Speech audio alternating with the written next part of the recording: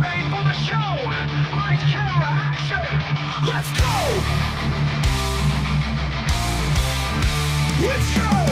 It's your host named Vinnie. Not here just to give you the skinny. Time to get the 411. Let's have some fun.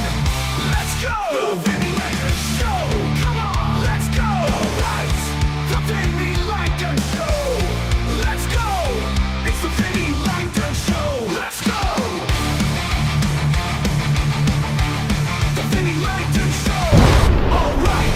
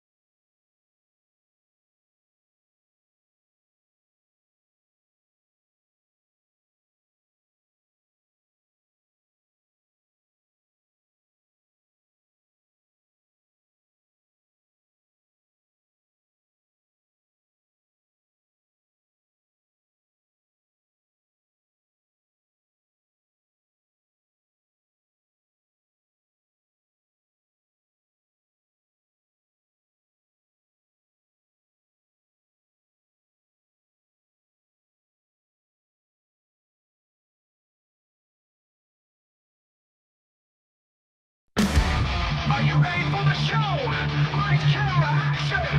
Let's go! Let's go! With your host named Vinnie, not here just to give you the skinny. Time to get the 411, let's have some fun! Let's go! The Vinnie Langdon Show! Come on, let's go! Alright, the Vinnie Langdon Show! Let's go! It's the Vinnie Langdon Show! Let's go! The Vinnie Langdon Show! Alright, the Vinnie Langdon Show! Let's go! It's the Vinnie Langdon Show! 99.7 KFRC, the annual radiothon for kids. Tony Michaels and I are here at Children's Hospital Oakland, and we're with Vinnie Langdon. You may know Vinnie from the Vinnie Langdon Show. Now, Vinnie, your show is on where? On the public access station. Say that again? On the public access channel 27 in Vacaville. In Vacaville. And when are you on? I'm on 7 days a week, 7:30 a.m. and 7:30 p.m. So we just missed your show just a little while. We can catch it tonight, though, at 7:30. Yes, we can. So you've been watching. He brought a little DVD player, portable DVD player, with your show. And I guess the bottom line was, years ago, Vinnie came through Children's Hospital here, had a very serious heart defect, needed open heart surgery as a 2-month-old, and now star of your own TV show, and you're interviewing people that have been through some cancer or some life-debilitating issue, and is a real motivator to you in some way or to other people in some way, so you've latched up with sort of a really great calling in life. Yes. That's pretty cool. And the great thing about it is, this was not possible unless you came here at Children's Hospital Oakland. And what is fantastic is you look at this, and Vinnie's television show revolves around interviewing celebrities. And the one that I'm watching here is Kevin Sharp. And interviewing, you're going to go a long way in life. You should be a He already has done. And you know what, Mike, Tony, and Vinnie, what I've noticed and what other parents in the last few days have said, that it's not fair. It's just not fair that a 2-month-old has to undergo open heart surgery. It's not fair that a 3-year-old has had 15 surgeries before he can even walk. But what is coming out of all these stories is the strength that it gives you, your character. You're so far beyond most 15-year-olds, probably because of what you've endured in your life already. And you are destined for greatness, as so many of these children we see go on and endure and go beyond way more than we can possibly ask.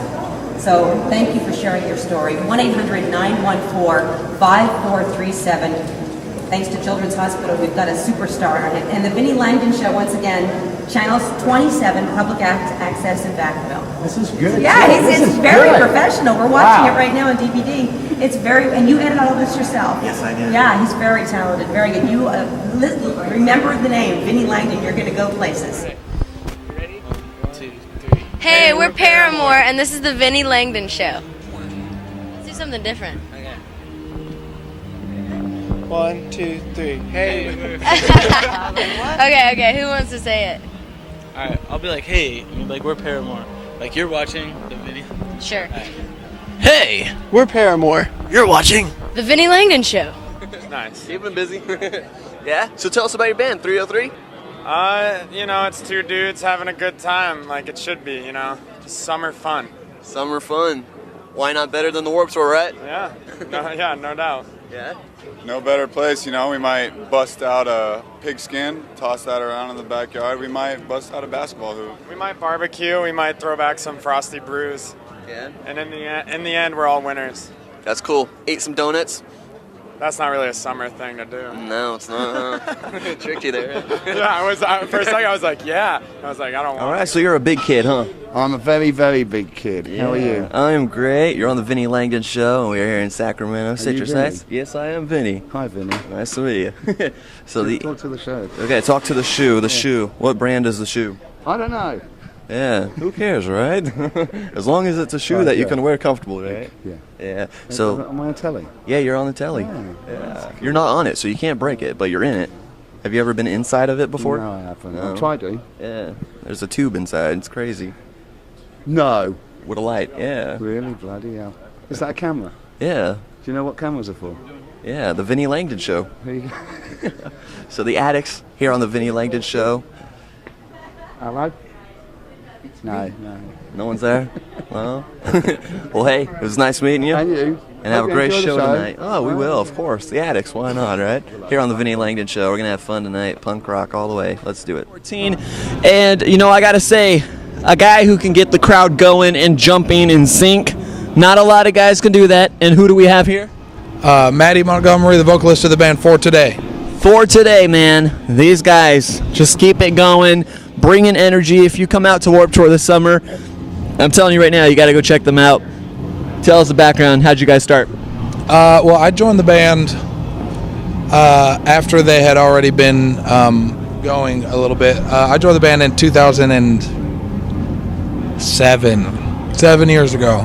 Goes by fast, doesn't it? It goes by real fast. And right around the time I joined, we got signed shortly after that, started touring full time. So, I mean, I've pretty much been in the band since the beginning. But I was in another band. I just felt like I needed to be on the road, you know, and these guys had some tours booked, and I thought, man, you know, I really want to tour, really want to be in a touring band, so I hit them up via MySpace, if that tells you how long ago. MySpace? Some of these kids that watch my show don't even know what MySpace is. Yeah, MySpace was a thing. You'll learn about it in history class someday. Exactly, well put. There you go. So, you know, just having that drive, having that motivation, saying, you know, all these other bands are touring, why not us? Let's just go ahead and do it, and that's what you got to do. That's right, yeah. We, you know, lost money and played for absolutely no one a whole bunch of times, but we just did it, man. It was like a road trip with our best friends. It was a blast. Played a few weddings too, right? We have avoided playing weddings, thank God. Yes.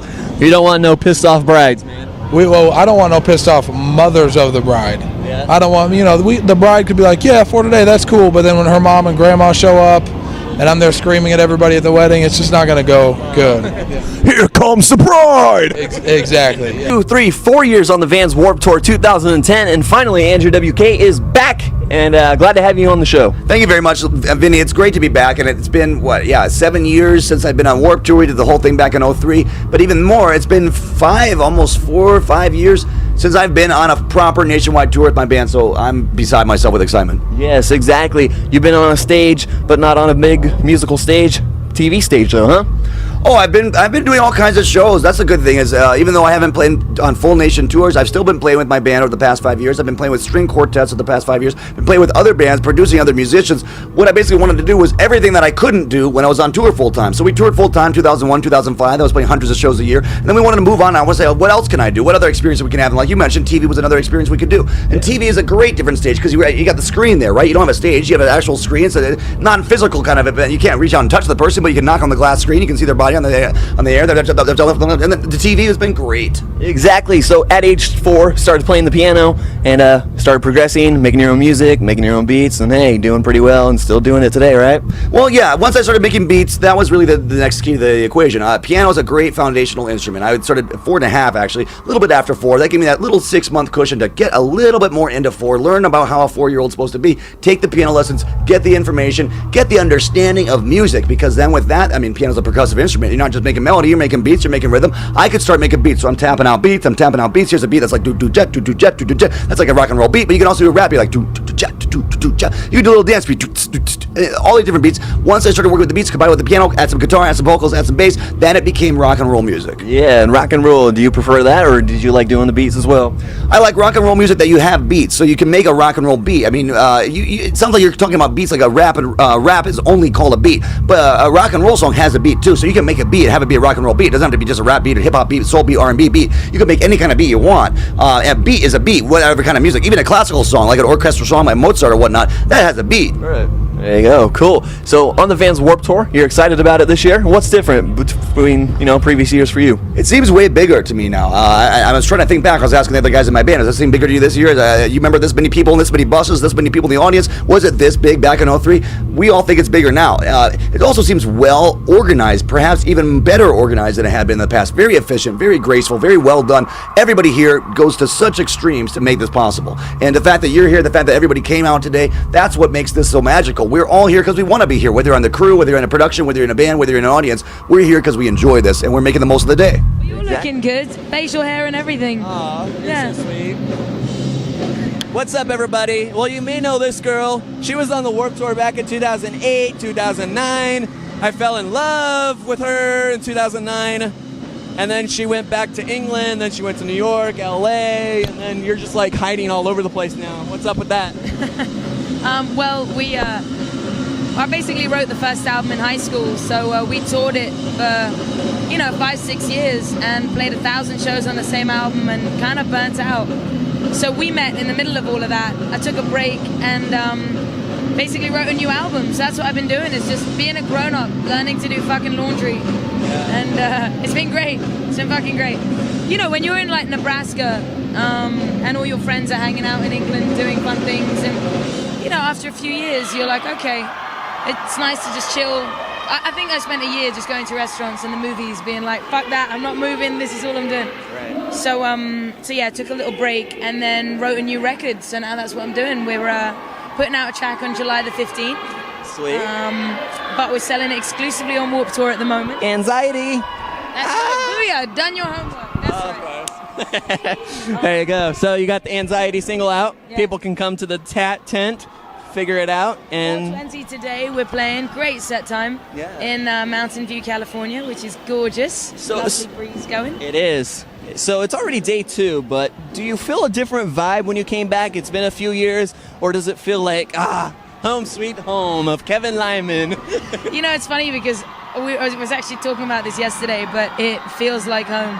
Yeah. Warped Tour, and it feels like home because of the people who work Warped Tour, the people who've always been on Warped Tour, the people who've held it together for 20 years. Kevin Lyman, Lisa Brownlee, catering to Dark Catering, Shelley Lynn. It's always the same experience, and it feels like home. So you can swap the bands out as much as you like, but I absolutely love it. Yeah. Love being here. There you go. So being on the Vans Warped Tour, it's fun. It's good 2.5 month run, isn't it, for you guys to meet your fans? And it's nice. A lot of times, I was just talking to Lynn from Paris, and she said it's cool that you get to meet these bands you usually talk to on Twitter. You're behind a computer screen or behind your smartphone, and you're like, oh, you love my music. That's cool. But when you see the expression of these young kids that are going, I really love your music. It's amazing. You guys touch me. It's a whole different experience, and it's nice. Completely. That's why we do it. When I was growing up, and I think most musicians would probably say the same, or at least in this kind of genre, or most writers would, but, growing up, I listened to, I was going through a rough time as a teenager, and I think there are 1,000,001 people who'll turn around and say, music saved my life, and I'd be one of those people. So, fuck yeah. They're cheering for you, Tat. That's right, baby. That's right. I'm here, people. I'm coming. I'm just busy with Vinnie right now, It's my priority right here. Watch out. So yeah, basically it's sort of, it makes it worth it. It's nice to make music for people. The whole point is that people get something out of it. People get to relate, if you're writing songs, essentially while people are at their office jobs feeling shit and not necessarily knowing why. The coffee's cold, the copy machine don't work, ran out of staples. Exactly, fucking staples, mate.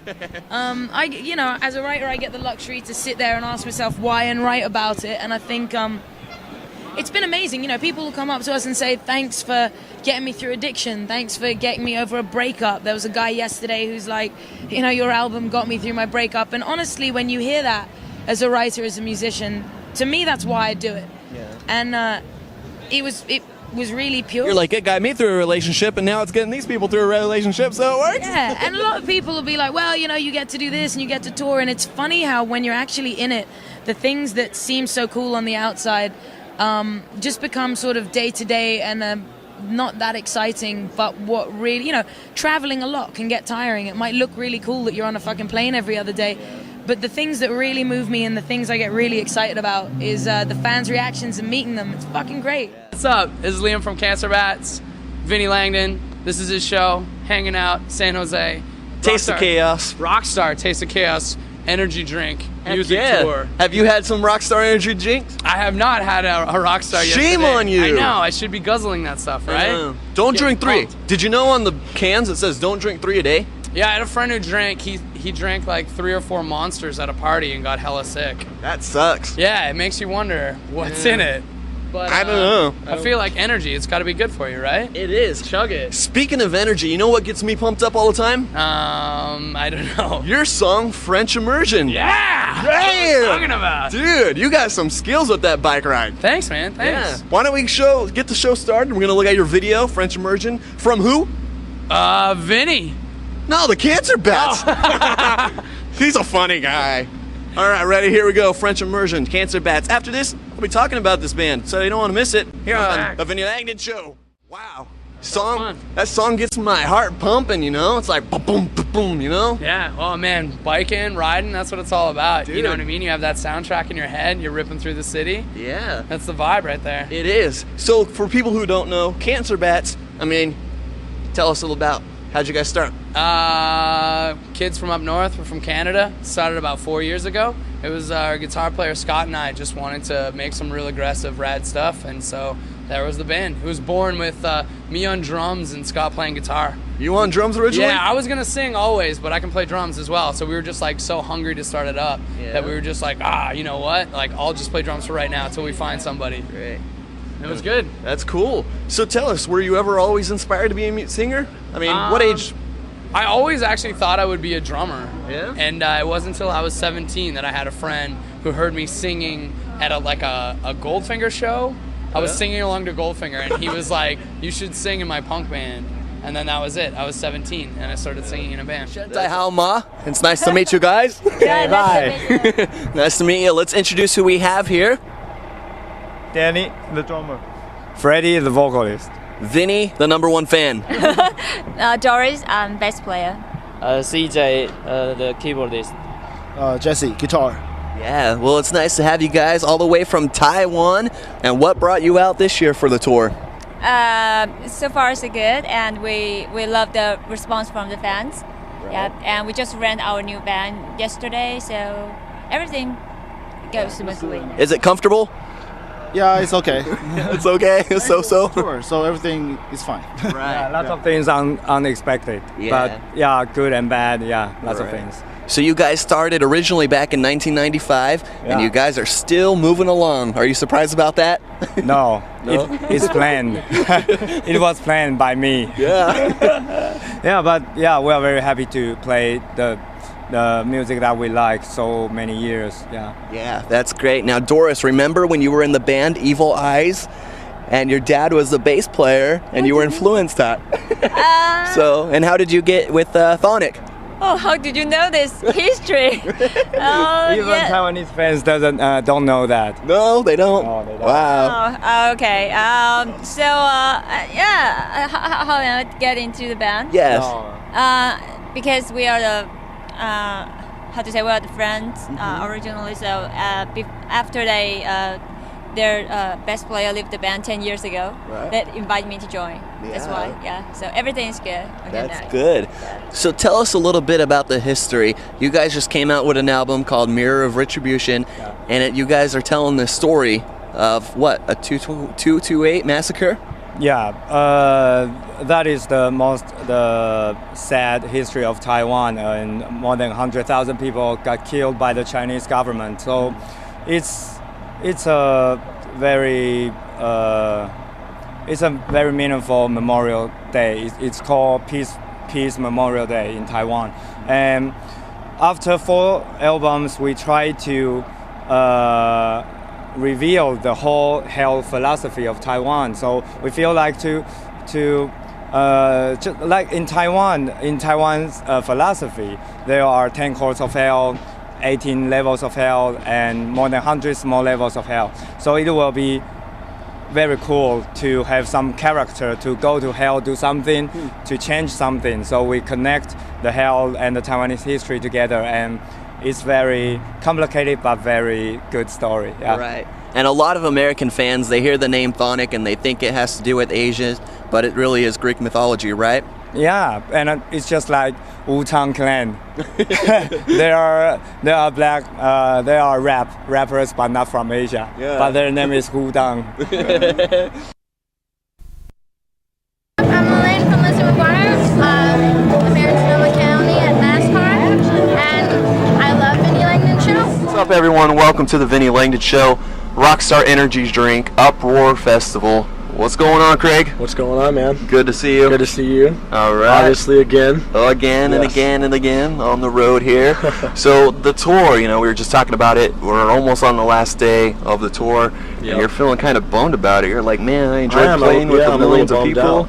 Yeah, it's been a lot of people definitely a lot of great artists on the tour, and just an all-around great tour to just be a part of. So it's it's always a bummer when it's coming to the close of a tour, but for us at this point in our careers to be part of a tour like this, it's what I would like to call a super bummer. There you go. Super bum out, but all good things must come to an end at some point. Right on. Well, for my viewers who don't know, give us a little brief background about you. I mean, you were in Bless the Fall, then you did this little transition. You came in here thinking, maybe I'll just go and give it a try, and then you take over, man. I did. I first started my first band, Bless the Fall, back in Phoenix in around 2005, 2006. I was with them for a few years. They're still some of my best friends that I've ever had.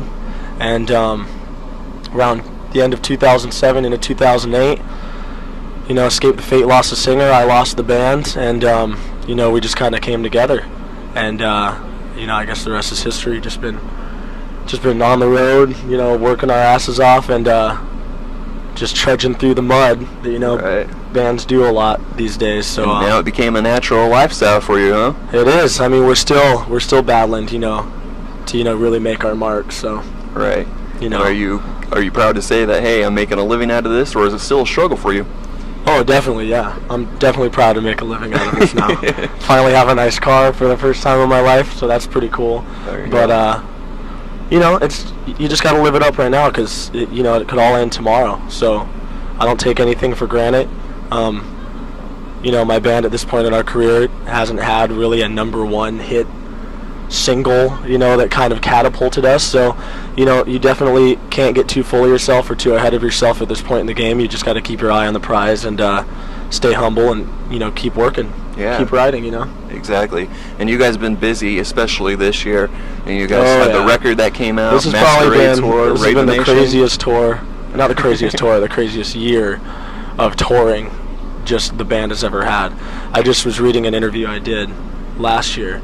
I'm like, we're hoping to just do nothing but be on the road this whole next year. We're so excited about this new record, and I probably had the most time off this year, even though it feels like I've been busy. I mean, there's just been so many obstacles with our guitarist Monty wanting to focus on writing the next record and wanting to, stay at home and not be on the road with us so that he could work and not, be distracted by anything else, to dealing with our bass player going to rehab, getting out of rehab, and then that didn't really help, so then we had to send him home to try to get better, and that we're still struggling and battling with that. So it's been a crazy year for us, man, definitely. But life keeps going on, and life goes on. Fate keeps on going on. Life goes on. The train must keep rolling, so. There you go. Well, tell us a little bit more about that album. Self-titled album came out earlier this year. It was, we decided to make it self-titled because we just all felt at that point that we had really found the kind of direction we wanted to head,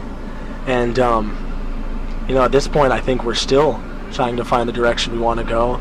And I don't know, it's like that with every artist. They release something and then they immediately start working on something new. You're like harder, softer. You like what's new more. So the direction we're heading in now with some of these demos is definitely more of a straightforward rock kind of metal sound. You know what I mean? We've always been that band that every track on the record is a little different from the last one. There's been a lot of variety, and we're definitely going to keep that on the next album, but we're going to have a lot more. Exactly. A lot more heavy rock. Yeah. More straightforward.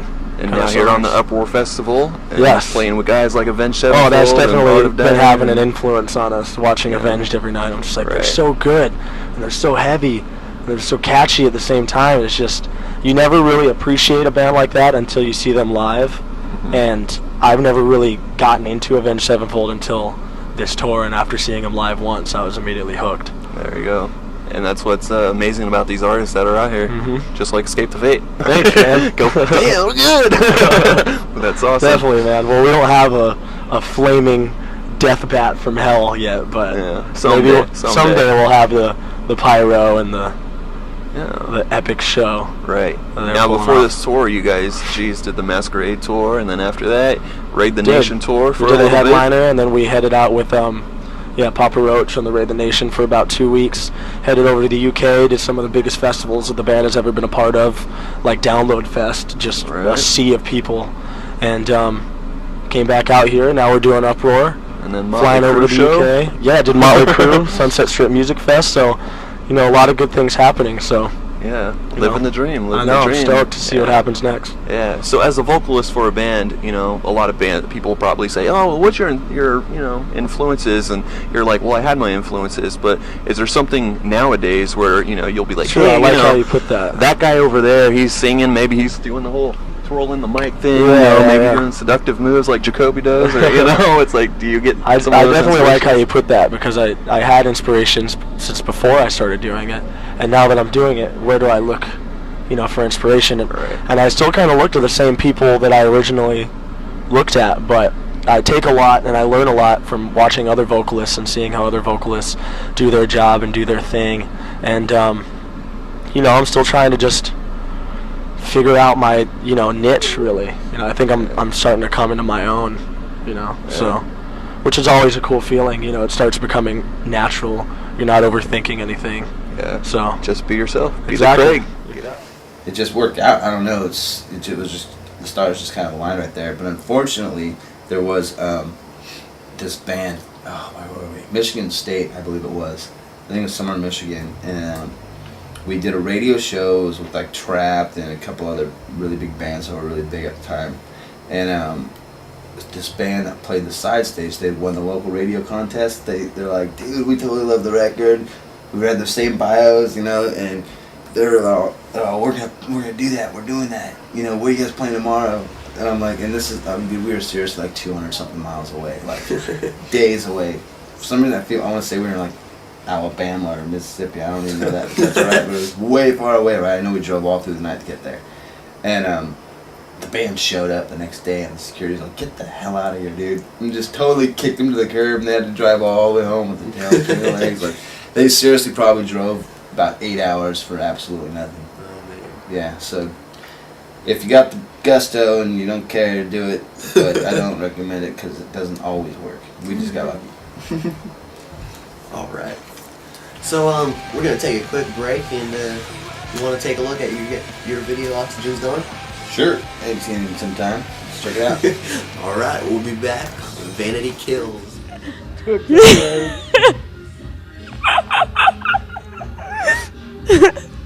Well, I don't know if you know the history, but basically, I parted ways from Trying Toy Guns. We had a division, and they put out a second album with another singer, and here we are back with Smiles Hat for album 3.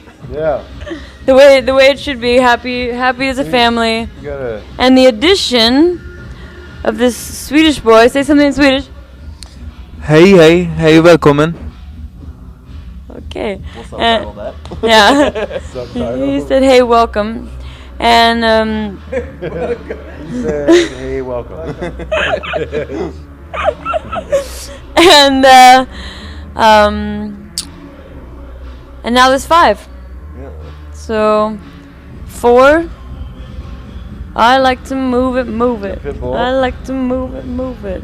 I like to move it. Move it.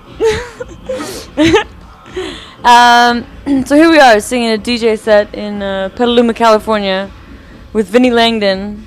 Yes, I'll be singing too. Yeah, that's right. Later on. He's gonna jump in on the disco. Yes, of course. Well, these guys are bringing the vibration to Northern California here at the Vans Warped Tour 2009, right? We're very excited to be here. Yes, very excited. Very excited. Now, almost 20 years ago, that Bay Bridge collapsed. You guys are really hard. Please don't make the bridge collapse. No. That would be devastating and cool at the same time. Yeah. So, for people who don't know, let's talk about In This Moment. What do you guys do?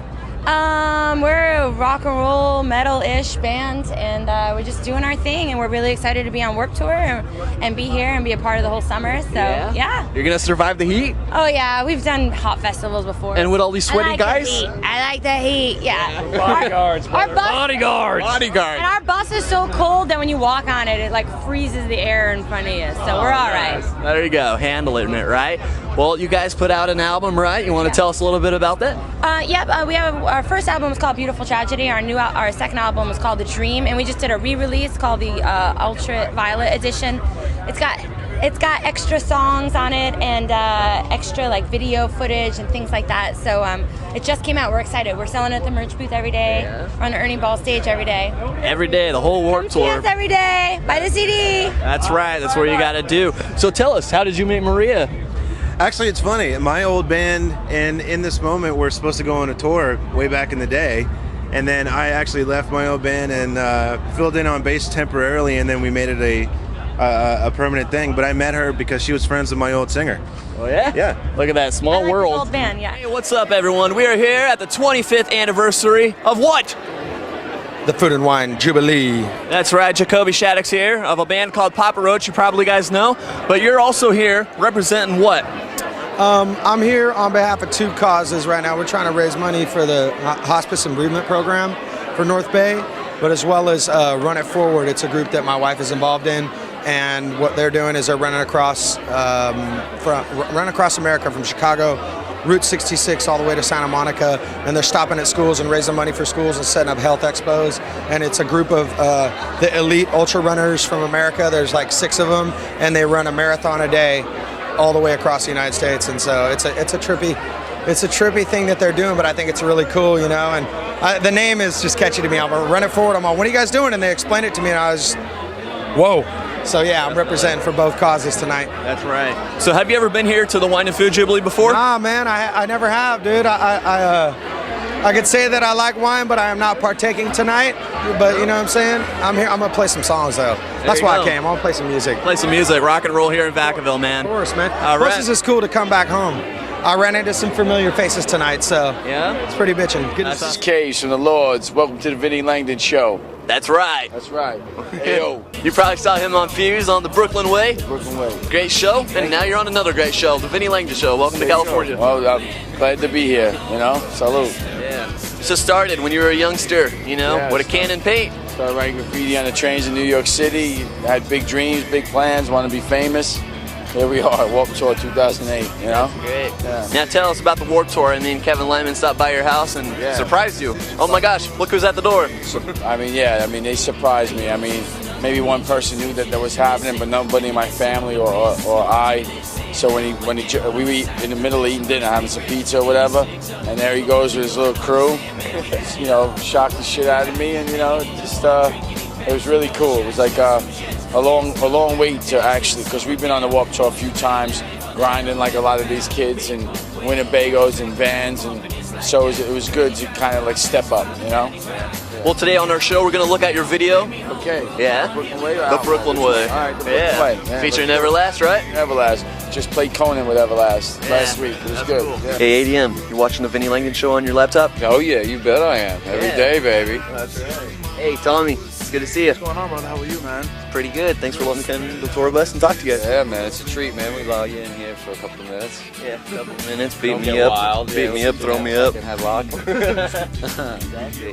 So the Lords from Brooklyn, how you guys doing out here in California? You like it out here? I love Cali, man. I mean, since a kid, I've always dreamed of moving out here. When I was a kid, I was a skateboarder. Well, what's great about you guys and your music video, you guys actually show who you guys are in the video, you know? That's cool. That's it. You gotta, you know, let people into your house and let them know what it's really about. You know, it's not a, you know, overnight kind of thing. It's, you know, years of sacrifice, and this is a commitment. If you want to do your music, you gotta, you know, get ready to commit, you know? Definitely. Yeah. Now you guys had a lot of, you know, tragedies in your life, you know, things happen, you guys, you know, are showing people on your show that you guys moved on. You gotta pick yourself up, you know. I mean, you go to the movies and you watch Rocky and all these things. This is a true life Rocky Balboa story, you know. You get knocked down, you get back up, no matter how tough, you know, how, you know, you can do it. Just have a little strength and, you know, a little persistence, and that's it. Pretty much. We just give it a little bit of everything. It's where our roots are coming from. We mash them together, and this is what we get. And we've been working at this for a few years now, Adam and I, and Adam and the rest of us. Things coming out real dope. We're working on a new album right now. So Warped Tour, I mean, I gotta ask you, what's the difference between some of the years you've done it before and now? Oh, this is the year of the Lords. The Lord, yeah, exactly. And hey, it's the year of royalty, you know. We got We the Kings and we got the Lords. That's right. We the Kings, the Lords, you know, little gym class heroes. It's all good this year. And then you do songs together and see what happens. We did 2 songs with guys on Warped Tour. We did one Bedouin Sound Clash. We did a song, and then we did a song with Rancid. We just did DJ Stress just did a remix for us for Gym Class Heroes. So that one's popping off right now. Awesome. So later tonight, are you guys going to go hang out with your friends Rancid here in San Francisco? You know, Rancid's on tour, man. Unfortunately, we were supposed to do some dates with them, but we're on the Warped Tour. But man, do I miss those guys. Yeah, big up to Rancid. Maybe tonight. There's a barbecue right outside our bus tonight. Yeah. Consider some kind of block party here. Exactly. Hey. Wow, this show's going by fast. Man, too quick. Good Too things quick. go fast, though, you know? So when's the next block party you guys having? Every summer we have a block party. Come down to Brooklyn, Amity Street, you know, hang out with the Lords. You know, fun. It's the Brooklyn way. Spread love to Brooklyn way. And what does Ludo usually do on Halloween? We dress up in costumes. Pretty standard, really, Vinny. It's nothing new. Go to trick or treating at your grandma's, right? Yes, every year. Every year. Yeah. Awesome. Never miss it. So you guys are on tour, and it's kind Grave robbing. Grave robbing. Yes. Pick up your ancestors. Yes. Give them hugs that you never got to give, right? Absolutely. That's kind of sad. That's depressing. Sad and scary. Come on, Vinny, you're better than that. Vinny, there's a That's moment. great. Cool. Well, from fetching coffee to running the teleprompter, we thought we paid our dues in TV. Yes, but a Vacaville teen could be claiming our jobs one of these days. Stephanie Cruz live at the Channel 27 studios in Vacaville, where you see the Vinnie Langdon Show. Yes, this is his domain. This is where all the magic happens. Guys, I bet we thought we all paid our dues. What, back in Las Vegas, Marianne, Abbott, you were in, where were you? Victorville? Victorville, exactly. Back in Victorville. I was in Yuma many moons ago. Vinny, however, is doing all of that, and he's only 16 years old. And Vinny, you're supposed to be in school. I know, I am. Luckily, my principal is a cool guy, and I said, hey, I'm going to be on Good Day Sacramento, so check it out. So he said, you're excused. Go You're ahead. excused, right? 2 times a day here. You can see him on Channel 27. One day, we may actually be working for him. The lights are up and the camera's rolling on Vacaville's big show. Action. Hello, and welcome to the Vinnie Langdon Show. I am Vinnie Langdon. Did we mention the host is 16 years old? Hey, Scott, you hear something? Yep, I think it's time to go rock out. Rock out. All right. Vinnie Langdon produces, writes, edits, and hosts on Vacaville's public access channel. They call me Rockin' Randy. How you doing, Vacaville? All right. Yeah, we got a live audience. The Vinnie Langdon Show is a variety program featuring local bands, politicians, celebrities. Did you see the first episode? Vinnie Langdon Show! Oh my gosh! Paul's on the Vinnie Langdon Show! Just about anyone Vinnie finds interesting. So, what's your favorite episode of the Vinnie Langdon Show? Fat Fest? You into rock and roll, dog? Vinnie is a full-time high school student. On top of that, he works more than 30 hours a week. One day I just started just a little piece, and it's addicting to just, keep going every day. And in the process, he's become a star around town. Got out of the truck, got the camera ready, putting the microphone attached to myself, and getting some footage, and these girls come running up to me. Oh my gosh, it's Vinnie Langdon, we love you. And I'm like, pretty weird. Vinnie's not letting the fame go to his head. He's focused, remembering what got him here in the first place. And I like that kind of urge of, pacing myself, rushing, okay, come on, there's something going on, 10 minutes, let's go there. I ask you, because we spent the morning with you. Now that you've seen how Good Day is done, what do you think? Be honest, be honest. Be honest, huh? It's always great. I love watching the show every morning, so get some of my ideas from Good Day, so. Wow, well, thank you very much. By the way, his new film, Permission, is coming out as well. So not only a producer, a host, but he's also a filmmaker, feature filmmaker as well, guys. Busy guy. Talented guy with a big future ahead of him. I in love TV the fact acting. that he has groupies already. I know.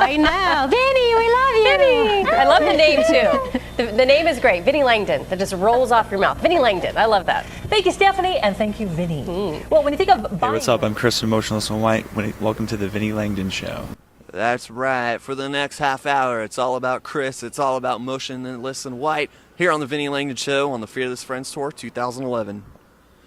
What's up, Chris? How you doing? I'm cold, actually. Cold in California? It doesn't make sense. Yeah, no sleeves was a bad choice. It's all right, but you're going to be sweating it up on stage, so. It's going to be nice and sweaty soon. Definitely. So you guys were here should be not there for that. I will be, of course. So you guys were here not too long ago on the Masquerade Tour with Al Santa and Escape the Fate. Yes. And how was that whole tour experience? That to date has been one of the best tours that we've ever done. just opened us up to a lot of new fans that we were unable to get to before that tour. So it was awesome, and I wish we could do another tour of just do a repeat, right? Yeah. There you go. So for my fans who don't know anything about your band, go ahead and give us a brief background about what you guys been doing. We are called Motionless in White, in case you forgot already. It's kind of hard to even say. Like I don't know how to describe it by genre or whatever else people would generally describe their band. We're just a very heavy, aggressive, pissed off band. Can I say pissed? Yes, you can say pissed. You can say pissed. We're very, after all, it's just pee, so Yeah, true. That's a good. I like that. Yeah. We're a very heavy, pissed off band, full of very opinionated lyrics, and I don't know. I just have a lot of things to say. Our band is, we are obviously are on the darker side of things. I don't know how to else describe. I mean, how could you describe yourself without sounding cocky or anything? Yeah, we're fucking awesome, and but that's not an opinion. That's a fact, That's not for me to decide. Nice. That's good, though, because a lot of bands, you'll meet them and you'll get excited. You'll be starstruck over them. You meet them, and they're like, oh, yeah, dude, we're good. And, it's like, dude, not really. Unfortunately, I know a few people that do that, and it's hilarious. So you guys are on the Fearless Friends Tour 2011. What a great lineup, right? Yeah, definitely. It's actually really cool for us to be on tour with some of the bands that are on tour with us. I mean, when we first started our band, one of the bands that we wanted to tour with years ago was Bless the Fall. So now here we are touring with them, and we've been friends with The Word Alive for quite a long time, and we've always wanted to tour with them, and it never ever happened. And finally, I feel like it's the right time where we finally are getting to tour with them. So. And another thing that's cool about this is you're not working with 4 or 5 different bands that are on different record labels. You guys are all share the same record label, so. Yep. Definitely helps out a lot. It's really cool to have it kind of have like a family feel, more than just like, oh hey, what's up? It's like it's all like common ground between us. Right. So. They all went through the same stuff. They all had to do what you guys had to do. Yeah. So. Right on. You guys had experience on the Warped Tour and a lot of music festivals, and you guys like doing the music festivals, or do you like doing these in club venues? I like everything. I mean, playing to people is playing to people, no matter where it's at. Personally, I like smaller shows where there's no barrier and everyone's just constantly in your face. I mean, I grew up going to hardcore shows, so when I have to play on a stage, it's like forever away. Every interview we ever do, there's some sort of motorcycle or train or something. Of course, or a crazy fan. Of course, that would happen. God damn it. Yeah, I don't know. I like shows that are way more in your face, but regardless of where it is, you're playing to fans, you're having a good time, so I'm cool with whatever. Definitely. Now, a few days ago, you guys released a brand new music video, and it is absolutely crazy. We gotta warn the fans that are about to watch your music video, because it's absolutely chaotic, right? Warning: the images you are about to see are disturbing and not for children. Can we put one of those disclaimer things? Yes, we will. Ready? 1, 2, 3. Okay, disclaimer plays. Okay, let's go ahead, Chris. Introduce your music video here on the Vinnie Langdon Show. This is Immaculate Misconception here on the Vinnie Langdon Show. Hey, what's up, everyone? We are here on the All the Rage Tour 2011 with New Year's Day. How's it going? It's going good, man. It's going good. All right, let's introduce yourselves, and what do you do in the band? I'm Jake. I play guitar. I'm Ash. I sing. I'm Nikki Misery. I play guitar. 2 guitarists and the vocalist. Nice. Right on. So tell us, and that's it. No more. No more. Nope. No more. Just kidding. Just kidding. There's Anthony who plays bass and Russell who plays drums, but they're not here right They're now. out running errands. Yeah. Tour life is crazy.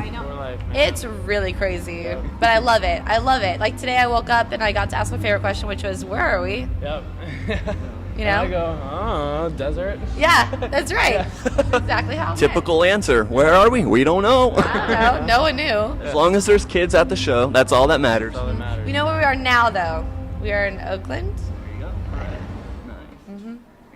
So for my viewers who don't know anything about New Year's Day, Ashley, go ahead, tell us to start. A lot of relationship problems, and you decide to start a band. Actually, as funny as that sounds, that's the truth. The band formed out of literally bad breakups. We were all in other bands. All of our bands were breaking up, and our relationships were falling apart all at the same time. And we had kind of the one house that everyone hung out at, and we were there drinking our sorrows away, literally, and just completely out of our minds. And one of our friends, Adam, who was an original member of New Year's Day, we all wrote this song called Ready Misfire. Just fooling around, not to start a band, not for any reason at all, just because we were all musicians, we were all heartbroken, and it just, bound to happen. And the song was amazing, and we listened to it, and we're like, let's record this, and maybe we should just start a band with each other. All of our bands are breaking up, we're not in relationships, and New Year's Day was formed. There you go. Yeah. So who knows? If you break up, start a band. There's the advice for the day. Well, they do say success is the best revenge. I think that's true.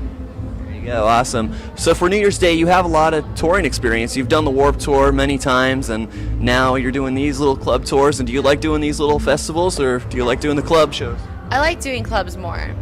I love it all, but the clubs are way fun because you can get more personal, personal with the audience and the crowd because it's not that big like split. But I mean, That's how I feel too.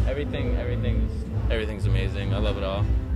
I prefer the club tours for the same reason. You actually get to meet people. Stuff like Warped Tour, it's really hard to meet everyone because there's such a vast amount of people. Hey guys, this is Joe from Vanishing Affair. We're out at the Parlor tonight. We're playing with our buddies, the Vices. We're gonna be an awesome show, man. It's gonna be a lot of fun. Yeah. Yeah, now. This guy's mad. He's been on TV, dude. Personal videographer. He does Bud Light videos, everything. Nice. He likes to do one thing, that's part of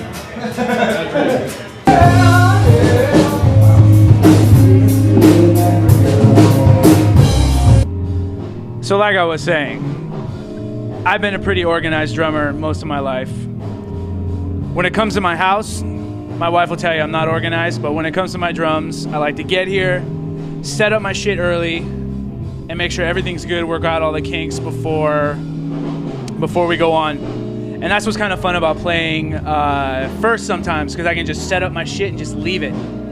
But now I'm a big rock star, so we have to go on later, and all these girls throw me their panties, and it's a tough life. It's a tough life. I'm trying to cope with it. I'm taking therapy, but yeah, I'm gonna get through it.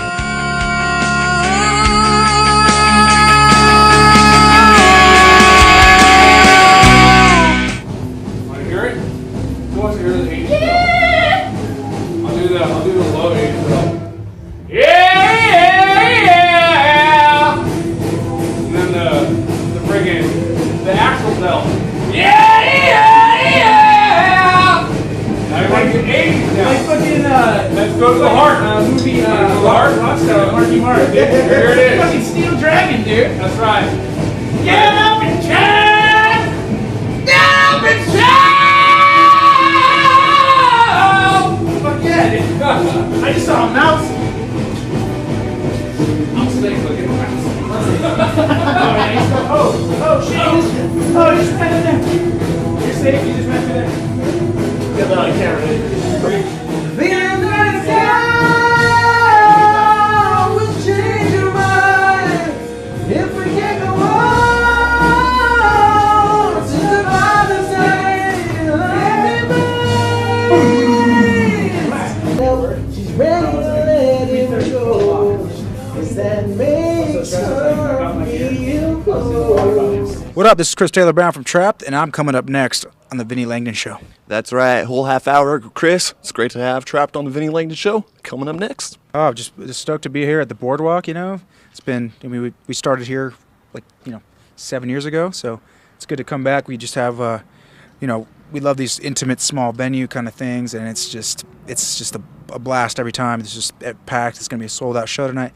We're in the middle of making our 5th record, and it's shaping up to be pretty awesome, and we're excited about it. And we got invited to do a show last night at this place called the Avalon in San Jose. And we figured, hey, we had 4 weeks to throw together a show, or to get together a weekend of show. So we decided, hey, let's do the Boardwalk. Let's bring back old memories. And we got San Jose tomorrow, and then Chico up in the Senator Theater on Saturday, party town. So you can't ask for anything better to have fans that want to come to your shows and be able to make music and doing it for a living, There we go. 5 records later. That's awesome. Some bands, they can't even make one, It's a struggle, but you guys just doing it, still doing it. That's awesome. Right on, Vinny. Yeah. Go ahead, for my fans who don't know anything about Trapped, you guys started back as early as, high school, a little bit before that, and fill them in. How'd you guys start off? Well, me and our bass player Pete started this band when we were like 15, 16, and just progressively just got more into it, and just we quit. We were all going to college, and we just quit and decided to do this full time, and now we're here, and we got signed by Warner Brothers, and we have songs that run the gamut of what rock you can do in rock music, and so I suggest you guys check out some tracks like Black Rose, Contagious. There's a third record called Only Through the Pain. You probably know Headstrong. We definitely like the hard stuff, but then we also like the ethereal, ambient kind of, U2-ish, Pink Floyd. We love that kind of stuff, but we also love Korn. We grew up on that, the first Limp Bizkit record, a bunch of Rage Against the Machine, a bunch of stuff like that. So, we try to throw it all in there. Every influence that's made us want to do what we do. That's what Trapped is, and it's just really different music. You're not going to hear the same song over and over again, that's for sure. The Trapped, you guys are back on the road doing this little weekend thing, and you guys had, quite a road since you guys started. So what was your favorite show that you performed? Was it that Crew Fest that you guys did years back? Or? Well, Crew Fest was amazing. I mean, hanging out with Mick and Tommy and all those guys, and Vince and of course Nikki, and just to get a call from Nikki to come and play it with Crew. It was a no-brainer for us, and we had a great time doing it. And we just played Rock on the Range last year, and that was amazing, and it was in, over in, I think it was Columbus, Ohio. It was amazing. It was a great show. I could be wrong on that. I think it was. I'm pretty sure. But it was it was us and Hollywood Undead and A Day to Remember, and we played, the FYE stage, and just there's 10,000 people rocking out. It was great. One of the biggest shows we did was, about 5 years ago, Music Midtown in Atlanta, and that was like 50,000 people. Amazing. We love doing that, but doing shows like this where, it's 500 people packed in a room, it's hard to beat that. Yeah. Now, a fan wanted to know what made you guys stand out at the time in the early days of Trap compared to other bands that were starting out. You guys played shows with Papa Roach and Die Trying back in the day, and what do you think made you guys stand out for Warner Brothers to come down and say, let's sign the deal? I think we really emphasize melodies and really good lyrics, and just lyrics about yourself, and just discovering who you really are, and because you can't really be truly happy without really knowing who you are and what you want out of life. And I love writing lyrics about that, Yeah. So go ahead and tell us a little bit about your, latest record, fifth record, and tell us, how is it different compared to the other records? Well, we just put out a single called Bring It, and that's been doing awesome on iTunes and all this stuff. Put it out, a couple months ago, and we're just going to put out a single here and there from the new record, I think we're going to drop the record probably, late June, early July, somewhere around there, maybe August, but somewhere around the summer. It's gonna be definitely a summer record, and we got some great tracks. We got a song called Too Close, a song called Eye of the Storm. Just really cool, different, lots of kind of programming stuff that I've been working on for a long time, and we've always had programming in our music, but I've been definitely influenced by guys like Flux Pavilion and Dr. P and Skrillex obviously, and all that kind of stuff, and I don't want to copy dubstep, that's for sure. I like to go and listen to dubstep in the clubs and do that thing, but definitely you can't help but be influenced by that kind of stuff. It just feeds into, just like I just love music in general, and basically this new record's going to be a different side for Trapped than anyone's seen before, Hey, what is going on? Welcome to the Vinnie Langdon Show, Unwritten Law on the Vinnie Langdon Show. We got a special guest, your son. What's up, Trey? How are you doing? Good. Are you the biggest Unwritten Law fan ever of all time? Probably not. Probably not. That's a good answer. Hey, Scott, nice to meet you. Very good to meet you. All right, so for my fans who don't know about the band, started a very long time ago, 1990. And tell us a little brief history. Was it like a typical band, friends getting together, jamming, and what? Yeah, it was a high school thing. It was like basically we were just playing parties and stuff. This is before the punk rock thing had happened, So like we were playing parties. I think like we'd been playing so many parties, and us and Blink were kind of coming up, and we were selling out like 1,000, 1,500 people venues. And you know, at that time, that was when like Lucy's Fur Coat and all these like kind of grunge bands were getting signed, and they were only playing like 300-person clubs, and like no one was paying attention to us. And all of a sudden, someone caught wind before punk had happened, signed up us in Blink and Green Day and Offspring, and the rest is kind of history. Right. We're the only broke ones out of the whole crew, but so we've been around for a minute, and we've been touring, you know, for like you said, like 15 years. We've been together for almost 20 years, and we have 7 studio albums that just came out. Swan just came out March 29th, and yeah, we're just doing it. So, I mean, how did it go? I mean, in the early days when you guys were starting to, you know, sell out shows, you know, stadiums, 3,000 people, 5,000 people, and then going to like a venue small like this where it's like there's only 200 people, do you think it feels like a downgrade, or, you know, how did it feel when you guys we've been, you know, it's just for us, it's kind of like we've been playing music for so long. We played in front of 10 people and played in front of, you know, 60,000 people. So it's like our band truly is here for the music. We get off on playing live music. We get off on throwing down really fucking heavy, like fucking rock shows, and that's really what our band is all about. You know what I'm saying? It's like we haven't toured in 5 years, and so this is like the first time we're branching back out. But for us, it's just like we just want to go play music, and like we're stoked if someone comes, and we're gonna be stoked if no one comes anyways, because we're still playing, and you know we're still fucking getting paid. So whatever the fuck ever, but we're just doing it. And, you know, a couple lineups and bands, but you guys keep on going, keep on moving along. Yeah, well, we've lost our drummer, we lost our original guitar player, but it's been basically the same lineup. So we're still, you know, we're doing it once again. Yeah. Again, 20 years is a long time since we bring the band. It's a band of brothers. We're still brothers with the homies, but like one of them didn't want to tour, another one had a really bad drug addiction, which was really, you know, which was cancer to our band, and we had to cut that cancer out, and that's all in order to, you know, continue living. That's all there is to it, you know. Exactly. So you guys, you got your 7th new studio album out called Swan that came out in March, and how was the process of that? I mean, you guys haven't done an old studio record in a while, and tell us about that. Yeah, it was a long process. We did it twice. The first one sucked. It was going to be our last record. We were going to call it Swan Song. That being said, we wanted to make sure it was all fire. When we got to about 6 songs in the first half of the recording, we decided it wasn't it, and that we were either going to scratch it and have the hit list be our last record, or go back to the drawing board and redo the record. And we chose the latter, and we went back and rewrote the whole record from scratch, and took us about 14 months. It really was our Chinese democracy, and but we had to make sure every song was fire from front to back. We had 11 tracks on the record, and we had a meeting about 9 songs in with our management. They were going to promote it as such as Swan Song, our last record.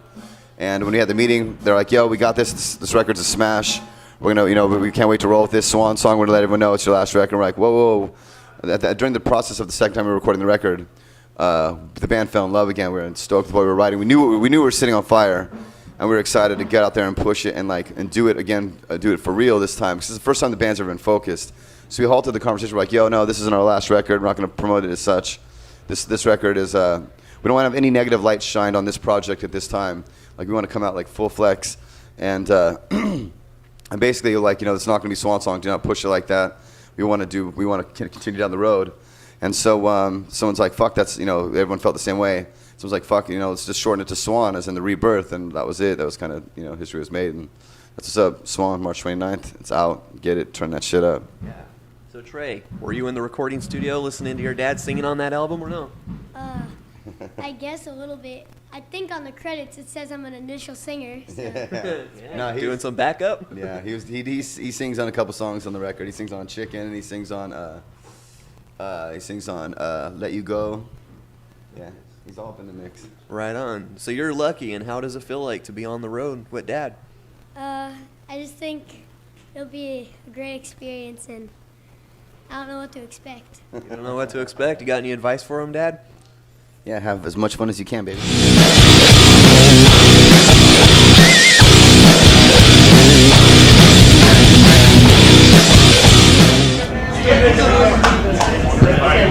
You can also holy shit. This one's to the death. Gotcha, Scott. You can push off the table as if you had a pole. What do you mean? Like, so like, you know, you can have I can grip and wow, you're gonna just look at those forearms. Right. You're gonna crush me. All right, now listen. Ready. Ladies and gentlemen, here on the Vinnie Langdon Show, exclusive on the Vans Warped Tour 2014, we got the countdown. It's gonna be crazy. These are the rules. Let's go over to our commentator. What are the rules for the game? All right, this is a series. This is to the death arm wrestling. The stakes here are pretty high. The winner gets the other one's banned. Oh no. Oh. All right. No. We just get y'all. We get you guys if we win. If you win, you get 9 painted assholes that can barely play their instruments. All right, let's go ahead and introduce in the red corner tonight. Who do we have? Yeah, I'm Nick from Vanna, and I'm here to lose big time. And who do we got over here? I'm Commander B. Hawkins, and I'm here to maybe lose big time. We'll see. There's no way. Look at his fucking forearms. I'm dead. In a minute. We'll see. Look at your arms. You work out. Those are pretty big arms. All right, here we go. On 3. 1, 2, fight! Welcome to the band, boys! You like face paint, bitches! I didn't even know we were on. Okay. All right, next round. You'll need to get on the corner. We gotta get on the corner? Yeah. Like this? No, like a little bit more like. You come that way. You come this way. Like that. You can use your arms to. Oh, wait, I say arm behind the back. I agree. Arm behind the back. Watch over the top. He has a pole right here. He gets to hold on to it. You can't do a switch though. I don't have a hat. Oh, it doesn't have You don't have a headband? I can't do the switch. No, I'm good. All right. All right, you guys ready? 1, 2, 3. Good Lord! Panther! You can do it! Arm down, arm down, arm down, arm down. Keep it on the table.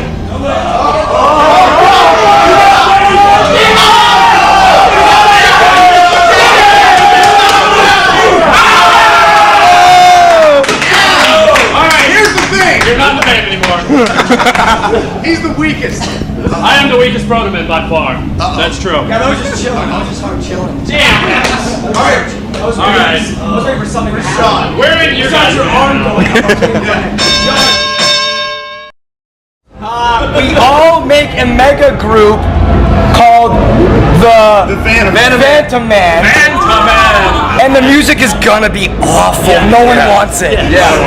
So we both ruin our career. Hey, no matter what happens, we're both fighting. hey, no matter what happens, that band happens. We all nothing is on the line. All right, here we go. On 3. Ready? All right, actually, here we go. This is what's going to be on the line, guys. All right. All right, whoever wins this match is going to be the Vinnie Langdon Show Artist of the Month, all right? 500,000 viewers. Not on that. No, this is insane. That's how it's going to go, all right? Here on to it. We got the wrong chorus. All right, Vinny. All right, ready? Here we go. Ready? 1, 2, 3. Come on, Murph! Come on, Murph!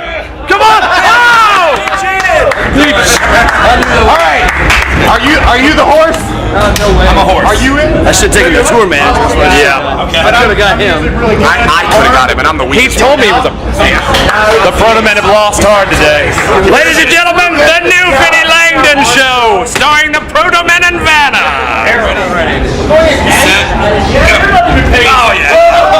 All right, guys, for the first time on the Vans Warped Tour, we had the most serious arm wrestling match you could ever see on the tour in Warped Tour's history. It's the 20th anniversary, so might as well do it, right? And if you guys just saw, I mean, how do you feel right now? Hearing a brand new band, how do you feel? I'm really happy with my boys' performance. They really came through in the long run. I'm really happy. I think this is a good start to a new career for us. They're already off training for their next matches, so whoever wants to challenge, come on in. Vanna has you taken care of. There you go. There you go. And guys, not the Artist of the Month, maybe next month. Here's the situation. I feel like if I could clone myself like 3 or 4 times, we would probably win, but instead we have these guys. So, I mean, I gave it my all. I did what I could. Let's go ahead and take an instant replay, and you do a little voiceover. Let's go ahead and take the viewers back. So as we're watching the instant replay, I mean, gosh, those knuckles, man, they look like they're knuckles of steel. They were white, and they were just really like, there was a bit of fear in there until the match started, and then we almost saw the tears, but luckily he had his glasses on, so you didn't see. That's why I wear the glasses. I feel like I am probably Rocky in Rocky 1. Way good nerve. Well, there you guys go. The deal. Handle it.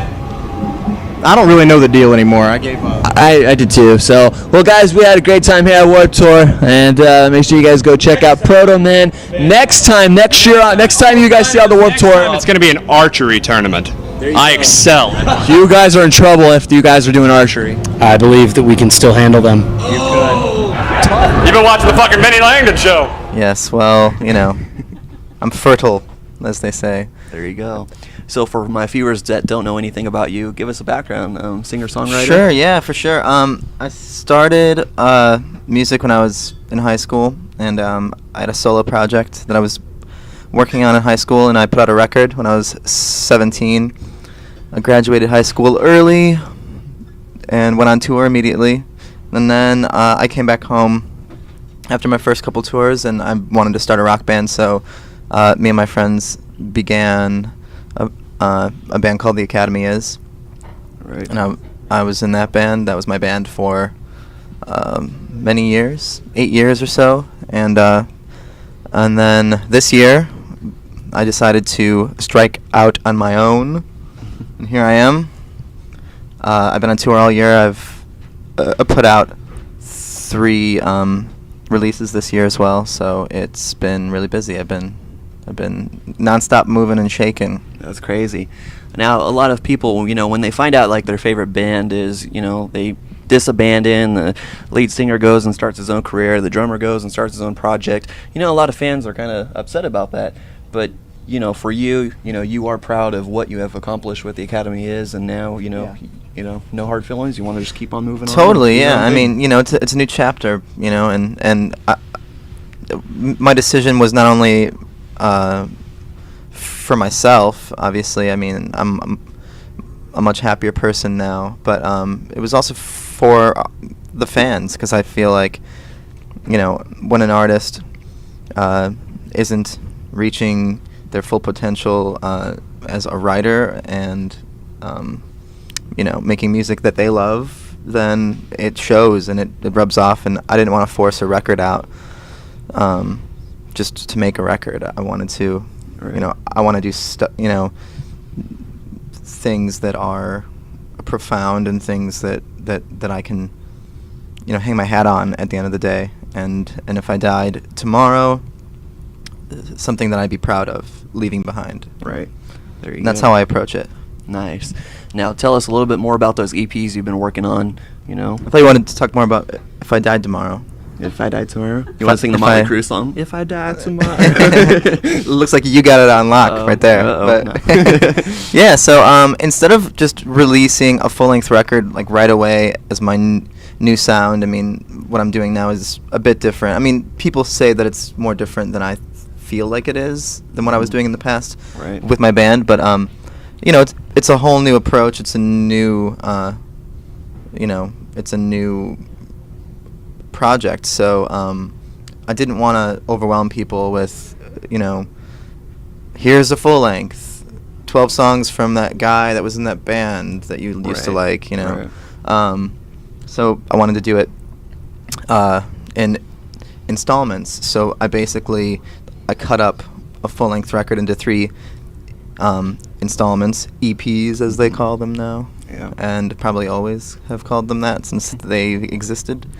But the reason why I did that as well is, I wanted to tell the story in pieces, sort of like a Game of Thrones or any any television show that has a season and then it breaks and then you can't wait for the next season. But this is like a consolidated version of that concept, where I would release a new EP every 3 months this year, as opposed to waiting a year and touring on a record, and just kind of an exciting newer So what's approach. going on, Terry?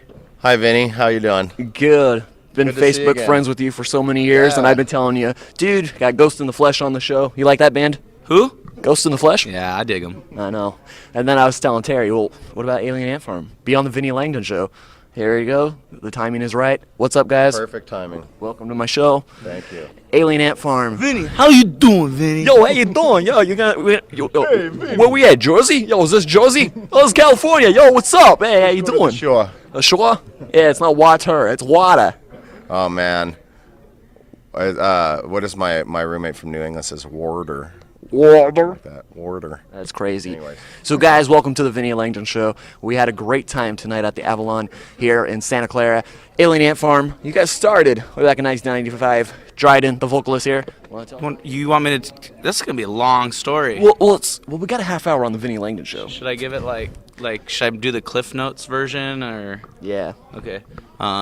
In 1995, 4 young men set out to change history in their little dinky town of Riverside, California.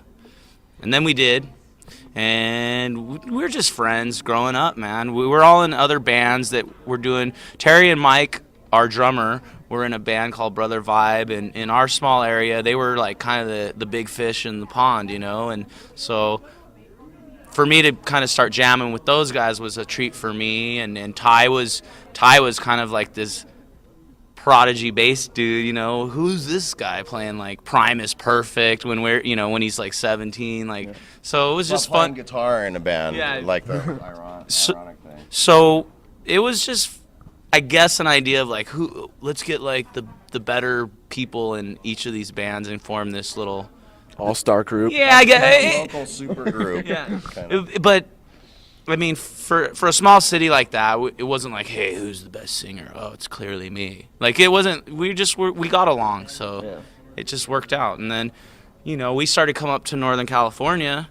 and almost getting more love here than we did in our own home, and meeting Papa Roach from up here and trading shows. They would come down south and open for us, and we'd come up here and open for them and kind of try and steal each other's fans, right? Right.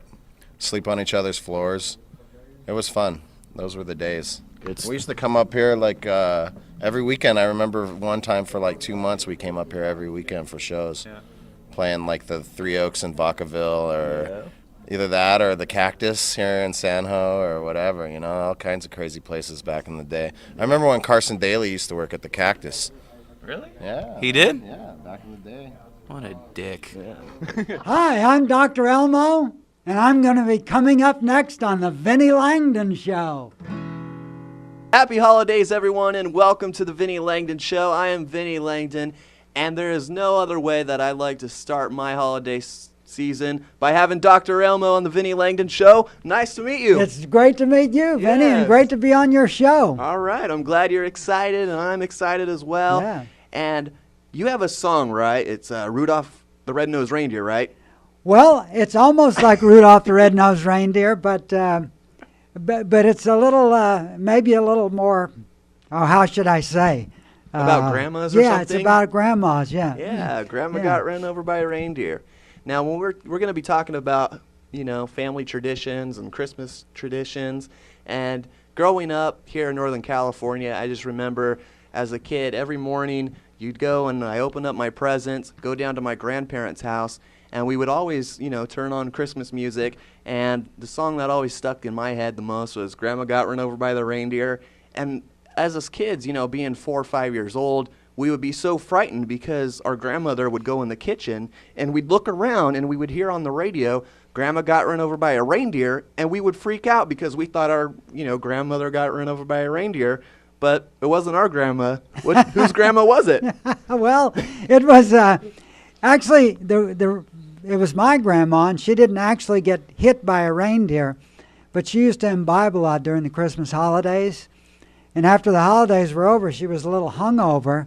We didn't want to say Grandma's hungover, so we just said she was run over by a reindeer. And then you started performing those songs that you started making, at your veterinarian place, right? I did, and then, once I was performing, and this man named Randy Brooks came up to me and he said, I have this song that my band won't let me play, but I think it would be perfect for you. And so I went back to the dressing room. And he sat down on the guitar and played Grandma Got Run Over by a Reindeer. And I said, yeah, I think that's pretty good. Yeah, why not? Grandma getting throttled at Christmas? Yeah, I like that. Drinking too much eggnog. Yeah. So I was just mentioning earlier that, the TV series even branched out based on your song. And, how did that go? You were a part of that, right? You even did some of the characters? Yes, I did. I co-wrote the script. And that's the television animated special. And then I wrote 5 of the songs in it. And I voiced the characters of Grandpa, and I was also the narrator in that movie. Right. And tell us a little bit about that. Was it challenging? I mean, you got a 2-minute and 45-minute song that means something to you, but, you got to translate it into a half-hour or an hour-long script. And, was that difficult for you? Well, we got together with another writer down in Los Angeles, someone who knew how to, instead of just writing the story, they knew how to put write a script. It was, I guess, what they call a film script. Right. And then we had it animated over in Korea. Wow. Yeah. That's pretty cool. And every year it comes on, every season. I mean, there's the Charlie Brown holiday, and then there's Grandma Got Run Over by the Reindeer. So, I mean, do a lot of people still, come up to you and say, hey, I see that show and I hear your voice? Yes, they do. The show plays, I think, around maybe 13 to 15 times every December. And there's almost every other day someone calls and said, I saw the show last night. And I always love to hear it, no matter how many times. Do you ever get overwhelmed and just want to turn your phone off for a week? Well, I like to get my 15 minutes of fame every December, so it's kind of fun. Towards the, when it's over, it's nice to have a little rest from it. So when the Billboard charts came out back in the day with Grandma Got Run Over by the Reindeer, and, what was your first reaction looking at the charts and seeing your name, right above Elvis Presley and Bing Crosby? Bing Crosby, yeah. Yeah, pretty hard to believe. Yeah, you're like, oh, someone photoshopped that? No. Yeah, right, exactly. That was even in the days before Photoshopping. Right. But it was, Bing Crosby's always been one of my favorites, as well as Elvis.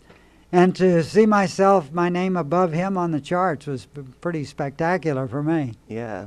And what did your family think? They were like, wow, they're proud of you? And well, they were pretty proud. Yeah, in the beginning they thought, we hate this. This song is never going to go anywhere.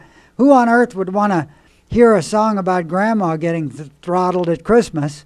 And but then once the song began to gather some steam, they all said, we knew that song was going to be a hit. And you even have a song that's, don't ever play that Grandma song again, right? Yes. Yeah. Has a line that goes, oh no, don't make me play that Grandma song again. Though that request line glows and glows, just as bright as Rudolph's nose. I'll do anything you say, I'll play them barking dogs all day, but please don't make me play that Grandma song again. Nice, nice. Grandma got run over by a reindeer, walking home from our house Christmas Eve. You can say there's no such thing as Santa, but as for me and Vinnie Langdon, we believe. What's up, everybody? Here on the Vinnie Langdon Show. This is the 10th year for the Vinnie Langdon Show season premiere with this guy, Gary Holt. What's up, man? Yeah, pretty good. How you doing? Doing great, dude. Gonna start off the Vinnie Langdon Show brand new 2014 season. And then we moved the whole band and built our own studio and recorded up in the Redwoods, and this time we're recording on a house in the middle of a goat ranch. Wow. It's like isolated. We get more work done that way. Yeah. I'm sure the goats will appreciate it. There's camels and I think there's a zebra on the ranch as well, and so the animals are gonna love us. So you're gonna get a lot of inspiration being out there and kind of in the middle of goat land. Yeah, it's just it's not having to deal with the day-to-day studio stuff. We can work on our own hours. Right. We can work till we get too tired to work. Rather than work until the engineer's too tired. Right. We do it ourselves. Right. And does it save a lot of money, doing it that way? Or what do you think? Yeah, since we don't have any studio costs other than drums and mixing and mastering the record, Right. So. Yeah. So a little bit harder. It's going to be good. It's going to be crazy, huh? Yeah, it's pretty nuts, yeah. You're excited about it, huh? Real excited. There you go. So how long had you guys prepared before going into the studio? We kind of... we kind of just got started. I mean, I've been writing riffs over the last... 6 months or so here and there in between tours, but I've started to get really serious about it, and Tom and I have started gathering and started fleshing the stuff out, and it's happening real fast. We're working really, really quick right now. Right. So you have a lot of history of playing all types of venues across the country, all across the world, and what do you think is the most unique venue you have ever played at? Oh, that's a really, really tough question. I mean, there's bars, there's ranches, there's amphitheaters, I'm trying to think, because, I've played some pretty amazing festival locations, like in the Swiss Alps and stuff like that, it was really cool, Yeah. surrounded by snow-capped mountains, and stuff like that. It's pretty killer, yeah. Doing a guitar solo as you're skiing, going down the mountain. Yeah, exactly. It's awesome. And playing for songs for, that are, close to 30 years old, still playing them and looking into the crowd, people still enjoying it. And I love it. Yeah, they go crazy. Yeah. So what do you think, Exodus, what do you think is the motivation that keeps you guys going? There's bands out there that are like, oh, we had a band practice, we had our first gig, and oh, we're done, we can't handle, but you guys keep on going. It's not easy, but it's also my only job skill is playing guitar. I don't really know how to do anything else. So. You're not a doctor? No, Dr. Holt? No. Page and Dr. Holt? No, but I've self-prescribed lots of pharmaceuticals in my younger days. So. For all intents and purposes, this band has not really been a band since like 1982 when John Bush left to join Anthrax, and we kind of had a hiatus of 10 years. We got back together since then to do a couple of records, but nothing really major. And it was kind of hard for all of you guys to get together and just produce one single record. It was just hard to keep going, right? Well, my point I was getting to was that we've kind of got to this point where we are not really a regular working band. We don't have, band practice every week, and we don't make a record every year, and we don't go on tour every year. Our last record came out 10 years ago, and before that it was 10 years before that. So we're fortunate enough that we have a loyal following that we got during the 80s that they enable us to be able to do a one-off show in San Jose, for instance, and people will come out to see us play, and I feel very fortunate that that's the case. Not everybody can say that, so that's a really cool thing that we are able to work in this manner. Yeah, and you've been fortunate to have a band that's been touring all over the country, all over the world. And what has been your favorite place to play? Is it your local hometown shows, or is it away? Well, playing hometown is always something special. We just played House of Blues in LA in May, and it was it's a very warm feeling playing your hometown, and it was loads of people, and the vibe is always just amazing when we play hometown. On the same hand, we have gone to places very far from here, such as Greece, for instance, or Italy or somewhere like that, or Germany, and the fans there they're extremely diehard, and they don't get that much music there, and when you show up, they are just so appreciative. So it's a different kind of love, but it's it's great altogether. It's really cool. That's talking about the band Metallica. When they were looking for a new bassist, they contacted you, right? You were one of the first people they contacted, or is that true? Well, the truth is that they were, after Cliff passed away, they were holding auditions, and they were basically had everybody and their brother was coming into audition, and it was for obvious reasons it was very difficult for them to go through this, let alone what they had already gone through, losing one of their best friends. But to try and fill the shoes of that person was wrenching. It was just gut wrenching. So they were very miserable at that point. They decided that they were going to call people that they knew personally, just call them up and say, hey, this is really not happening with us right now. We want to jam with people that we know and like. Yeah. So I was one of the people they called. Lars called me and said, hey, no promises or nothing, just come up and we want to see what happens. Yeah. And at that time, Armored Saint was in the middle of recording Raising Fear, our third record with Chrysalis, and it was not an appropriate or a good time for me to just out of the blue decide, oh well, I'm going to quit and have my intention go and join Metallica. Right. So it was a very hard decision that I had to make, but I said, believe me, I thought about it for a couple of days, but I finally said, man, I can't, I'm not in this position to leave my buds from school, my buddies from school, I have to see this through, especially this record. We're in the middle of making a record. So I declined going up. I would be wasting everybody's time if I did that. So. Hi, I'm Meg. I'm Dia. We're from Meg and Dia. And you guys are eating what? Snickers! Because we love chocolate. Which one's better? Snickers or chocolate or Megandia? What? Oh, hey! Anyway, What's better than all I that? hope Megandia is better than chocolate. The Vinnie Langdon show There you is go. better than chocolate. Or Dia or Meg or Megandia all put together. The Vinnie Langdon show is better than this. So you guys should keep viewing this amazing show. Hey, what's up? My name is Travis Clark, and I sing for the band We the Kings, and you are hanging out right now with my boy Vinnie Langdon. It's crazy. Getting old sucks. Oh gosh. Too, man. God. Yeah, yesterday, right? Happy birthday. There you go. Well, Where's my birthday present? I'll give it to you, later. Yeah, totally. There you go. Well, I came to see you, so isn't that good enough? Come on, Juliet. Oh my God, I'm sorry. I'm such a bitch. God. All right. Well, Juliet Sims here. It seems like Automatic Love Letter, you did that on Warped Tour, and it was kind of like your kickstart where, I met you, and a lot of the other fans out there have met you. And then, there's a singing reality competition show, and you were like, okay, I'm going to go on it. And you shocked the world by appearing on it, and all of your fans were like, that's Juliet from Warped Tour!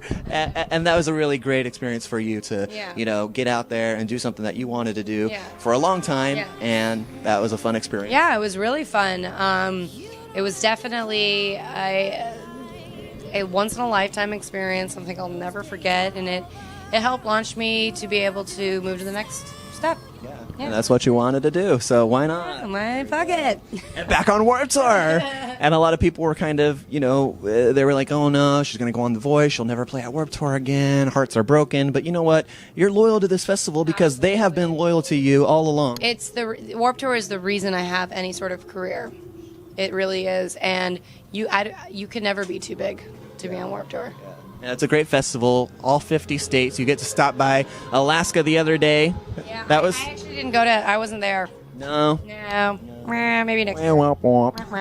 That's okay. But, it's a great time. You get to meet all your fans out there, and it's fun because, you get to interact with Twitter and, Snapchat and all these, cool social platforms, and then to be able to meet these people face to face and go, whoa, their profile picture looks totally different. I mean, thank you so much for supporting me, right? We all make our profile picture look different than we did. Hey, what's up, everyone? Welcome to the Vinnie Langdon Show. Dave, it's nice to meet you. How are you? Great to have Megadeth on the Vinnie Langdon Show for the first time. Thank you. And how's the tour going so far? Excellent, yeah, excellent. We're here at the Arco Arena here today in Sacramento, which is awesome. Been here many, many times over the years, since as far back as I guess the late 80s, maybe, something like that, we came through here. So it's one of the newer arenas, nice part of town. Always liked it here in Sacramento. Awesome. So let's start off back in the 80s. You guys started, Dave Mustaine was in a band that everyone probably knows, Metallica. Right. Mm-hmm. Got out of the band and went to a Hollywood apartment, and he heard, Running with the Devil. And was like, wow, what the hell's that? Yeah. And all of a sudden looks out the window and sees you playing it. Right. And what happened after that? And then we meet. Yeah, well, I went upstairs, and me and my friend that moved to L.A. with me. 'Cause I just graduated school, high school. I just got out of high school about a week before that. Moved from Minnesota, where I grew up, to L.A. And, lo and behold, Dave was my upstairs neighbor.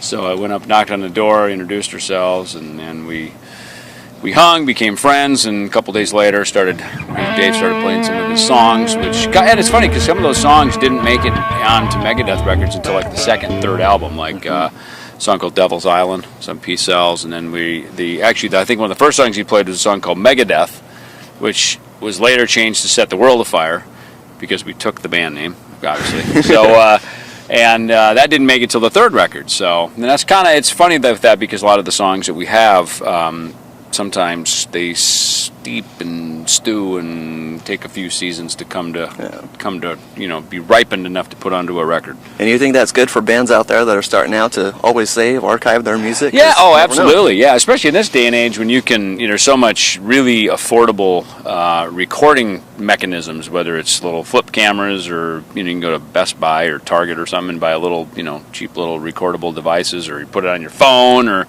you can there's pretty much no excuse to be able to record something, So, and I used to do that all the time, I archive. In fact, something I came up with at Soundcheck. I'm going to run in and film it real quick. And I like filming it now. That's kind of my new way, because then I can actually see what I played in case I forgot, like, what position did I have my hand in on that? So there's so many cool things. You can just store it away on the computer and back it up on a hard drive so you can have some redundancy, so you never lose your riffs. And back then when you guys first started recording on cassettes and recording on vinyl, you guys really didn't have that much. And we still have some of those cassettes, believe it or not. It's there's some stuff, man. I got some. In fact, I was just in my garage the other day back home, and I found a box. It's like an old cassette tape box, and it's got. I see them. They're labeled old riffs, and I think these were probably just prior to recording the Rust in Peace record. Yes. Maybe So Far So Good So What. So they're from many years ago, probably 20 up to 23, 4 years ago, something like that. And that's a good thing they're labeled, otherwise you I gotta break them out. There might be something usable for the next record. You never know. Right? Exactly. So speaking of the last record, Endgame, how was that recording? It was good. I didn't actually play on that. James Lomenzo played on that because he was in the group here prior to my coming back this year. But I think it's a very good record. In fact, it's interesting because there's a lot of material on that is just that. There are bits and pieces of things that I hear a riff or I hear some things that we wrote many years ago, and just for whatever reason didn't fit in the flow of the records that we were doing at that time, like The Right to Go Insane, which is, we did a video for that right as soon as I came back. And it's funny because I played, when we wrote it and demoed it, and then James played on the master recording of it, and now I'm in the video. So it's funny how something goes in that many changes. But I mean, that song's probably originally started back in the late, I'd say probably the late 90s, something like that. So there's another example of something that just took its time, to be cherry picked from the vine and put onto a record. Hey, I'm Chris from the band The Ataris. Welcome to the Vinnie Langdon Show. Hey, what's up, everybody? We are here live, the Summer Tour 2010. You having a good time? Yeah, it's been a good time so far. It's just kind of halfway through, and finally it's back to the right coast, so it's good. Yeah. My favorite coast, at least. I lived in Santa Barbara for 6 years, in LA for 2, so happy to be home. Awesome. So if people don't know about the Ataris, started back in 1995, formed the band. 1996, started making demos in your bedroom and got it to Joe Escalante from the Vandals, Kung Fu Records, and made a couple albums, and you guys are still doing it, right? Yeah, it's just a long whirlwind of a life, I suppose, and now we're just kind of like about to finish a new album that'll be out next year. Have a new 7-inch coming out on a label out of Gainesville, Florida called Paper and Plastic. That's the name of the label. And then the 7-inch, 2 brand new songs. That's out this month. So yeah, it's been a good time. I'm just excited to still be doing it. All right.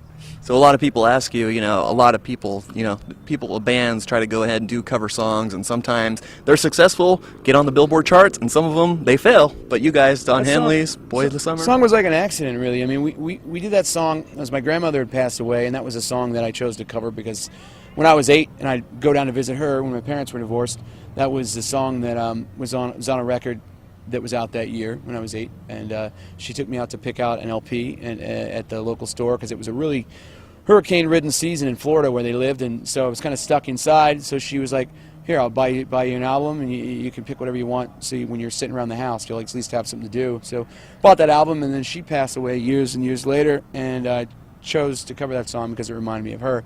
And so that song was K-Rock in LA played it straight from the record, and we'd actually we're about to film a video for our second single, which was going to be a different song altogether, and because of K-Rock, that had to be the second single. So there's pros and cons to that, I mean, we were really hoping that our second single would have been a song that we wrote, but we were happy with how the song turned out. The funny thing is at that time, we didn't even the way we record this band, I record all the parts on the albums myself, and then we go back and we choose which songs we're going to record or we're going to play live, and the other guys will learn the parts. So at that point, we had never played Boys of Summer live, so we literally had one day to all right, we got to learn this song because we were playing K-Rock Weenie Roast in LA, and they're like, "Oh, you got to play the song because we have the single now in rotation." So we're like, all right. So it was kind of a bum out, but also it's a blessing and a curse. Yeah, exactly. And on the top Billboard charts, and the song being played on all the radio across the country, and hey, it was a good thing, right? Yeah, it's all right. Yeah. Yeah, you want to share your original writing skills and your talent. And to me, I just never really think about any of that stuff. It's like I'd be happy, being out in our van playing for 10 people, or playing those big radio shows and stuff. Like, to me, honestly, I kind of enjoy the smaller end of the spectrum. I like going out playing things that are kind of more in our control. When I started this band, I really liked being able to steer it all myself, and we could at that level, but it's so, we never had anybody like at labels or anywhere like ever try to interject, because we had already built our band and sold enough records to where we got to that point. We signed to Columbia at that time. We always kind of had our say, and we never let anybody deter what my vision was. But I think it started to like get the best of me when at that time in my life it was like to try and steer a ship of that size when you're out playing those huge venues. It's kind of really impossible. So you kind of got to give up some of the control unless you want to have a heart attack, So yeah, I mean, I enjoy it more at this level when we're playing intimate places and taking it to the fans on a small level, Yeah, so, exactly. So that's more my where I'm at in my life and where I've always felt.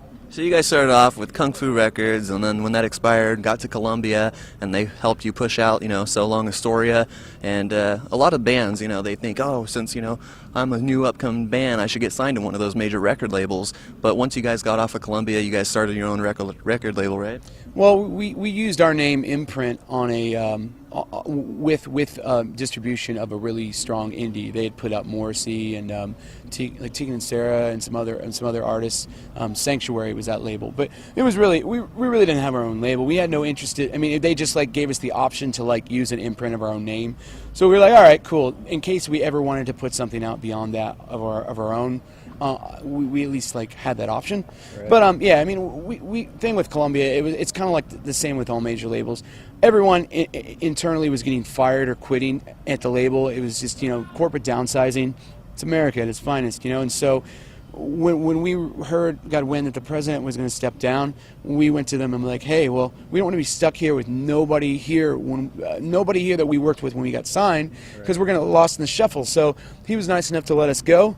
We walked away, kept our record, recorded a few more songs, took it to a strong indie thing within Sanctuary. They folded 4 months later because of the same reasons. And they were like, well, we're a strong management company. We're going to go ahead and just be Sanctuary Management and manage the bands we manage, but we're not going to put out any records henceforth. So from that, we really haven't worried about it. We've recorded a lot of songs, but as far as a label, I really feel in this day and age, labels are about as important as like, it's pretty pointless. If you go out and bring your music to people are going to find your music online. Bands do not sell records anyway.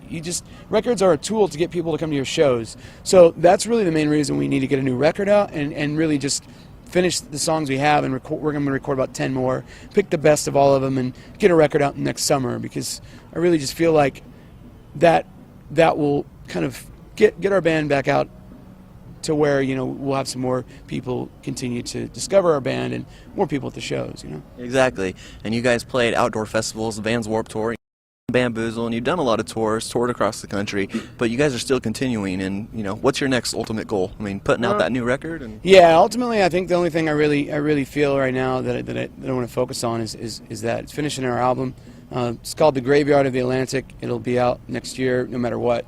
Just I think the thing was I recorded 13 songs last December and got vocals done for about 4 of them, and I just started writing more songs. So I got 10 more songs, and I want to go ahead and record those. And I feel the songs are getting better even, so I want to pick the best of all of them. And I have so much fun going out and playing intimate shows that's just more what I enjoy, and that's what the band's doing.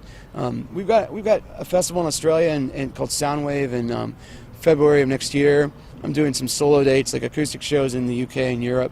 But right now, doing a bunch of dates in the US until November, then we do Hawaii, and then after that, take a little time off and then do some East Coast dates. But if anybody wants to check out our tour dates or anything, or hear some new music, you can go to facebook.com/The Ataris. Same, myspace.com/The Ataris. Me and our bass player run it. You can harass us, talk to us, whatever. You'll be speaking to us directly. Half-hour show, got to keep it going. Business never quits. Business never quits. It never does. That was the definition of business never quits right there. It's life all the way, right? Good. So the Millionaires, you just heard one of their songs, and you know what? Man, that song made me so freaking hot. Oh, I thought you were going to say wet. Sorry. No. Is pussy wet? I'm sorry. No, it's not. Not tonight. Not yet, okay? Not yet. But you know what? It's getting so hot, I think you girls should, probably undo my jacket because it's so hot. Oh, this is nice. Oh. Like the show. You Wait, also- ready? Ready? Here we go. Oh my gosh, Alice, it's a special surprise. Oh my God. It's a DGAF shirt. The DGAF. I don't want to get too low here on national television. Uh-oh. DGAF. This is the DGAF, baby. Hey, what's up? We're down with Webster. We're coming up next on the Vinnie Langdon Show.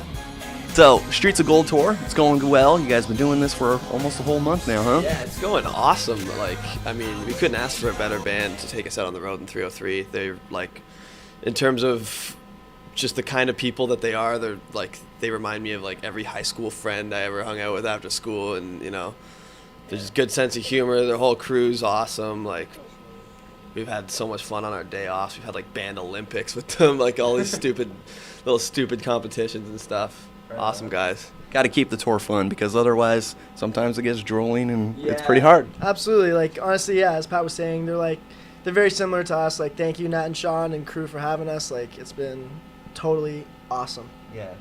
And did you guys meet them during the Warped Tour 2009 when you guys were on it for a month? Yeah, actually, Tyler, our bass and keyboard player, was actually fortunate enough to like bro down with them and got to play like some songs with them on stage like during their set. So that kind of sparked the whole like relationship, if you will. And then we ended up playing a bunch of like radio shows with them like here in the States last year. And then we got a phone call like 6 months ago saying that they wanted us to be on the tour. So, you know, totally awesome, totally rad. And here in San Francisco, it's like, where are those Full House houses at? They're around the street. Here, when you saw us on the Cube tour, I went to that Full House house. Yeah. And you were just like, that's it? I That's took a it. picture of me standing in front of the house. I like Twittered it. Best view of the whole city, San Francisco. I It's feel awesome. ripped off until I want to see the Golden Gate Bridge. And And you I had want to to come, man. You didn't. Okay, whatever. I'm getting off topic. I just want to see the Full House houses. That's all.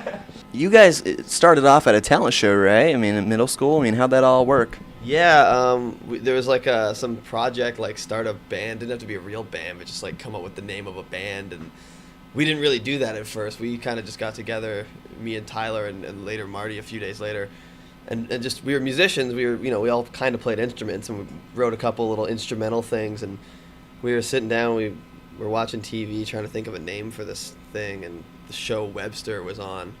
And I don't even know, we somehow came up with Down with Webster because we thought the kid was cool on the show. And then, we just kind of picked up all the other dudes from around the neighborhood. And, just everyone had their strengths, and we kind of... Were you at that talent show? No, I wasn't. I actually went to a different school, but like I knew Tyler.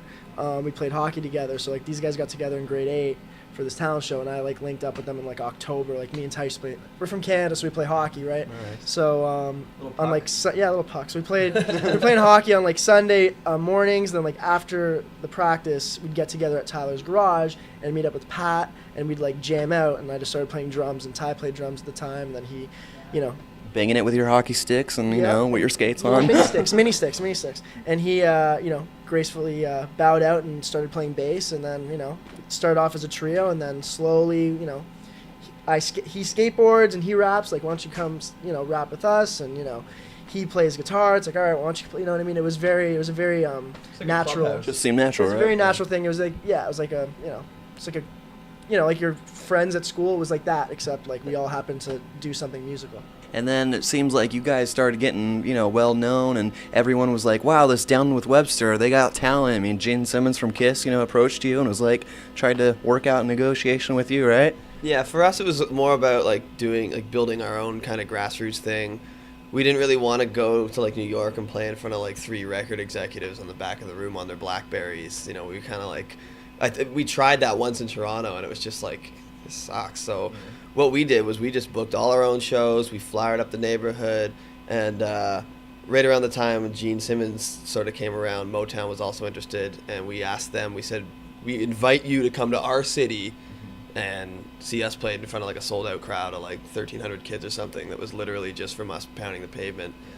And they saw the show from the balcony, and they loved it. And right after that, I think they made their choice to offer us a deal. And we kind of like the concept of being signed to like a more traditional company. We all love Motown, and Gene Simmons, I just don't think he didn't really have a record label. It was kind of broad what he wanted to do, and we were just like, We like you, Gene, but you wanted to take all of our money, Gene. okay. Hey, Gene, come See, I'm a on. diplomat. The truth comes out. The We truth like comes you, out, Gene, right? But come on, we have to take care of ourselves. Too. Hi, we're Emery, and we're coming up next on the Vinnie Langdon Show.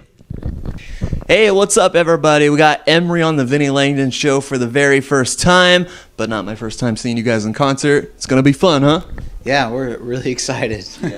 Yeah. Vinnie, when have you seen us before? I seen you guys when you guys were on tour with the Almost, Envy on the Coast. Yeah, good show, right? That was a great show. Yeah, definitely. Well, we're here in Sacramento, California, and what's fun about this is, Matt and Toby playing some acoustic songs, doing a Q&A with the crowd. Good stuff, huh? Yeah, we enjoy doing that. It's a lot of fun. Sometimes we play in shows and we do them in the living rooms instead of the rock thing. So we enjoy that so much, we want to do it also and see if we could kind of mix the two together at a big club. My fans who don't know anything about the history of Emery, go ahead, fill us in the background and the history. Go ahead, take the mic. All right, short version of the history of Emery right here. All right, well, the band started in 2001 in Seattle, Washington, and that's pretty much it. The rest is history. The rest is history. We haven't stopped for some reason since then. Who knows why? Mostly. Yeah, we've been a band for over 10 years, and so that's kind of an interesting part about our story. Dave, why do you think it is that we've been a band so long? Like, how have we made it? Oh. Dave didn't do his interview warm-ups, right? I didn't do my interview warm-ups. We just have so much fun doing it, and we can fans still want us, so we'll still play. So. And I think that's important that, you say you are having fun. There's bands out there that are struggling and they're like, oh man, the fans keep driving us, but we don't want to do it. But you guys, on the other hand, you guys got it both. The fans want you guys and you're still going out there, right? Good stuff. Now, to be banned for so many years, money becomes an issue sometimes and you're like, we can't go on tour. We got to, stay home for a little bit. But, the fans help out a lot and tremendous, right? Yeah, they do. I mean, when we play these shows, like I was telling Matt a few days ago, we always think about the memories we have, but people are at the show, so they have those memories for the rest of their lives too. So it's not just us. Yeah, financially, that's not really in our court. I mean, we like to play, we want to play, and if people want to buy enough albums and pay for enough tickets, we'll be there, and that won't change. I mean, that's just the bottom line on it. So. And that's not because we're greedy. I mean, we barely get by sometimes. But as long as the people are there and want to be there, and people will bring us to Sacramento and New York and these places, then we'll be there. Now, playing this show, and what's fun about this is, the 10th year anniversary. Feels like yesterday. You guys were in the studio working on it, putting it together, and 10 years later, went by fast, huh? It went by really fast. There's some things about it seem like it was a long time ago. Like I was so foggy, I can't remember this, I can't remember that. But some stuff, especially when we play these songs, we're on stage and Devin's back. It feels like yesterday. I can't believe that it's even that it's even a day's past sometimes because we're playing the same songs, and I guess your brain just goes back into that mode. You're like, I remember this, I'm hanging with my friends, and it feels like it was yesterday when we started. Right. That's definitely, and that's good. You guys still sound the same too. From 10 years later, people that's what they've been saying out here is, wow, they sound like Emery did. Vinnie, I was hoping we were a little better than we were 10 years ago. We were kind of new. I wasn't that good at guitar and stuff. I think we're better than we were 10 years ago. I hope. All right, man. So when you see fans like that are watching and they're the first in line, and they've been out there for hours and hours, and you guys don't even go on for another 2 hours, they're waiting a long time for you guys. Yeah, it's wild. I mean, especially when we were out east for being out here in California. But yeah, when we were coming across out to California, there was, in Michigan it was negative 9, negative 10 before wind chill. And even we played Minnesota, it was negative 12. So I can only imagine what it was at wind chill. But yeah, these kids were just out and they're just standing out there and they're waiting even after the show. And it's like, I did that when I was a kid and I still didn't go early as they do. I give them props. It's crazy. I would absolutely have my mom drop me off 10 minutes before my favorite band went on, and I would just kind of make my way in and walk in. It's cool, but it's also a lot different because it was different back obviously when I was younger, and I knew I couldn't get a photo, and if I did get a photo, it was this awful like, I don't know, disposable camera photo of me in this dark bar. You gotta wait a couple weeks for it to get developed. I think I gotta wait. It might not even come out good. I can't see it. There were no selfies. Yeah, it was.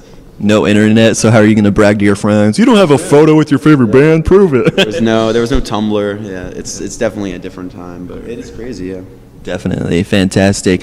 Well, Jordan, best of luck with everything. Thank you. We're going to have a fun show tonight here in Sacramento and tomorrow San Francisco. Make sure you guys come out and all over the U.S. and then Warped Tour 2014, warptour.com. We are the In Crowd. Go to their website, check the dates, and if people want to tweet you any more questions, where do they go? They can just tweet at We Are the In Crowd, or they can tweet us all individually, all of our names. So, fantastic. Yeah. All right, We Are the In Crowd here on the Vinnie Langdon Show. We'll see you guys next time on the road and Warped Tour 2014. It's going to have fun.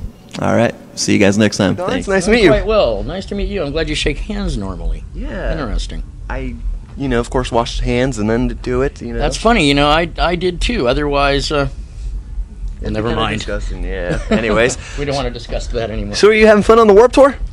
Oh, well, it's either that or allow it to do what it really does to people. Destroy them. Destroy their lives. No. Yeah, but see, I'm an old hand at that. I've been destroying lives, including my own, since 1956. Yeah? Mm-hmm. So you're in the band The Germs. You want to tell us about the band? Sure, I'd love to. The Germs was one of the... Well, I hate to use the word they always use, they, of course, the press. But one of the seminal punk rock bands from Los Angeles. And somewhere during their first year and a half or so of existence, I joined the band. I came from Phoenix to join the band. Then we did the first full-length punk rock album from Los Angeles, I think, unless you count the Plugs Electrify Me, which I don't think I do. But, back to the Germs. So the Germs was a band for like 3 years. I joined in 1978, and we played a bunch of shows. Our lead singer Darby Crash was a cult icon and insane frontman, and turned out to be one of the greatest lyricists. No longer one of the greatest living lyricists, unfortunately, but he killed himself after our final show in 1980. And at that point, we stopped being the Germs and started doing other stuff. Lorna moved to New York and married this teenage kid who we were all like teenagers too, and who ended up being in the Joan Jett and the Blackhearts. And then I started a band called 45 Grave and another band called Vox Pop, and was in this other band, Nervous Gender. So I was pretty busy.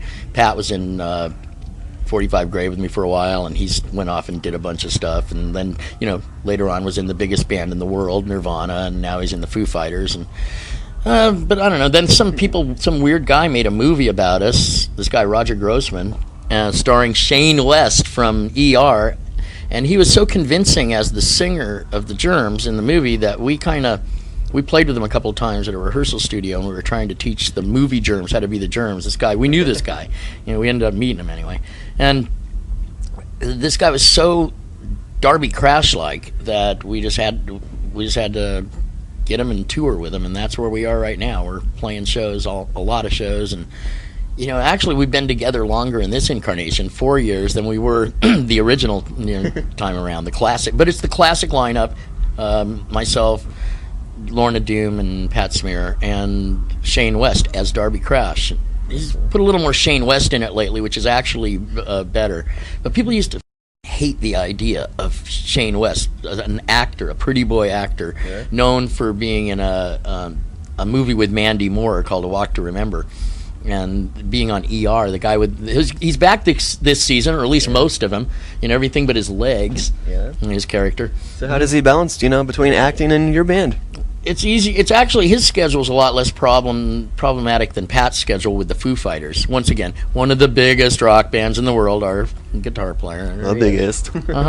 I've been in some of the least known rock bands in the world, yet some of my favorites. So I'm lucky too. We've been pretty lucky with all the crap that we've done. Lorna, who knows what she did? She won't even tell us. What she does is secret. It's a secret. But that's the name of the movie. It's called What We Do Is Secret. It's a Roger Grossman film. And this guy used to work with Roger Corman. It's like the king of the B movies. So I don't want to spoil the movie for you, but if it wasn't for those wigs, I would have sworn that it was real and happening in L.A. 1978. Until this actor came along, and he's not Darby Crash, but he is an actor, and so damn if anyone can tell the difference in any of the important ways when we're playing. So when you see him walking down the emergency room, you can go, hey, he's in a band too. Yeah, that's right. I wonder if he sings on the set too. You know, he does band practice on the set of the ER. His character on ER is a rocking rockerman, so I would imagine. That's cool. Well, hey, it was nice meeting you. Likewise. Yeah, definitely. And we'll have to have you come on the Vinnie Langdon show and tell more stories. Yeah, thanks. Sorry, you get some people going and they just don't shut up until it's over. Hi, we're forever the sickest cats. And you're watching the Vinnie Langdon Show. What's up? Live from the big comfy couch. It's Against the Current on the Vinnie Langdon Show. What's up, guys? Hi. Do you actually remember that show, Chrissy? Yes, I loved that show. Did you do what I used to do, which would be lay on the ground and put your arms and legs out and do the whole clock thing? Oh, yeah, 100%. With the show, yeah, 100%. Yeah, and Will and Dan over there, they did it too. They just don't want to admit it, right, guys? I don't remember what show you're talking about. I know the show, but I don't know too. I know the show. I know the show very well. Smith, and you're watching the Vinnie Langdon Show, the best television show ever. That's right. Alongside his, you have a TV show too, right? I have a couple of TV shows right now. Yeah. Nothing essentially good, but there's a couple floating around there. A couple on the web. You know, nothing good. I used to have a really great show called Steven's Entitled Rock Show, but sadly, that was removed by corporate infrastructure. Yeah, it happens. But now you're doing the whole MySpace thing, right? Doing the MySpace thing. Wow, you've seen that. Of course. Yeah. And you've got a beautiful co-host. Yeah, she's in your age range. Yeah. Oh, really? Well, hook it up. She is 18. You should check that out. And her name's Jordan Taylor. She's an aspiring singer, I believe. Yeah. Singer, song, dancer. Right. So you've been doing many shows for many years. And how did you get all started with this? Wow, this is an old story. I was an actor in Hollywood, and I was terrible. And I started dating this girl who was a swing dance instructor. Yeah. Trust me, this is going somewhere. And she was hosting on the side, and I was like, what's that? And she said, it's this stuff. You talking the Mikey thingy. And I went, I can do that. And I went to my commercial agent and said, you have the Mikey thingy? And he said, yes, you have experience. And I said, tons. And I lied through my teeth.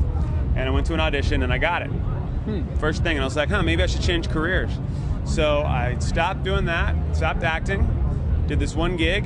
That ended. And 4 years later, I got a job on VH1. 4 years of eating nothing. Eating nothing. Great. Yeah, it's we have a lot to look forward to. Awesome. Thanks a lot. I appreciate it. Awesome. So what are your plans? You doing the MySpace thing? How long is that going to last?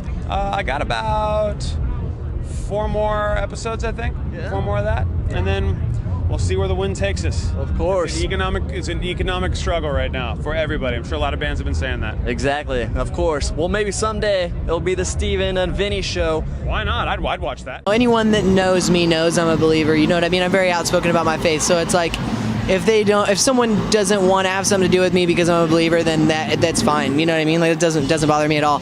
But that doesn't happen as often as people think that it does. You know what I mean? There's always like the anti-God, anti-religion, upside-down crosses, like that vibe in this music scene. But when it comes to like people, one-on-one interactions, it's like, I don't know. I just, it's not as like crazy as I guess some people would think it is, you know? Right, yeah. right. Yeah. It's a really nice tour. It's a nice festival. Everybody feels safe. You know, a lot of the parents, they hear and they watch the videos, even the old videos back on VHS back in the day, and it's like, oh my God, Warped Tour seems so crazy and wild. But you know what? The kids have fun. They love it. And you know, a couple years ago they had a saying that it was the best day of their lives, and that was a great theme, and it's ongoing, and that's so true. Yes, absolutely, man. And we were on that year that they had that slogan, and it was great, man. It's a great tour. There's no better summer tour.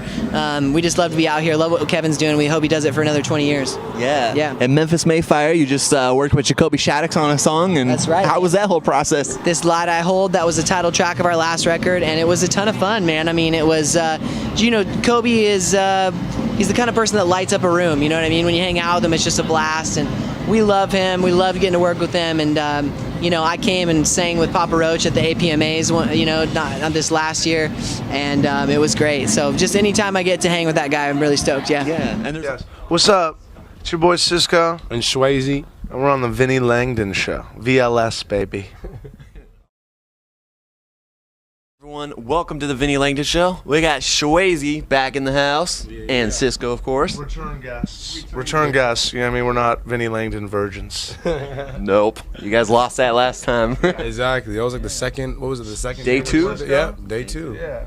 And now we're at the end. Yeah. We're back. Now we're, you know what I mean? 2 days in, and now we're 2 days out. I know. See how we worked that? Go ahead, Vinnie Langdon. It's like a virtual palindrome.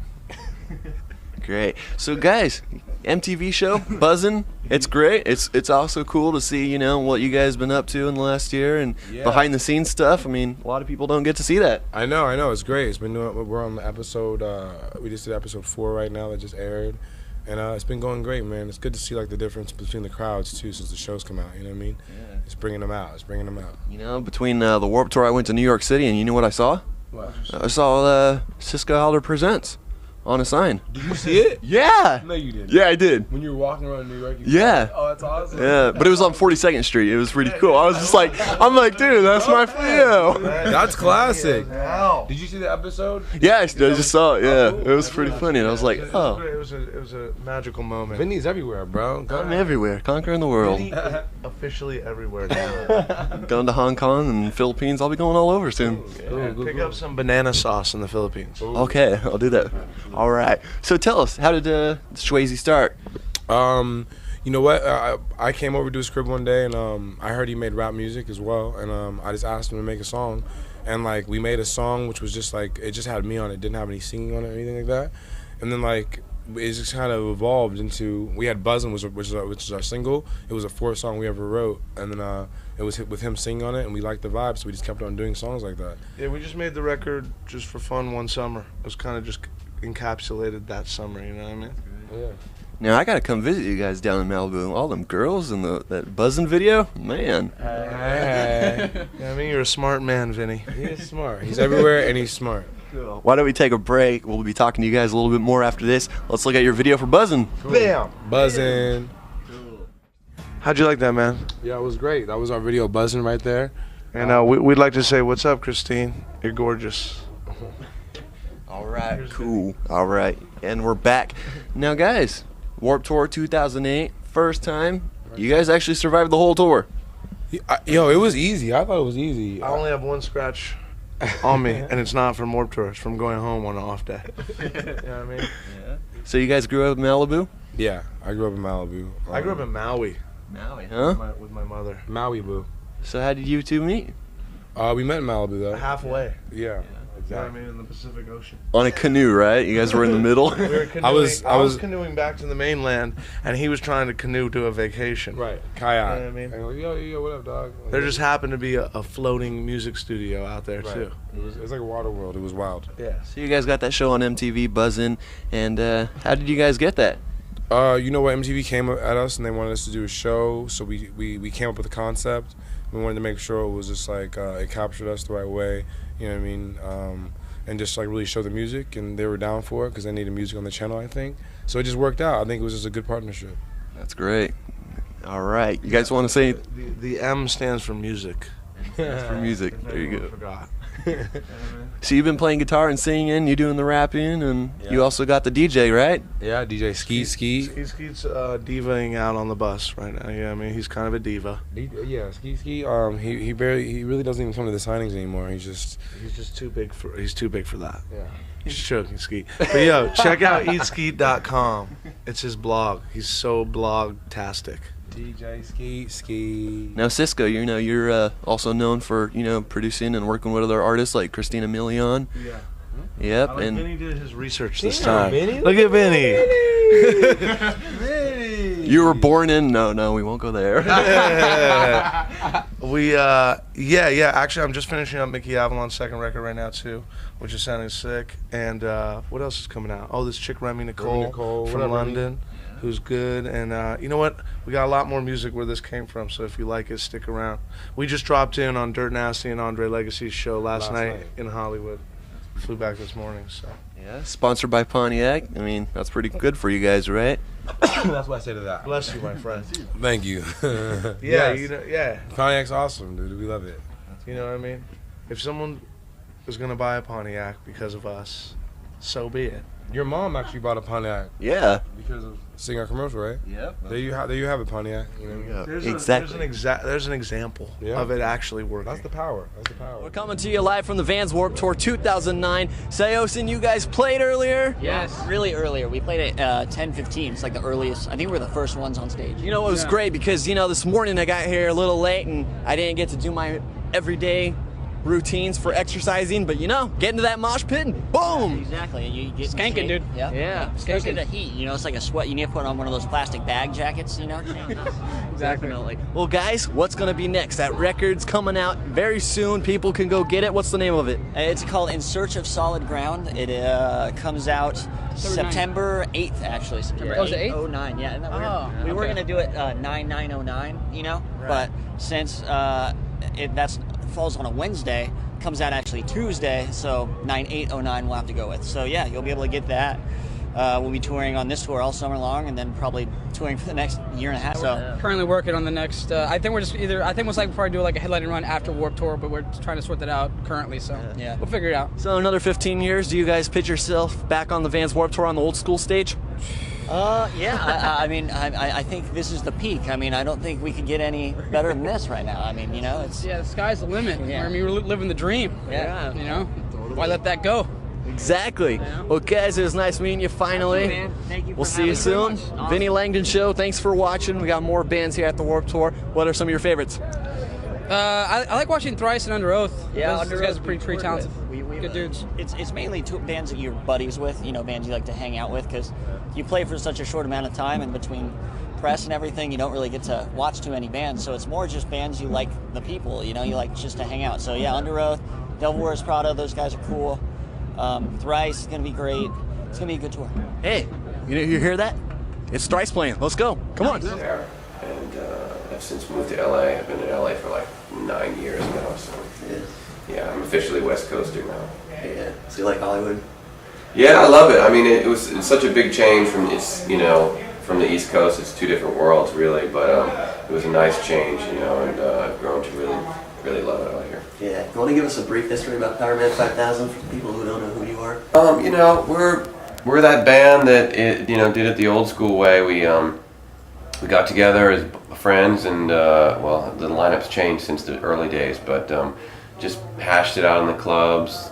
Lugging our own gear through the snow in Boston, playing in front of 10 people, and slowly but surely building a following, and which led to a record deal, which led to some success and selling a bunch of records, and we've gone through a lot of changes. I'm really the only original member left, which is kind of weird, but so we just keep going and keep evolving and keep making music and playing shows. Now, when did you guys start? It's hard to say. I mean, we started in the early 90s, so like 91, 92 is probably right when the first lineup got together, so we've been doing it for a while. Yeah. Now, I know you made a quote on MTV.com, which I really liked, was that you want to be original when you're recording, like you guys are recording your upcoming album, and all those people like Ashley Simpson and stuff, when they record, they want to use all them effects and make their vocals sound better, and you guys want to be original. On this record, I mean, that's really the goal on the new one. We've made all kinds of records. We've made from the lowest budget indie records to big major label records where we used every trick in the book. And on this one, I kind of want to get back to the basics, how we started, and just bang it out live in the studio and have it sound really raw and exciting, instead of clean. Everybody wants to clean everything up and everything sound perfect, and that's not what a rock band sounds like. You come see us tonight, you hear all kinds of mistakes. I'm lucky if I hit one note right tonight. But, so I want to get a little bit of that live feeling on the new record, just so it sounds exciting. Yeah. So how many guys are in the band besides you? It's 4. We got 2 guitar players, bass and drums. Basic rock band. Yeah. So that's Alien Ant Farm member? Yeah, I mean, we've been fortunate to find some really great new guitar players. We got Terry, who used to be in Alien Ant Farm, and Johnny, who was in a band called Half Cock that I actually signed to DreamWorks originally when we were on DreamWorks. And so I've known Johnny for a long time, and so it's cool to get these guys in the band. Yeah, so DreamWorks, you were signed with that label. How did you start off with that? You guys were playing a show in New York? Yeah, it was just purely luck, coincidence. I mean, we had been playing, at the point we got signed, we were playing a lot in Boston and packing out clubs. And, we were kind of like the big band in Boston, and we were nobody in New York. And we went to New York and played a show, and if there were 10 people there, I would have been surprised. But it just so happened that that was the night, this A&R guy showed up, and he loved it, and he ended up signing us. So. Never know who's going to be watching. Yeah, that's a real lesson for a band is, we've been like I said before with making records. It's the same thing with the live thing. We've been on the highest highs and the lowest lows, and sometimes you sell out a room, and sometimes you don't. But you still got to go out there and give it, 100%, and that's what we try to do. And being signed off that show is really like the ultimate lesson. Is that you can't. We could have rolled in there and not cared because there was nobody there, and maybe missed our opportunity. Yeah, it's always 100% all the Yeah, way. absolutely. Yeah. So tell us more about that album. How long have you guys been in progress of that? The new record? It feels like it's been forever, because I started writing the record with our old guitar player now is no longer in the band, and so since we've got some new guys, and so we started the writing process over again. But it's pretty much done, and we're shooting for like an April release, so not too much longer. Yeah. We have a tendency to take forever to make a record, which is a bad thing in the music biz, but when it's right, we put it out. Yeah. Well, I'm a good wrestling fan, and it's nice to be watching TV or playing video games and Power Man 5000 songs. It's weird how we got somehow into that wrestling world. I mean, we never, we had a song called Bombshell that was used as a theme for some wrestlers, and I didn't even know until some fan on the website posted that he heard the song, and then I tuned in and heard it, and then recently we got courted by the WW video game to put some songs on that. So we, I don't know, I guess our music just inspires like big guys in tights to beat each other up or something. I don't know. Nice. Yeah, so you have a lot of inspired people that were in your life, like your brother Rob Zombie. Mm-hmm. So you want to tell us more about that? Was he really, when you told him, hey, I want to be in a band, was he like, proud of you, or? Well, I mean, the funny thing about the Rob situation that a lot of people don't realize is that it was sort of the other way around.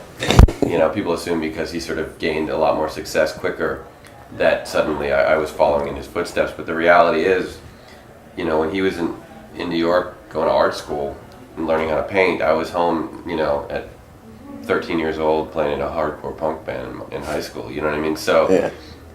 He didn't start a band until after I had done it for a few years, which is kind of funny, and so it's just worked out cool. the opposite. And we both grew up, sort of loving the same music and the same movies and stuff. The same influences are there, but yeah, I actually sort of dove into the whole band thing before he did. It's interesting. Yeah. The truth comes out. Exclusive for you right here. There you go. What's up, guys? We are on the streets of Gold Tour 2010. Who are you? I'm K-Flay. That's right. So you enjoying the tour? I am enjoying the tour. It's been fun. I've been on it for about a week now or something like that.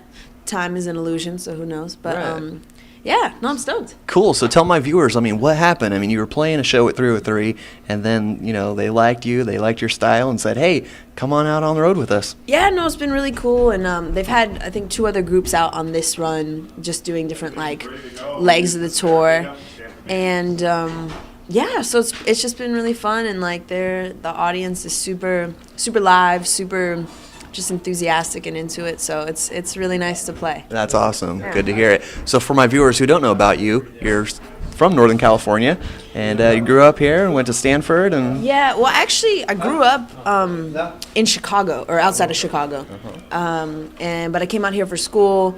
And I've been out in the Bay since, and I lived by Stanford for a while, and then in Oakland, and now in San Francisco for a couple of years. Yeah. And it seems like a lot of the people that are from major cities kind of get influenced with, their music from what city they're from. And does that happen with you at Chicago and then now the Bay Area? Yeah, most of the music stuff I did was in the Bay. Mm-hmm. So, but it's just such a diverse scene, super eclectic, really welcoming too, So it's been... Right.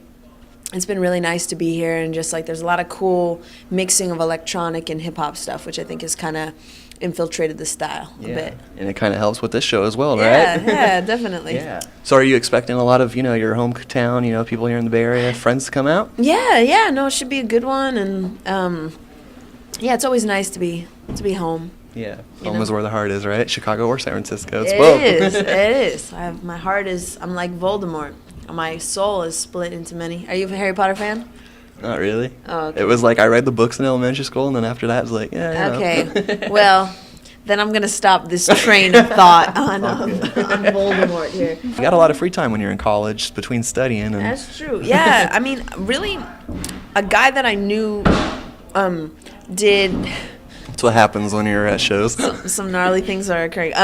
A guy who lived the floor below me made house music, and so just kind of hanging out with him, made some tracks together just for fun, and then it ended up, I just bought some controllers and started working on stuff, and then just gradually, I sort of gravitated toward hip hop, kind of as a foundation for it. But there's other elements in it, and Kind of like my neighbor can do that, I can do that too, right? yeah, exactly. And it was sort of one of those like girl guy things, like, can a girl do it, blah blah blah. Right. So that was definitely a motivating factor, and now just chilling on a bench with a payphone. There you go. With Vinnie Langdon here in San Francisco. Why not? True. I can't think of a reason. Finished my album before I left for Warped Tour, so that comes out September 1st. Right. It's called Beauty Killer, and I'm excited to finally get my full length in stores. Yeah, it's been a while. Now, remember when you were a youngster, your mom was a model, and you started playing with her makeup, and look, it kind of turned out okay. And look what happened. I know, right? Hell no.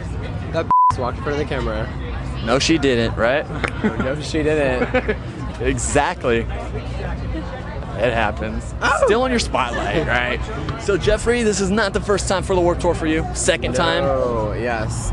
But I only did a week last year. Yeah? How sad. I know, but I'm prepared this year for the heat. Yeah. All right, cool. So you got that boom boom pow, right? Not the Black Eyed Peas. Exactly. Fergie actually emailed my manager and said that she loved my song. Really? Well, that's a good thing that she loved it. Exactly. Look at these people walking in front of the camera. What's the matter with them, you know? Kill everyone. Dude, like Jeffree Star's got to turn into a wrestler and do like the Jeffree Star bottom or something. Well, you know? a fan tried to get on our bus yesterday, and our security choke slammed him to the floor. Really? It was like WWE. I felt like we were Triple H. Oh yeah. Of many, right? We'll be back on the show. Yeah, definitely. Yeah, we'll see how this goes. Oh, okay. Vinnie might not want us back. Oh yeah.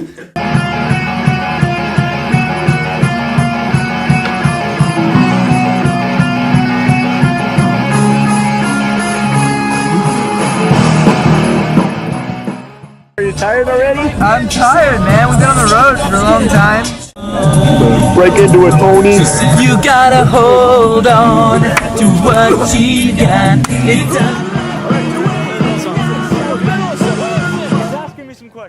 About 2 weeks, it'll be the 20th anniversary of my first tour. I was in a band called Million Dead, but before that I was in a band called Nija. Before that, various other bands. And we started touring when we were kids, when I was 16 years old, and then went through all these hardcore bands. Then in 2005 I went solo, started playing kind of acoustic guitar. I've picked up a band since then, but here we are. Now, how long is that? It's 13 years I've been touring as a solo artist, and now I'm finally made it to the band tour. Yes, finally! Which is all I really cared about, so now I've ticked all my boxes. Now he can retire and go home. Version of my career. That is. I mean, it's just like I just said, ah! And I didn't even realize. I'm like, what? How do they know who we are? I don't even like. Oh, that's right. Our name and our faces are on the bus. Yes, there you go. Exactly. Well, let's start the show off. Let's introduce who you are and what do you do in the band? Yeah, I'm Vasilios. I'm the bass player for Otherwise. I'm Adrian Patrick, lead porn director for Otherwise. Well, that's right. He makes. Dude, my girlfriend's gonna be so mad when she hears that. I'm kidding. I'm the singer.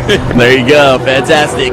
So, Otherwise, we haven't seen you since Aftershock last year. Back on the Vinnie Langdon show, and you guys touring. And just that's the way you guys like it. Non-stop, man. Non-stop, baby. But we were lucky enough to use Aftershock 2014 as basically our CD release party. Peace at All Costs comes out on Tuesday, the 16th of September. We're here at Aftershock on September 14th, and everybody who bought a ticket here for this festival can get an advance copy from us, signed in person, before the rest of the world does. So this is a very special day. It's an historic event for us Wise guys. We worked very, very hard to get to this point, and it's good to be back. Right. Now, from your previous albums, is it a little bit different, or it's still Otherwise, just different songs, huh? Yeah, it's Yeah, I mean, I think we've definitely evolved as a band completely, individually and collectively. I mean, we're always striving to do something more than the last thing we did. So we definitely push each other in every way we can to make that happen, man. There you go. When you guys get to the point, when you start a band, you're like, hey, we want to go on our first headlining tour, check that off. Then you want to play music festivals and, get a couple songs on the radio, did that. Had music videos on TV, did that. Now it's like, where do we go from here? What do you do? To the moon, dude. To the moon. I thought he said he was porn director, right? Yes. Yeah, the moon, bro. The moon. Give it up for Vinnie Langdon over here. Vinnie Langdon is the man. I want to thank him so much for all he's done for me and my band, The Dead Celebrities. He made our video that has gone on to, like as Aaron said, Aaron Lee Wilson, who was just up here before. Our band, The Dead Celebrities, has gone off to be in the top 10 to win the Summer Buzz contest for the Quad 106.5 concert. Please go to quad.net to vote for us. We're the second band on it. This song is by a personal favorite of mine, Johnny Cash, and I know he's one of yours too. This is called Get Rhythm. We are Song Dream from Davao City, and you're watching the Vinnie Langdon Show. This is his own music, you know what I mean? This isn't doesn't have to be comparable to anything or whatever. So I'm just excited for the rest of this year. Corn Asking Alexandria tour coming up. 2 gonna be weeks. fun. Yeah, it's gonna be a blast. And then another big tour announcement after that, but I can't say anything yet. Not yet. But we know it's gonna be huge. It's gonna be big. Huge. It's gonna be nice. Yeah. There you go. Fantastic. Now, guys, we are here live at the 2010 Vans Warped Tour with Hey Monday. Hey! How's it going? It's going Good to great. see you again. Yes, second time on the Vinnie Langdon show. Last summer was pretty busy, huh? Yeah, I was on our headlining tour. Yeah, that was a good time. So you guys been doing good since then, huh? Oh yeah. Yeah, did the AP tour and Oh yes, that was awesome. non-stop now. I mean, there's Pretty nothing much. stopping you. No, we're good. Just go all the time. It's fun though. Good. So on the Vans Warped Tour, first time doing it, and how'd you guys prepare for it? Did a lot of summer shopping. A lot of shorts, tank tops, dresses, skirts. Sun hats. Yeah, sun hats, weird sun hats. Yeah. I don't know. We really didn't prepare for it that much. We just practiced, got our set down and kind of figured, all right, we've never done it before. We're just going to go where the wind takes us and see what happens. Yeah. Exactly. And sometimes that's the best way to do tours, Exactly. Yeah, exactly. Last minute. Might be 200 people watching you. Might be 5,000. Yeah. Never know. That's true. It may vary. Yeah. So you guys, what stage are you guys on this year? All Tech Lansing. Yeah. I guess it used to be Hurley, but now it's All Tech Lansing. Yeah. New sponsors, new changes, but it happens. New stuff. Yeah. So you guys went to Warped Tour as a kid growing up? Yeah. Yeah, I think all of us did. A few years. Yeah. I've been to growing up 4 or 5 of them, so I've probably seen Duncan somewhere, just never even realized it. And Duncan's a good tour manager. He's a good tour manager. The best. I'll shout. Hey, we did. It's all good. Look at those shoes. So you guys got some new songs out, huh? We do. We have one that's streaming on warptour.com and on our MySpace and our website, and then we're gonna have another single come out in a few weeks. Awesome. So be on the lookout for that. Yeah. And how long did it take you? I mean, last time we talked, you guys said you wanted to be a little bit harder with your music, and a little bit changes. Well, that kind of changed. Since then, we've kind of just all talked about what's probably the best move and what we feel is more us. And this record is most definitely, dear to our hearts. And we really got to showcase what we can do as musicians. And also, I sang my heart out on this, so I'm really hoping people enjoy it. But yeah, that's coming out August 17th. It's called Beneath It All, and we're really proud of it. Awesome. Glad to hear it. You guys are playing that all summer long on the Warped Tour. Yes, we're playing the single that's out right now called Wish You Were Here, and we're also playing the next single that's coming out called I Don't Want to Dance. Awesome. Yeah. And it's a good dancing song? It is. It's called I Don't Want to Dance, but it'll make you dance for sure. Nice way to put it. Yeah. You guys are having fun on the Warped Tour? Having a great time. It's so far, only the second day in, but it's been a blast. It's really everything that you expected, but more. Yeah. So we've been having a great time. You guys are used to being on a show with 6 or 5 bands the most, and now you got it's unlimited. Oh, totally. The whole day is full of just this press, watching other bands, and playing for 30 minutes. Pretty much it. It's crazy. And it gets the exposure out, and you're having fun with that. Huh? Oh yeah. Yeah, I was actually talking to our bus driver last night, and he was saying that he's been driving buses for 30 years, 40 years or something, and he said that he's never seen a tour with this many buses, this many bands. It's when you really think about it, it's legendary, and it's amazing. Right. It's true. And the Warped Tour, a lot of good acts. Green Day, you know, Blink-182 Totally. got their start on here, and it just kept going. It's crazy. I mean, like one of my craziest Warped memories is seeing Fall Out Boy. I think like 2005 in South Florida, and they were about to come on stage. This was right before From Under the Cork Tree came out, and they were coming out, and all of a sudden it just started pouring, and they had like this huge scene like following and stuff, and they couldn't play because it was lightning and everything was going crazy. So like a riot started. Like people started throwing mud. Like My sister was there. everything just hit the fan. She like sprained her ankle or something It was crazy. crazy. It was pouring. There was lightning, thunder, and Fall Out Boy didn't they got delayed for like an hour and a half, but they came out and they played. So I hope one day somebody is sitting somewhere talking about like a Hey Monday story like that. Like, yeah, it was so cool. Like Hey Monday played the coolest set. Like blah blah blah. And that's what you got to do. You got to be dedicated to your fans. I mean, Totally. depending on the weather, if it's hot, got to cool them down. Got to do stuff. Yeah, absolutely. You know, we're all about playing rain or shine, and obviously if there's lightning, we can't really play. But yeah, we stick it out for them. Exactly. And you guys are used to playing indoors in a lot of clubs, a lot of club venues, and being outside in this heat. You guys handling it pretty well, though, right? Yeah, you know, we're Floridians, so you know, we grew up with the humidity and everything, but yeah, I feel like it's just there are a lot of places to cool down. Like, you know, we have the bus on this tour, which is amazing. A room like this, you know, you just hop in for a little bit, and this is nice. And yeah, the tents with the, you know, throughout Warped Tour with the mist blowers or whatever. So there are plenty of chances to cool down. Awesome. Well, Hey Monday here on the Vinnie Langdon Show. It's great to have you guys back on the show. Thanks for having us. Anytime. You guys come to the studio, perform, rock out, do your thing. awesome. Of course. All right, Hey Monday on the Vinnie Langdon Show. We're going to watch some of their videos right after this. We're the Verticans, and welcome to the Vinnie Langdon Show. Okay, so on the Vans Warped Tour, become good friends with some bands. And this guy, I don't know if he's a friend or not. I think we're friends. We could probably share a bed together at this point. Maybe. Not I don't like know. a weird way, just like, you know, we could share a hotel room bed. Yeah. Maybe, you know, loan each other toothpaste. Yeah, something like that. Definitely. Well, this is Zach from Black Tide, kick band. What else could I say? Everyone in Vacaville, everyone in Vallejo, everyone in Sacramento counties been buzzing about Black Tide since they've been on the Vinnie Langdon Show.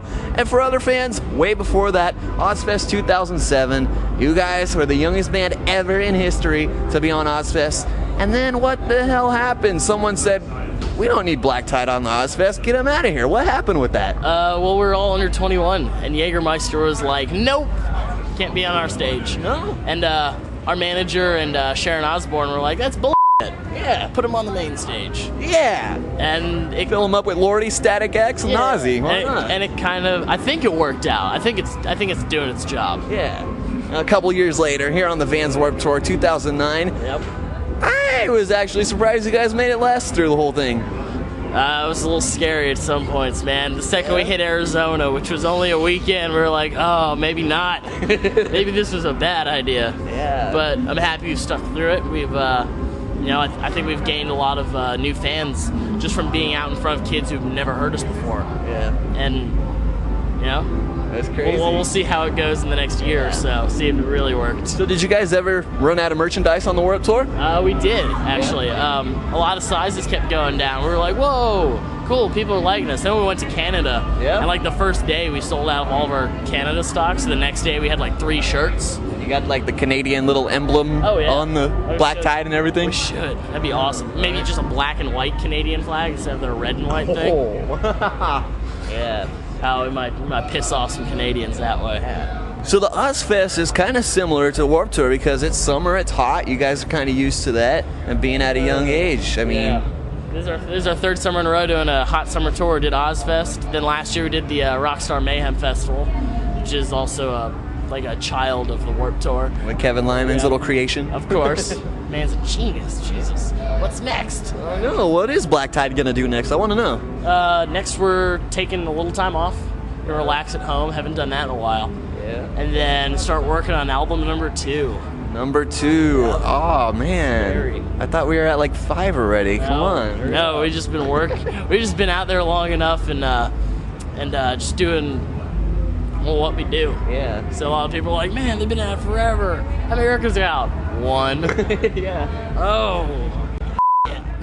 We got Bad Religion here. Guys? Hello. Yeah. How you doing? Tired.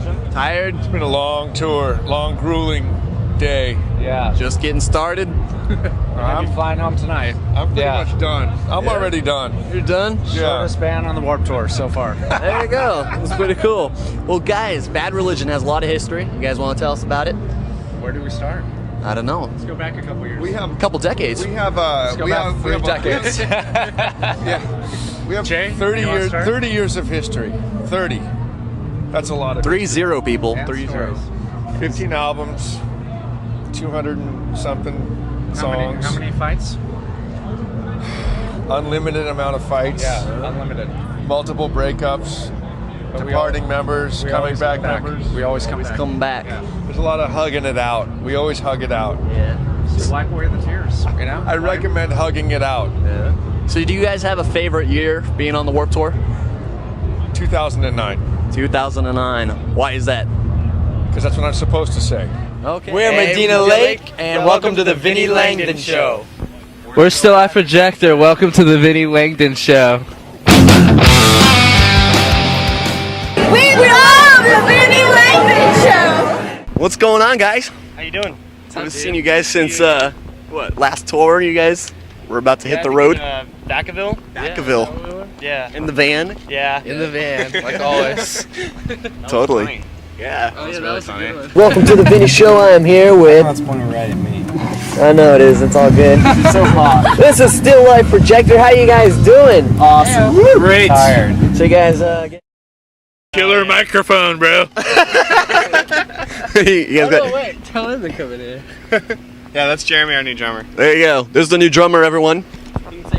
Oh, it's on tape, dude. Please say it's official. Hey, guys who never seen this band Still Life Projector before, what's your guys' names? I'm Jerry, I sing. I'm Scotty. I play guitar. I'm Lennon, I play bass and keys. So guys, you've been all over, right? United States, Everywhere. Europe, Germany, Japan, Tokyo. We've gone to Our Canada. record's out in Japan, but we've never been there yet. Yeah. We've gone to Canada and Mexico, but we haven't played anywhere outside the States yet. Tell us about that album. Dance Riot came out in stores. You guys working on a new album? Yeah. We're working on a new Writing one right yeah. now. We're kind of overdue because we've been on tour for a while, but we're gonna play some new songs tonight. Yeah, we'll play 2 new ones tonight. Favorite place to stop in on the tour? Ooh, I don't know. We got a good following in Georgia randomly, and Augusta, El Paso, it's cool. yeah, El Paso. Yeah, like Austin's fun. That's where you met your girlfriend there? No. Hi, I'm Vinny. This is Youngblood. What's up? Go get my new album, man. Let's go. Fresh, like your mom. Innit? All right, ready? Cameras rolling? All right. What's up, everybody? It's me, Vinnie Langdon, out here at Warped Tour. One final time, I'm here with Youngblood. What's up, man? Hello. How are you, man? All right. Dude, it's good to see you. It's good to be here, man. It's good to see you too. Yeah. With having both fun? me eyes. Of course, that's right. Now, you were out there early this morning, firing it up. That's it, man. With a megaphone out in the line. That's it, man. With me signing a megaphone, walking the line. Doing what you Of course, gotta do. man. Of There course. you go. So 21st century liability, Yep, man. You out gotta now. have liability. Out now. Tell my fans a little bit about that. It's just basically it's my debut album, first ever one. I am Youngblood, by the way. Hello. And it's an album. It's an album that basically talks about what I've seen, what I thought all my life, like kind of up to this point.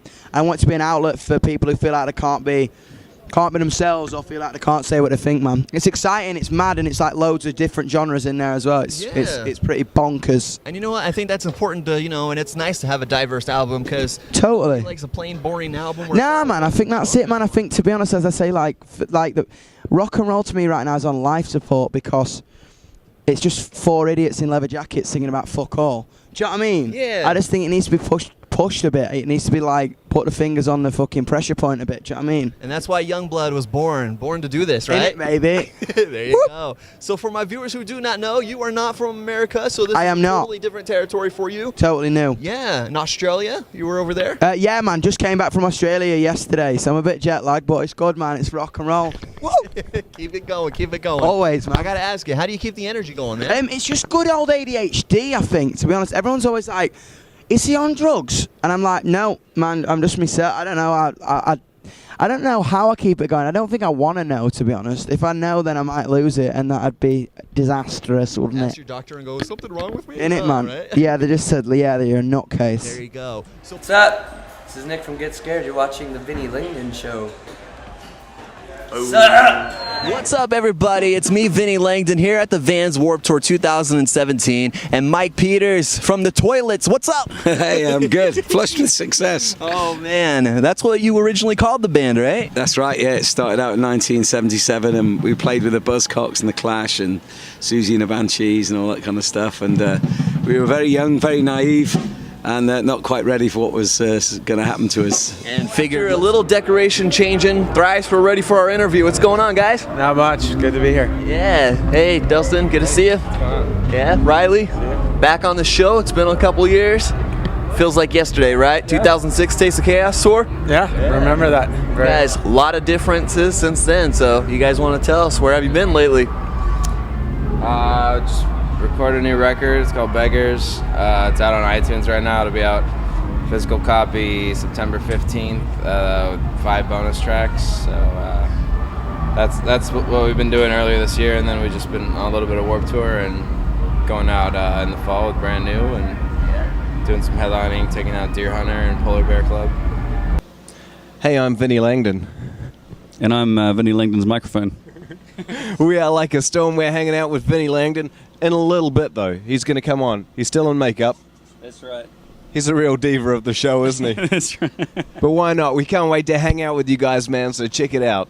Well, we have something it came out in April, and basically the song is, or the album's basically about us coming out. Like, we always felt like we were being held back as a band, being signed when we were all like 16 years old, and having people tell us like how we should be, like the kind of music that we should play. And this album kind of shows that this is what we want to do, like this is the kind of music we want to play, and we want to do our own thing, and we don't want to hide behind a mask, you know? Yeah, that's good. Finally comfortable in our own skin and not trying to, be someone else just to, impress people, get signed, make money. And when you get to be a band and you start doing the first band practices and you start doing your first tour, you kind of get the, crowd's, reaction and see what they like. Maybe they don't like, a style that you do, or, they're like, oh, those songs sucked. And you're like, oh, okay, well, let's try to not put those type of songs on the record and, give what the fans want, right? True. I mean, but still at the same time, we're going to do what we want. There you go. Do what we want. Reaction, like we've been touring with masks, like basically playing all new songs, except for a couple, like just to like show people that this is what the music we want to play. And we've had like really good reaction to the new songs and everything, like all positive.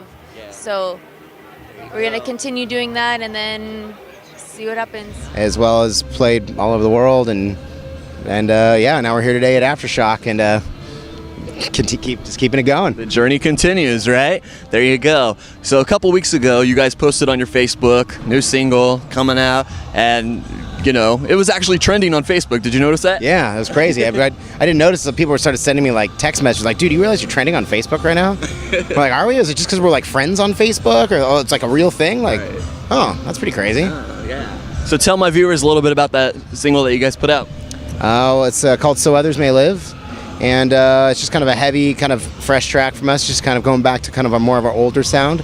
Right. More of kind of Cursed Death Grip on Yesterday era kind of feel. Gotcha. Yeah, I mean, it's a song lyrically. It's kind of about the military, as far as kind of just giving a tribute to them as the people that have to kind of go out there and really do all the dirty work and kind of fuck the man for being the one making these dudes have to go do that instead of doing it themselves. Right. Exactly. So Atreyu, your fans, haven't seen you in a while, and just living life. You got your personal life away from music, and sometimes you need that little break to, collect yourself and, say, all right, getting a little bit older, do we still want to be out on the road? Do we still want to be touring? And you said, you know what? Let's do it. Let's go again, right? Absolutely, yeah. Hello everyone, this is Andrea from Lacuna Coil, and you're here on the Vinnie Langdon Show, Aftershock 2014. Check it out. Good to see you, Vinny. Thank you for your great questions. Of course, right here on the Vinnie Langdon Show, Warped Tour 2013. Best day ever. That was good. You're good, man. You're good. Thanks, dude. You're very charming. I'll have you do an outro for the show. Okay. Freestyle. Hey. Okay. MC Lars on the Vinnie Langdon Show. We'll see you guys next time, whatever. Okay. All right. The Vinnie Langdon Show. Alright. Let me put on my shades. There you go. All right, 3, 2, 1, action. Yo, it's MC Lars on the Vinnie Langdon Show. I'm on the microphone backstage with the freestyle flow. Before I go, I want to say one thing that's fresh. DIY punk rock culture, you know that it's the best at the Vans Warped Tour. I had to make sure in Mountain View I had to do a rhyme that was so pure. Oh, when I freestyle, I'll make you smile. Check out the Vinnie Langdon Show. I've been watching it for a while. Anyway, good morals. Keep hope alive. That's no jive. Since 95, I've been flowing, making people feel so joyful. That's all I have to say, man. Don't be boilful. Watch yourself. And be very clean. Follow your dreams. That's what I mean. Peace. Check it out. Ahoy, this is Chris from Maelstrom, and you're watching the Vinnie Langdon Show. Arr, love it, man. Love it. So tell us, you guys formed over in Scotland, the band, and a bunch of good old pirate mates, and decided, hey, let's do something different. That's pretty much it. We started the band, and then suddenly we started singing about pirates, and then our first show, there's all these people came dressed as pirates. Thought, okay, we're a pirate metal band now. So we kind of rolled with that, and it all got completely out of hand, and here we are today, and it's very terrifying and wonderful. Yeah. So being on the Vans Warped Tour, a lot of punk rock influenced bands, started at this festival many years ago, and it's still going and very diverse, and, throw in the pirate metal, and hey, it all works for you guys. Yeah, I think we're the first band that sounds anything like us who's ever been on anything like the Warped Tour. So this is like just such a crazy new experience, like nothing like, like all these people here today, none of them have ever seen Hailstone before. It's like such a whole different world for us, so it's going to be fun. Right, and for some of those viewers out there, you guys aren't a new band. You may be new to the Warped Tour scene, but, over in Scotland, over in Europe, you guys are playing the big festivals and enjoying it. So give us a little background. I mean, you guys put out a couple albums as well. Yeah, we are Hailstone. We've been going for 10 years. We've got 5 albums out. It's all party, power metal, pirate polka songs about partying and pirates. That's our thing. It's just good fun music. It's like Andrew WK with an accordion player. There you go. That's our thing. And it's it's like I say, yeah, over in Europe we do a lot bigger stuff, crazy festivals, but America, they've not quite appreciated the joys of Hailstorm yet, but one day we'll get you America.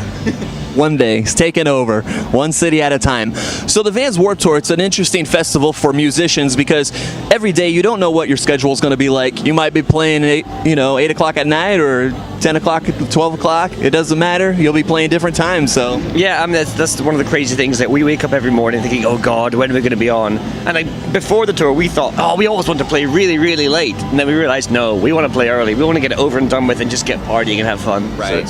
So yeah, it's been like some nights we played last, some days we played first. It's been all over the place, and no one finds out, which is great. Somebody give this guy a bunch of money. Well, you gave the homeless guy money. I gave him $50. Cool. Let me know when you're ready. Go for it. We're good. So you like the Vinnie Langdon Show? Vinnie Langdon Show is stinking awesome because I can't use the other word, I'm sure. Cool. So you can do an outro for the show. Hi, this is Pathetic, and you're watching the one, the only, the most happening show in the world, the Vinnie Langdon Show. Rock On with Anti-Flag coming up next. Is that good? Hello, we're Alexandria, and we're on the Vinnie Langdon Show. Yes, we are. Started as a kid, basically, playing music and rocking and doing the transformation into this band. You wanted a little bit harder, and you were like, yeah, all right. So, well, I started Biohazard. The first incarnations of Biohazard were bands that I started in high school as a kid, and I founded that band in 1987. Gave it 25 years of my life, and was looking to kind of take it to another level for myself and reinvent myself as a singer and as a frontman, and kind of write music that embodied my current lifestyle. I mean, the guys in Attica 7, we're all guys who've been through a lot of shit, and we wanted to write songs about our true life experiences as well as our inner demons, and try to find a point of relation with people. But the band is completely deeply embedded in the motorcycle lifestyle, and we don't just dress like it, we ride. Definitely. Now, what's great about you guys as a band is a lot of bands that are even the big ones out here, it's like when they write music, they just go, okay, write lyrics, focus on that. Okay, here, play a F sharp, play a, let's do this. But for you guys kind of go, no, let's put a little bit more importance into the music. And, you got Rusty doing the guitar riffs that kind of sink in with your vocals. And me and Rusty, like, it's funny. I just figured out how to explain this, and I try to explain it to everybody. He plays guitar exactly how I sing, and like both of our instruments, we're not the best, right? But we are completely convicted in our style, and it's like a greasy intertwining. It's like two snakes. Like when he plays guitar, he plays all these dark, like finger picking things that make me like. It brings out like these evil tones in my voice, right. Because like. Life is full of good and evil, positive and negative, good and bad, and the ugly, Balance the two out and put it towards your music. So we try to sing about the bad, find the good message in it, find the positivity in the negativity, There you go. And, we put our heart and soul into it. Listen, a lot of people just want to make it. Right. And if they make it, good for them, For me, I've always chosen my path to be one of sincerity and conviction. I only want to sing songs about things I really care about. I only want to play with guys that I really care about. I love my wife a lot. My wife is my business partner. We do everything together.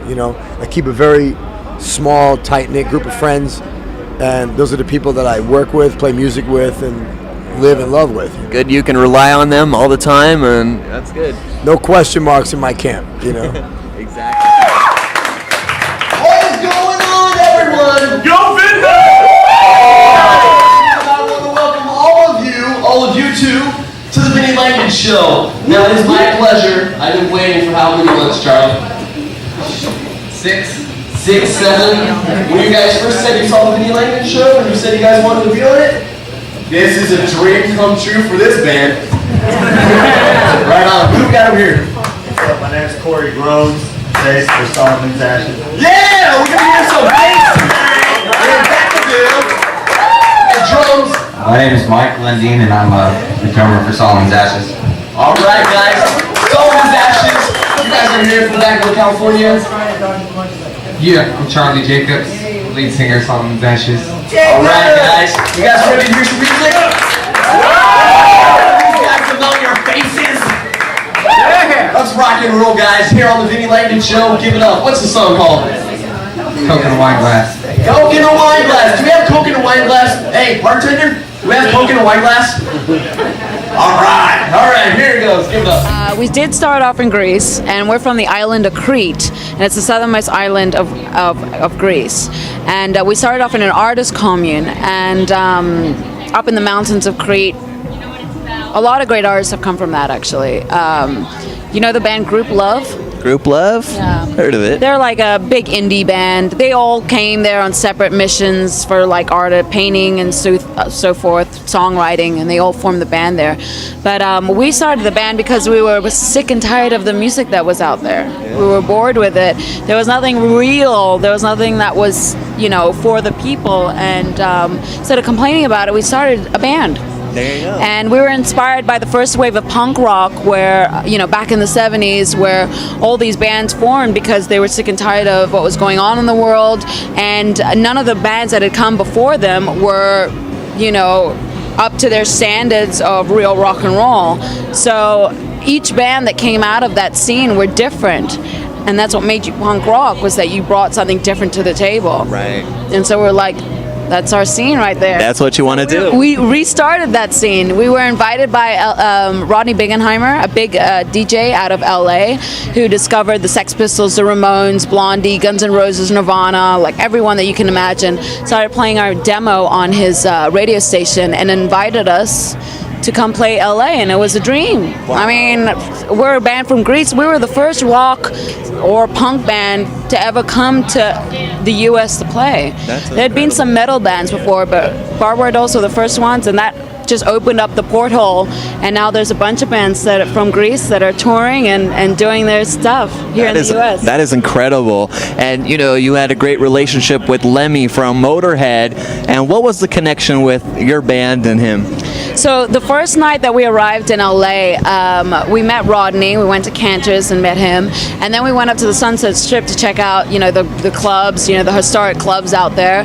And we met Lemmy outside of the Whiskey A Go Go, and we got talking with him because his drummer Mickey D, he's Greek, and so they love playing in Greece. They've got a great following in Greece, and he loves early punk rock like us. Yeah. And he was a part of that scene. He used to hang out with Sid Vicious and everything like that. And for a couple of years, he kept getting our demos and our music, but he had never seen us live. And then in 2015, when we were doing a residency at the Whiskey, he came and saw us. So full circle right there. Wow. Full circle. And he'd been looking for bands for years, to be on his label, Motorhead Music, to help promote them and be part of his legacy. And when he saw Barbary Dolls, he gave us the stamp of approval and signed us to his label. Yeah, that's exciting and incredible journey he had. And Lemmy Kilmister is the standard of rock and roll. So the fact that he gave us his stamp is just.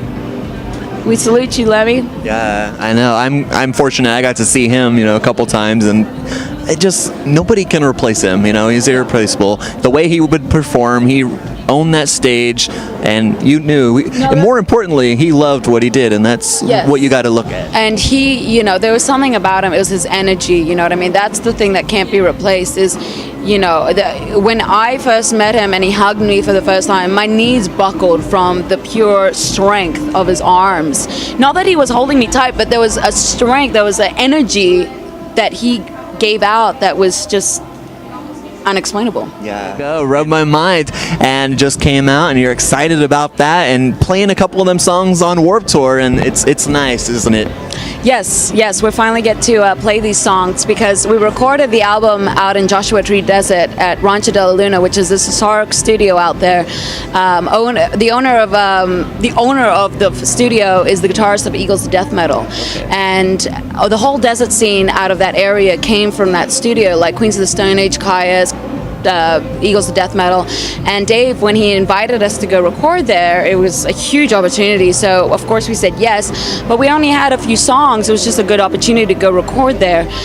But the night that we closed the session with him, he was on stage in Paris, and that's the night that the Paris attacks happened. Right.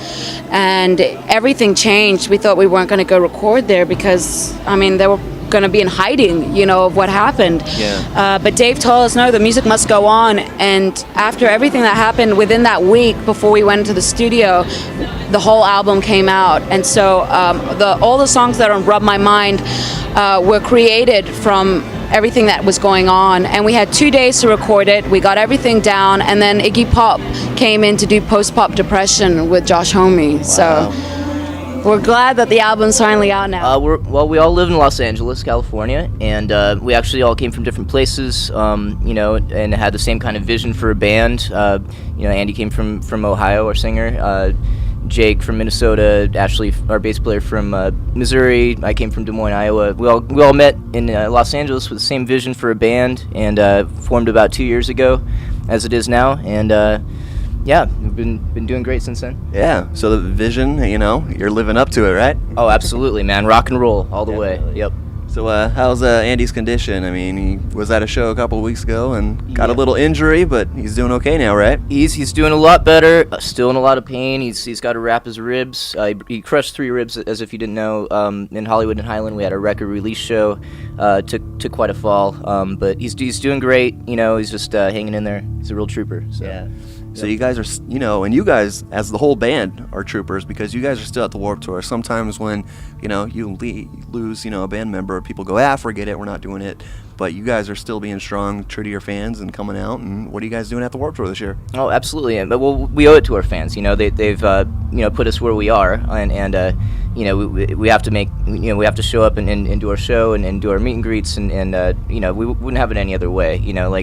A week off is hell for us. We love performing for you guys, and so we're playing today at 6:20 at the Advent stage. We're stoked to play, And yeah, look forward to meeting all of you out there. Here's the van. You guys had it for a couple years. This is our crib, bro. Yeah. Take All right. Let's take a look at the crib. What What we got? Here we Check go. out what Authority Zero's working with.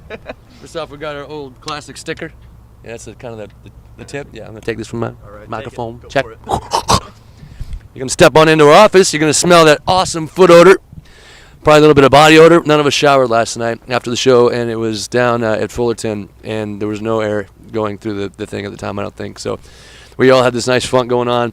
Didn't have a chance to shower, got in here soaking moist. But anyway, these are our individual bunks. Most people gut their van out and build some kind of crazy contraption. We just keep the benches in because it kind of makes for your own little crib anyways, you know. So you still have your space in between so nobody touches you or gets their weird cooties on you and touches all your food and junk and whatever else you may have hiding back underneath your seat.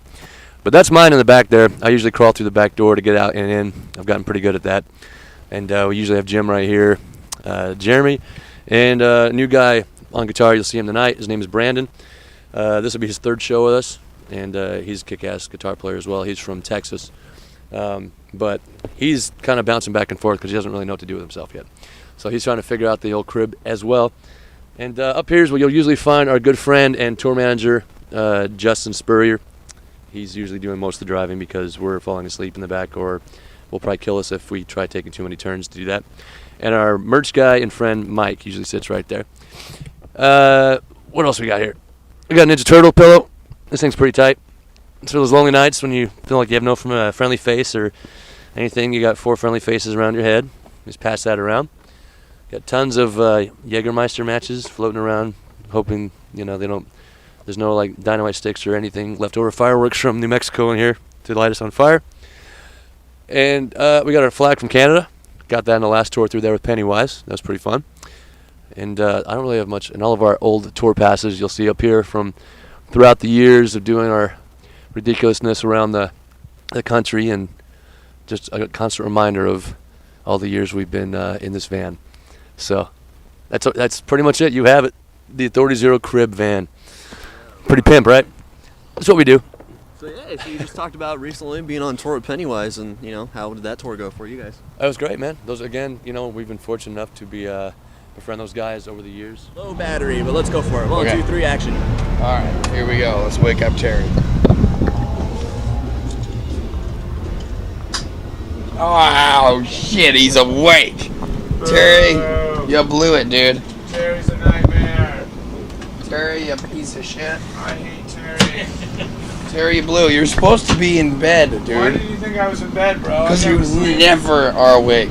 I got too much time for work. This is the Terry Myers. This just turned into the Terry Myers show. Hello, welcome to the Terry Myers Show. My guest here today is Danny Bateman. How you doing today, Danny? And I'm phenomenal. My guest here today is Terry Myers. Oh, all right, yeah, that's cool. Tell us about your nap, Terry. You know, I just got a quick 14 in. You know, I know people 14 minutes. I know people try to go for the 20, but I just got a solid 14.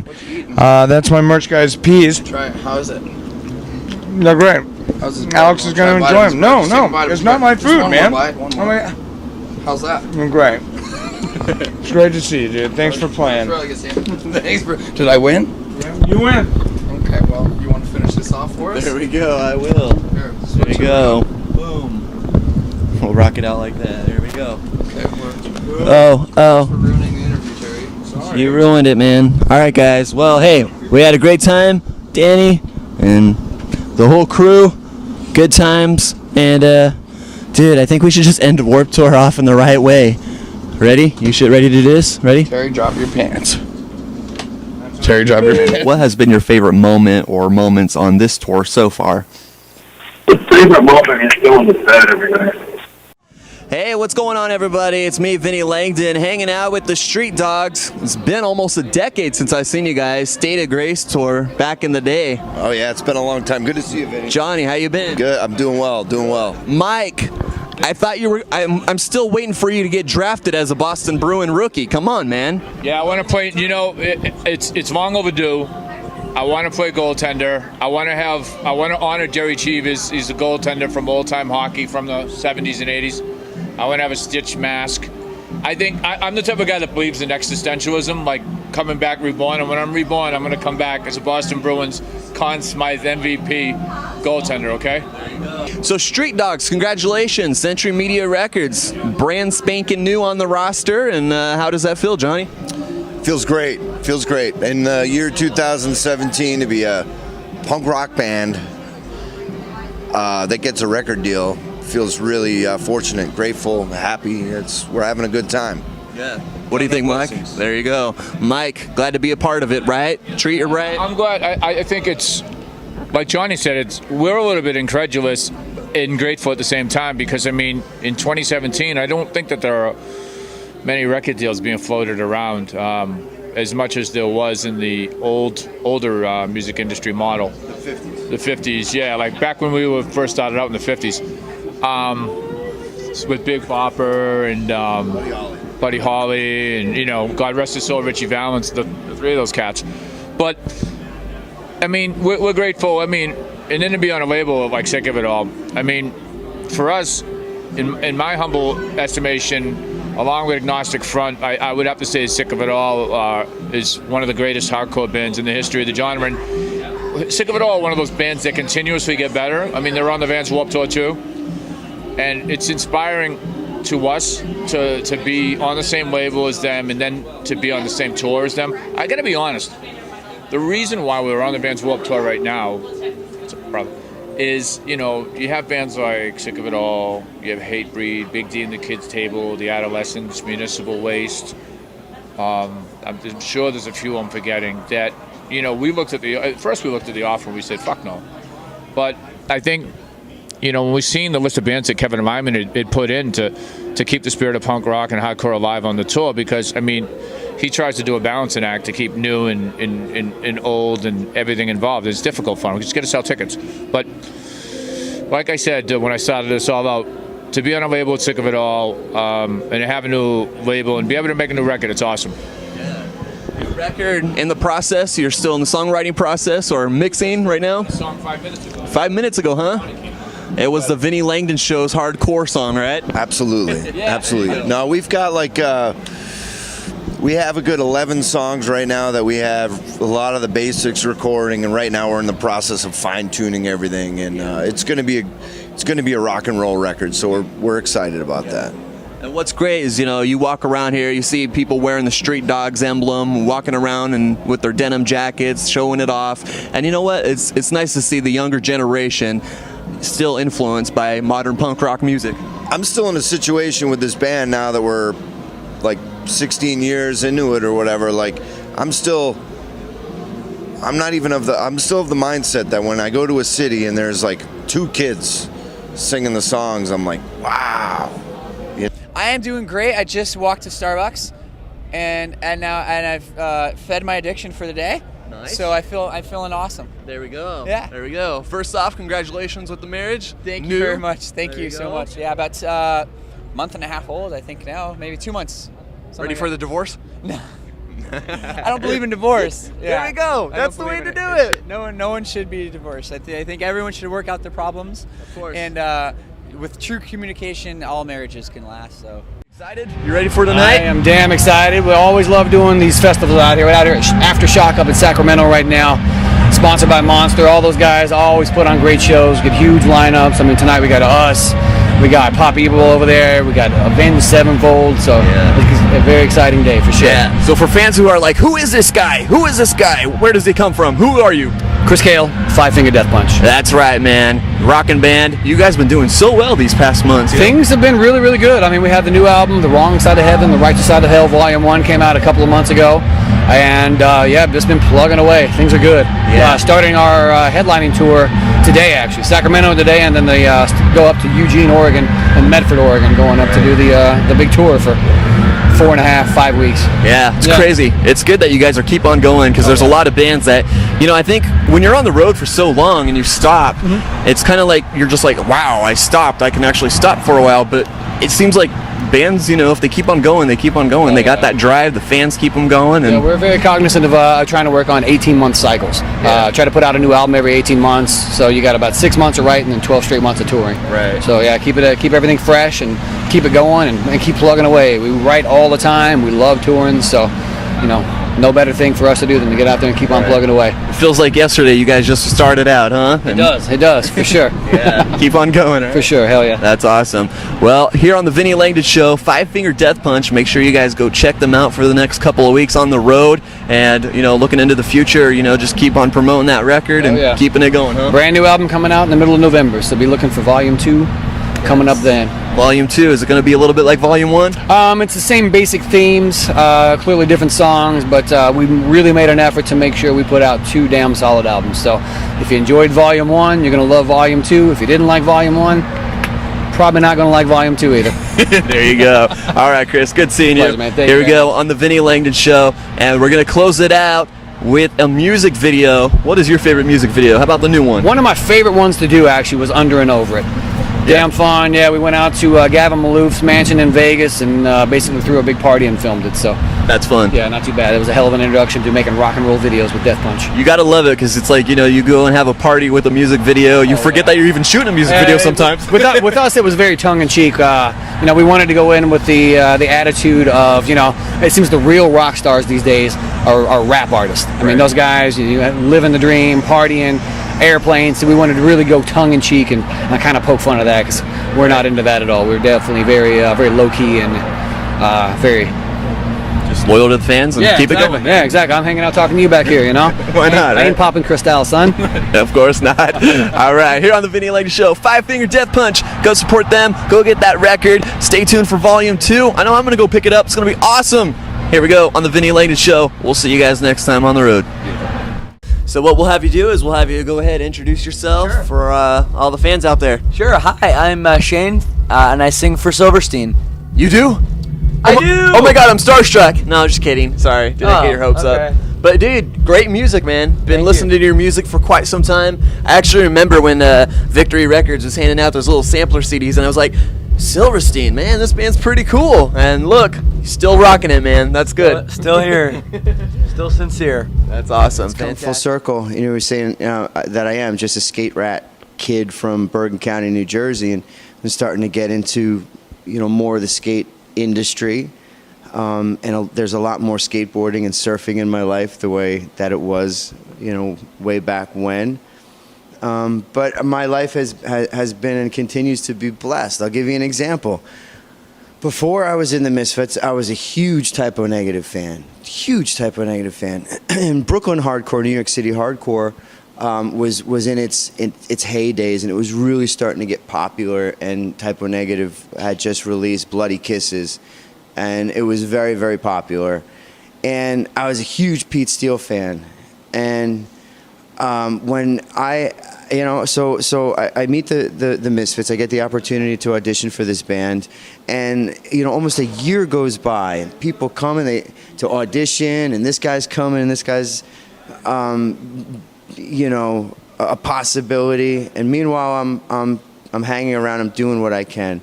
So Halloween rolls around, and the Misfits have to come back. They have to make their move at Halloween, or they're going to have to wait an entire year. So Type O Negative offers them an opportunity to come out at the Roseland show in New York City on Halloween night. But they don't have a singer yet. So the band comes up with the idea, let's ask Pete Steele to sing the songs. They call Pete Steele, and Pete says, absolutely, I'll do that. But I don't know the songs, he says. Somebody's got to teach me the songs. So those guys call me. And you're like, hey, I just bought the CDs and records. Well, of course. I love Pete Steele. I rolled up on Pete Steele maybe like a year or two beforehand and handed him a cassette tape of my band. And, if you have a chance, man, maybe you can listen to my band. So there I am at the Type O Negative space, and I'm teaching Pete Steele these songs. And in the middle of all of this, he stops everything.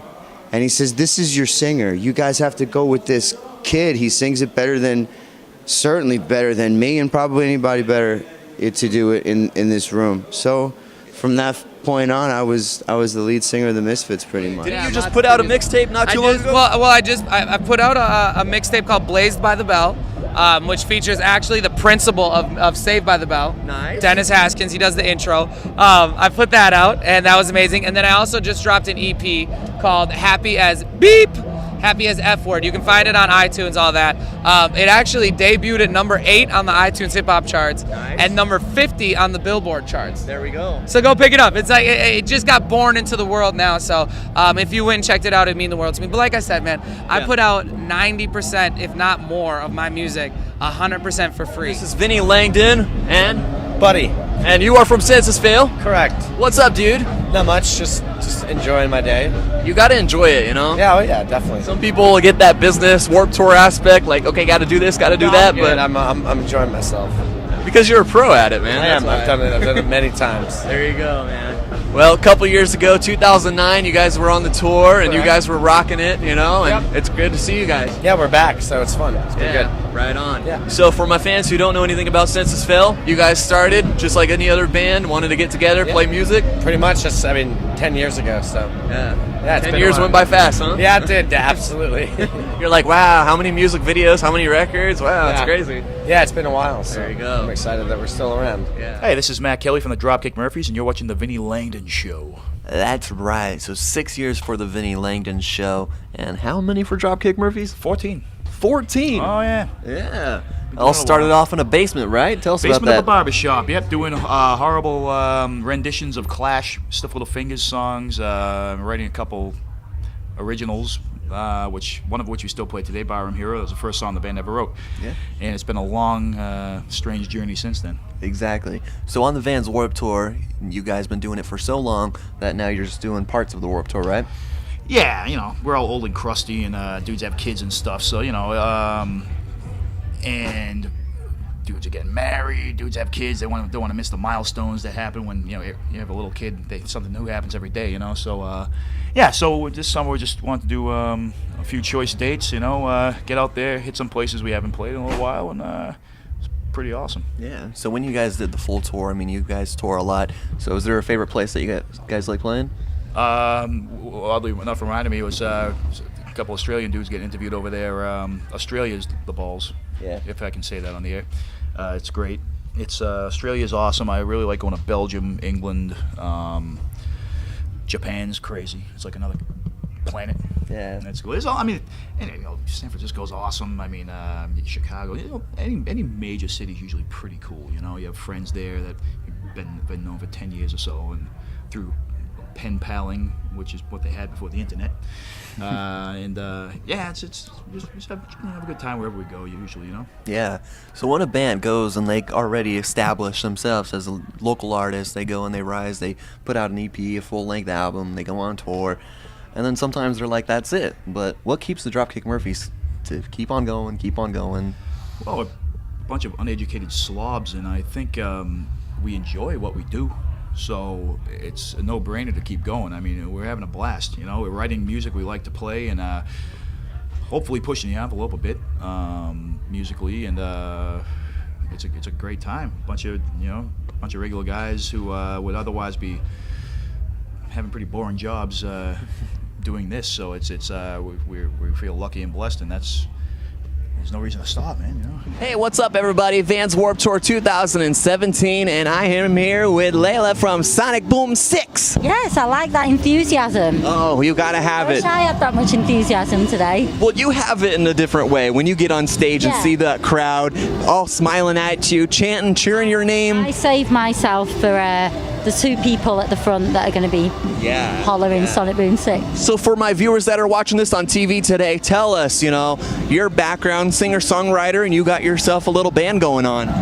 Yeah, well, it's all of us. We all contribute. The band actually started with my best mate, Barney, who, totally his concept, totally his sort of brain going, we should mix punk with all the free party music that we go to. So yeah, his brainchild, shall we say. Yeah, and I like that vibe that you guys have, you know, the punk, having a little fun. It's not the whole typical, you know, punk rock or... We're all about having fun, but also not ignoring what's going on in the world today. Right. So our lyrics always have something to say, but the backdrop is always fun and dancey because we're fun people. Yeah. Yeah. Great. We're like a mixture of Anti-Flag an hailstorm. Yeah, good mix right there. There you go, with a bit of War on Women thrown in. So people that are coming out to Warped Tour this summer, what stage are you guys playing? We're playing the Skull Candy stage. Yeah, a lot of great artists on that stage. Yeah, I'm biased, obviously, but yeah, you've got Big D. Big D and the Kids Table. You've got the White Noise, who are phenomenal. You've got War on Women. And even the Hard Rock stage next to us is amazing. Like, every day I watch sick of it all. Oh, yeah. Right there. And we've only had one band member change in the entire time, and Gary, who is our drummer, is the new guy, and he's been in the band for 15 years. So the new guy is still 15 years in. Not too bad, not too bad. Not a lot of bands can say that. They've been around for over 20 years. That's awesome. Really, music saves lives, man. I've known those guys for a while, and they've always supported me, and we've done some work at like South by Southwest together, and they're just doing such good things out there, and yeah, so definitely music saves lives. I'm actually doing signings at Music Saves Lives I think it's Wednesday and Sunday. So yeah, but they're great people, man. I know Russ and Jared, the guys from Music Saves Lives. They're like family, man. They're good people. So some for musicians out there, they're probably like wondering, how did you get on the Warped Tour? A lot of work. I mean, I've been on the road for a long time, and you know, trying to support live music and what I do. But I got on for a handful of dates in 2012 with a brother band of mine called Larry and His Flask, and yeah, and those guys are like really, really good friends. They actually help us out with our recording, and they track a lot on our albums. And then every time we're in, like, just like the regional thing, every time we're in the Northwest, they're always jumping on stage with us, and vice versa. They're just really good friends. But they were on it for 2012, as well as we were, and we just got kind of thrown on. Just knew some people, and it worked out. But yeah, I'm stoked to have it finally coming out, and the fans are excited, and now I can start to figure out what 2017 is going to look like. And we've been gone a while on the large scale, so having a full national tour and a record to talk about, like, it's been a long time since we've had this much in the pipeline. So now that we're re-entering, I'm going to figure out a way to make sure that we continue, not like it used to be. I mean, we used to be out of our minds for 12 years, man. It was nonstop record touring, record touring. And I'm not interested in that anymore. And truthfully, I think that it's kind of a trap that a lot of bands fall into, especially when you've been around a while, and it can even devalue you a little bit. I think if you tour too much, it's not really an event. It's not really, people know they can catch you anytime. I like the idea of, booking a tour with a nice chunk of time out from it, so people can get excited about it and know that it's an event that you really don't want to miss. Right, exactly. Now, for the viewers out there, let's take us back around 1997. Your brother or yourself decided, hey, let's do this. When was the big essential jump? Like, we want to be in a band, we want to do this? Well, I mean, I've been doing this my whole life. Like, I knew music was going to be my career. There was never an option. There was never a backup plan. My brother was sort of an accident. Me and my brother were buddies, and we lived in New York together, and he's a really smart dude. He had a scholarship to Polytech for chemistry, and he saw what I was doing with the band, and he was like, man, I really just don't want to spend the rest of my life in a lab coat. Like, I want to do something cool and creative, and I really believe in you and this band idea, and, why don't I get involved in this with you? And I welcomed it, because even though my brother's not a musical guy, and he was never really driven to be an artist, he loved music. He was a good, sounding board to bounce stuff off of, and most importantly, it was a partner. And, it's always good to have a partner that's like, you can depend on, that helps with the workload. So my brother jumped aboard, and, we started the band in 97. We got signed to Sony in 98 and put out our first album in 99. But pretty much after the initial hype died down and we left the major label after the World Trade Center fell, and we kind of became a little bit of a casualty in that, with, the track we were coming out on Sony Music with was Die Motherfucker Die, and the World Trade Center fell a month before, and it didn't take long for them to kind of abandon ship on us.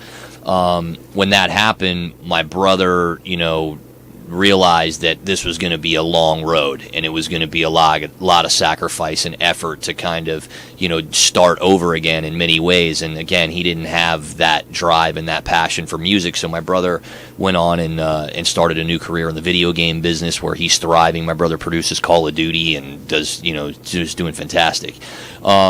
So I just continued with doing what I do and what I've always loved, and here it is, 16 years later or whatever the fuck it is, and we're doing what we do. Well, it's almost 2017, and a lot of bands these days, most of them start junior high school, and they become friends. They go through different things. They break up, and then like you said, this isn't a band that had the same original members since day one. You guys went through changes, but you guys are still, this is what you love to do, and this is what you're pushing through, and you're satisfied with what you're at right now, right? Yeah, man. Well, it's all been by design. It's, it's not like these were four guys that got in a room and went like, this chemistry of these four guys made the sound. Like, with all due respect to everybody I've played with, I love and appreciate everyone that's contributed to the band, and I have some great friends and some great musical partners, but this band's a lot more built in the lines of like a Nine Inch Nails or a Ministry or who else can I use? Manson. Like, there's a lot of bands like that where there's a singular entity that kind of drives the creative process and then looks outside for who he's going to work with. Zakk Wylde, Black Label Society, and no one looks at those guys and goes, "Hey, Zakk, you don't have the same lineup you had on your first albums," because it's fucking Zack's band, dude. So I think people need not be confused in that regard. Humbly speaking, like, this is my band. It's always been my band. I've always been the engine behind it and had the creative drive for it. I've been very fortunate to have some really talented guys that have worked with me and stuck around, and I'm grateful for that. But whether it's the first record or the 6th record or the 19th record, like, I'm going to do what I feel is right and what's in my heart, and just make art that reflects either what I'm seeing when I look outward into the world or what's happening when I look inward inside myself. And I'm just going to do what feels right, which is, to me, the ultimate form of being an artist. We make very wide records. We make records that have extremely heavy, bloody songs, and also on the same record we'll have much more personal, heartfelt stuff. And again, to me, that's being an artist. I can't lock myself in a box because someone tells me, well, that doesn't sound like dope. It's like, who are you talking about? I am dope. Like, right. If I write it and I produce it, it's dope. So if somebody's tripping because they think that dope is supposed to sound a certain way, they clearly have it wrong, because from the Jump Street, dope has had a very wide sound. And I'm proud of that, because I think as human beings, we go through a very wide range of emotions and expression, and that's important to me, to not censor that because somebody else might think that I'm supposed to do something. Like, it's all right, and we are back. Cool kids. I've always wanted to be a cool kid, and then I got a TV show, so then I became really cool. So why not, right? That'll do it, right? So Echo Smith, tell us a little bit about your record, latest one. Yeah, well, we put out a record called Talking Dreams, and it has 12 songs on it, 14 on the deluxe. And we wrote 80 songs for this record, and we narrowed it down to that number. Yeah, so that's a little bit of a difference. But what was really cool for us is that it was all a developing process, and it was really nice to have the time to do that, because not a lot of bands get to have, a year or two before they record their first record. And anyway, and each song sort of led to the next one, and each song started to get better and better and more Echo Smith. So it wasn't that hard to choose from 80 songs. Obviously, there's some songs that, kind of beat out others, but, what's cool is that we just put out an acoustic EP called Acoustic Dreams last Tuesday, and that has 4 songs off the record reinterpreted and 1 new song that actually didn't make the record the first time. So it's nice to have a whole bunch of extra songs in your back pocket just in case you want to release it for something else. But yeah, this record was really fun to make, and we're really happy that we finally got to put out something. That's cool. So now, being collaborative as a band, how do you guys difference? Maybe, you have lyrics written that you wrote out and you're like, hey, Sid, why don't you sing this and we'll play along, or is it you mainly writing the lyrics, or what? Yeah, well, it's a very collaborative process between all of us, and every song is all 4 of us writing it. And it's there's kind of no rules with us, and even though Graham is the drummer, sometimes he'll come up with a melody, or I'll come up with a guitar line or something like that. So it's really nice to have that flexibility with everyone here being able to play almost every instrument, but obviously he's a guitar player because he's the best one. But yeah, that makes it a really fun writing process. Yeah, all right, let me know when you're ready. All right. Well, it's great to have Everclear Art on the Vinnie Langdon Show. Nice to meet you. How you doing, Vinnie? Great. So a lot of people are excited. They think Everclear, your song, Santa Monica, back in the day. And, there's a lot more to the band than just that, right? There's a little bit more, sure. Yeah. So tell us a little bit about Everclear for people who don't know about you. Well, no one talks about my dancing very much. You dance? Not at all. No. Yeah, didn't think so. That's probably why, huh? Yeah, that's probably why. No, we've been a band since 1992. And we got signed to Capitol in 95, and that's when most people started paying attention to us with the song Santa Monica and Heroin Girl, and then the next album, which was So Much for the Afterglow. And we've been around for a while. I took a couple of years off, had a new baby, and went through some changes in my life, some good changes. And now I'm back with the band. We're doing Warped Tour. We're making a new record this fall, and just getting back into it. Yeah. So is it hard to get back into it, or does it just feel like you're just picking it up right where it left off? Well, it's not like I've gone into a monastery or anything. We've been playing shows. I've been playing shows. No, I've been doing this for so long, and the reason I couldn't do anything else. That's what I do. Yeah. Playing in band. It's a good fun addiction, and keep on going. It's a living. Yeah. What are you gonna do? Exactly. So for the younger viewers out there that are out there and they're still singing along to your songs, and how does that make you feel? It's pretty cool. It's kind of weird. I mean, when we play the Warped Tour here, we're playing next to a lot of bands, that are much on a different tip. Cool bands, but they got the Cookie Monster vocal thing going on, and I just feel so old school, and I guess we are. We're an old school rock and roll band. Yeah. And so, but it's kind of cool. We get a lot of respect from people, and a lot of kids singing lyrics that were probably not even born when our second album came out. So that's interesting. All right. Hey, what's up, everyone? We are here at the 2012 Vans Warped Tour with Fallen in Reverse. How you guys doing? I'm great. How you doing? I'm doing awesome. Great to have Fallen in Reverse on the Vinnie Langdon Show. Let's go ahead and introduce who we have here. Hey, I'm Jackie, I play guitar. I'm Ronnie, I sing. I'm Vinny, #1 fan. I'm Ryan, and I play drums and sing. I'm Ron, and I play bass and sing. There you go. So Vans Warped Tour 2012 on the main stage. Ronnie, you're excited about this? Yeah, I'm very excited. The crowd's been huge. This is probably going to be our biggest crowd today so far. 21,000 people sold out today. There you go. Stoked. Very stoked. Sold out. That's awesome. That's the way you like it, right? Stoked. Super stoked. There you go. If there was like 10 people in the crowd, you still would be rocking, right? Of course. There you go. Always. There you go. So Fallen in Reverse. Ronnie, tell us, how'd you guys get this lineup here? When I was in jail, Ryan's been my friend for a long time, so I called him. Jackie hit me up in a letter, and I listened to him over the phone, and I told him he could be in the band because he's so good, and then wrote a whole bunch of songs in prison, got out, and we all went to the studio and recorded the record. There you go. So on the Vans Warped Tour, how did you guys prepare for this? You guys were like, we're on the main stage, let's do something special, let's do something different?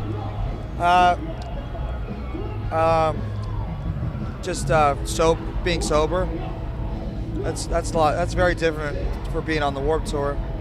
Feels like we're the only sober band on the Warped Tour besides the Christian bands. Right. I don't even think they're sober, so. There you go. It helps out a lot, right? You're with your performance. Absolutely. It feels good not to wake up feeling shitty every day. Right. I don't know how some of these bands do it all the time. Right. I can't even do it. They drink 24/7. They wake up and then they play shitty. Yeah. That's how they do it. And you guys are okay with that because it makes you guys sound like 5 million times better, Yeah. Especially when you got professionals playing with you, so everybody's pro in the band, so that's what counts the most too. There you gotta go. be pro. Yeah. Well, I'm digging these pink shades. I think I need to turn these white ones into pink. What do you guys think? Sure. Yeah, that'll be good. You guys can get those in the press tent, in your guys' tent, huh? Yeah. There you go. That's awesome. Well, you guys came out with a brand new music video. You guys want to let the viewers watch it here on the Vinnie Langdon Show? Sure. All right, Ronnie, why don't you introduce it? Good girls? We have a couple star actors in this, and It's a parody of a film that some of you might know. This song is called Good Girls, Bad Guys by Falling in Reverse. On the Vinnie Langdon Show. We'll be back in a second. All right, we are here live at the Vans Warped Tour with Gwar. What's up, guys? How you doing? Awful. Awful? Yeah. You hate Warped Tour. Yeah, I have to go to work for about 10 minutes. 10 minutes? That's too long, huh? It is too long. So what planet are you guys from, for those who do not know? Well, I'm from the planet Cholesterol.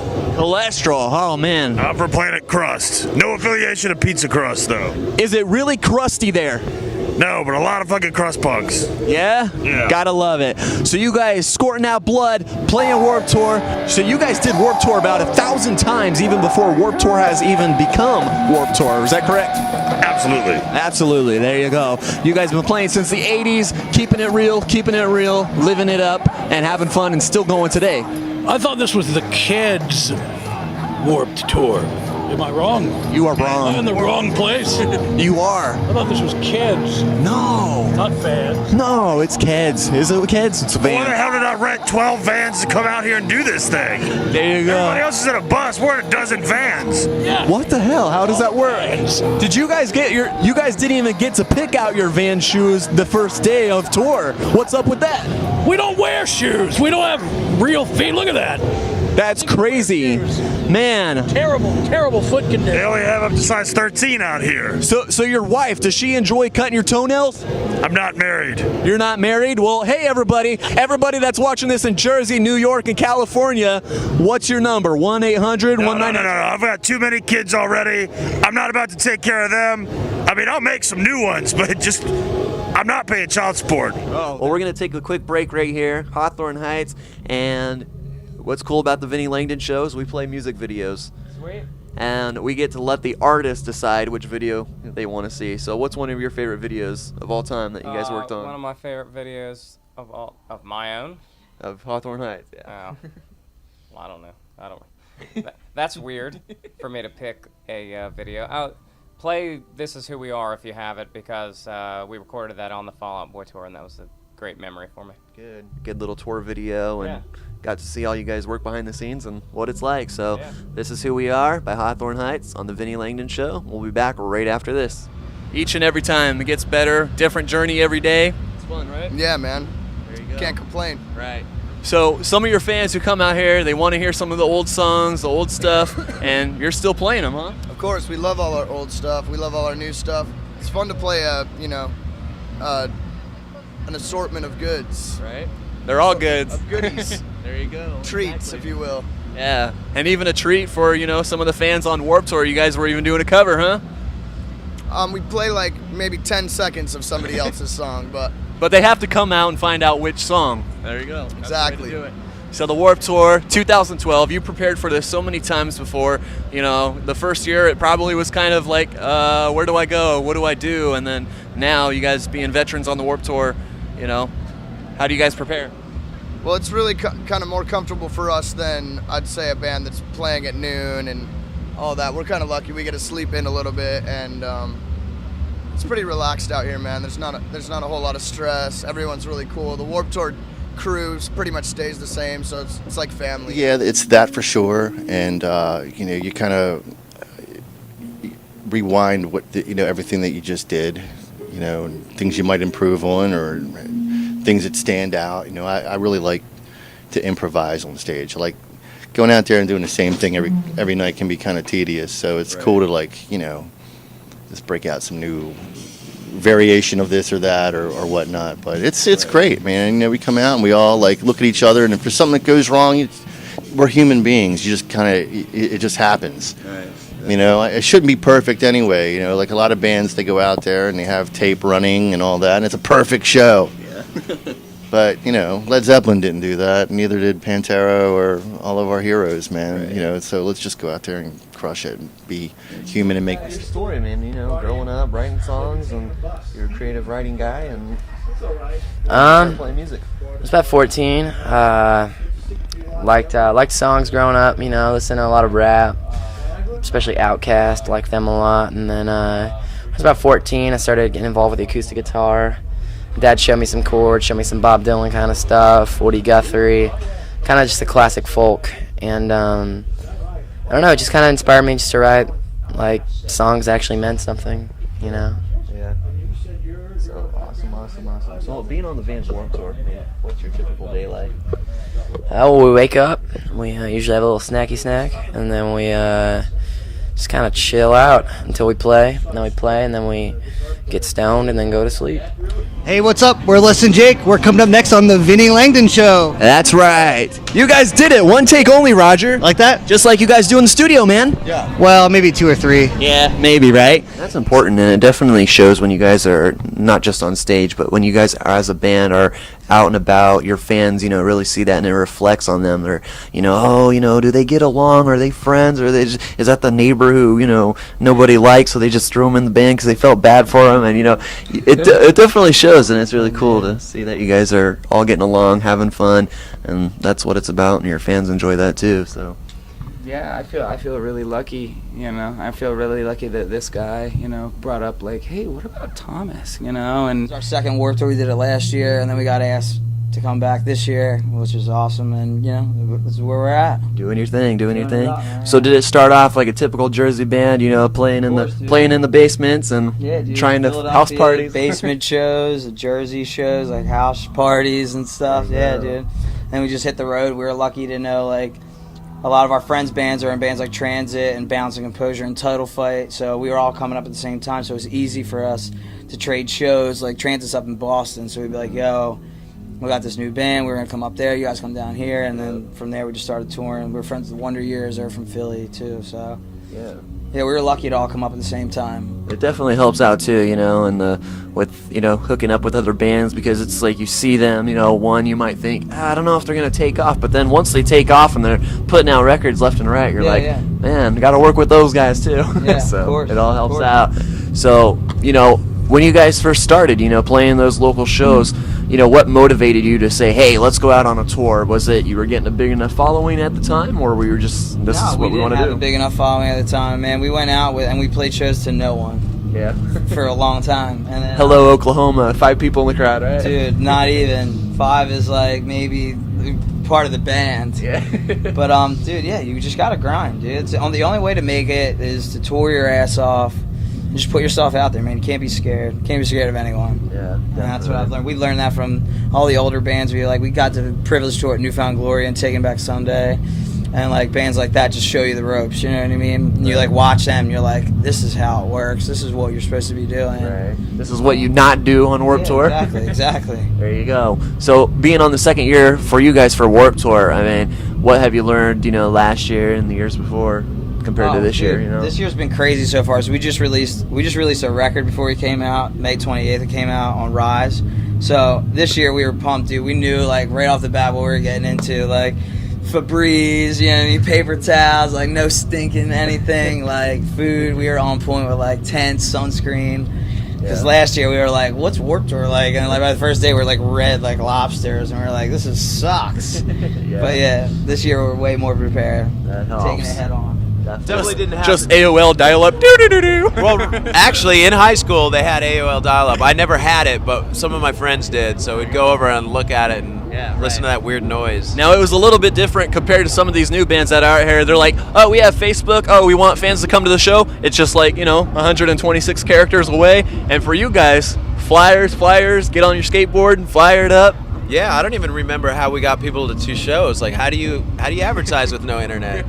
How do you cell phones? Well, yeah, crazy. Yeah, but yeah. So keep on going. So after that, you guys started Tooth and Nail Records. Right after that, kept on going. We signed to a major label after that. We've been all over like in different labels. But long story short, we put out. I think we have 9 full-length albums out. We have a new album out called Plans Within Plans, and it's a really fast skate punk kind of record. If you know of MXPX's music, it's a little harder than some of the stuff we've done like in the last 5 to 10 years. But all right, guys, we are here on the Vinnie Langdon Show, and we're gonna have a great time. Let's go ahead and introduce you guys. And what do you do? Hey, I'm Jack. I play bass. I'm Tom. I play drums. I'm Liam. I play guitar and sing.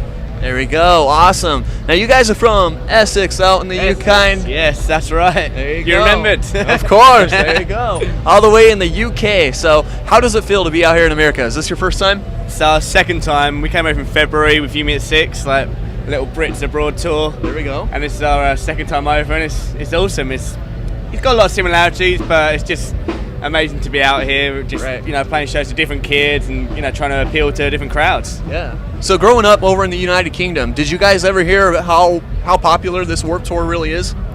Yeah, you grow up like kind of watching the DVDs and like checking out your favourite bands doing the Warped Tour. So you always know what it is, and I think that's why it's such a big deal for us to kind of like be playing it. Like it's just you see all the people you liked before, and now you're doing it, so it's good. We are those people. And Liam came a few years back as well as like a punter, so he knows what it's all about. I think. There you go. Fantastic. There you go. So what kind of style is your music? Pop punk, pop rock, hard rock? We're a rock band. Rock band. Yeah. No bones about it. Just a rock band. Anthems with bit of epicness in there, and you can sing along or you can rock out, but yeah. Whatever you want to do. Exactly. There you go. Do a little both, right? A little bit of both, yeah.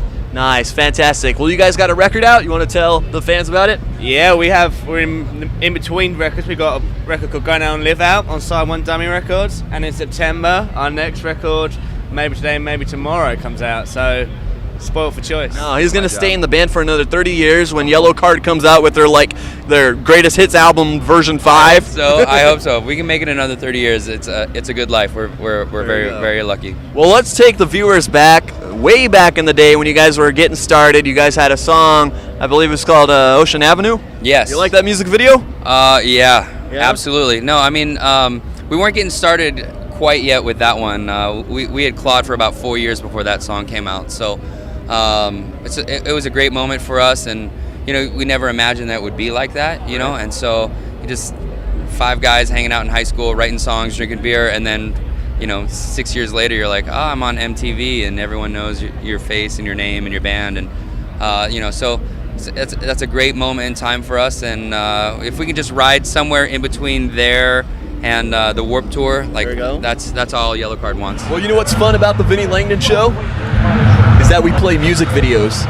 MTV doesn't play them, but the Vinnie Langdon Show does. And you guys got a buttload of videos. A shitload of videos.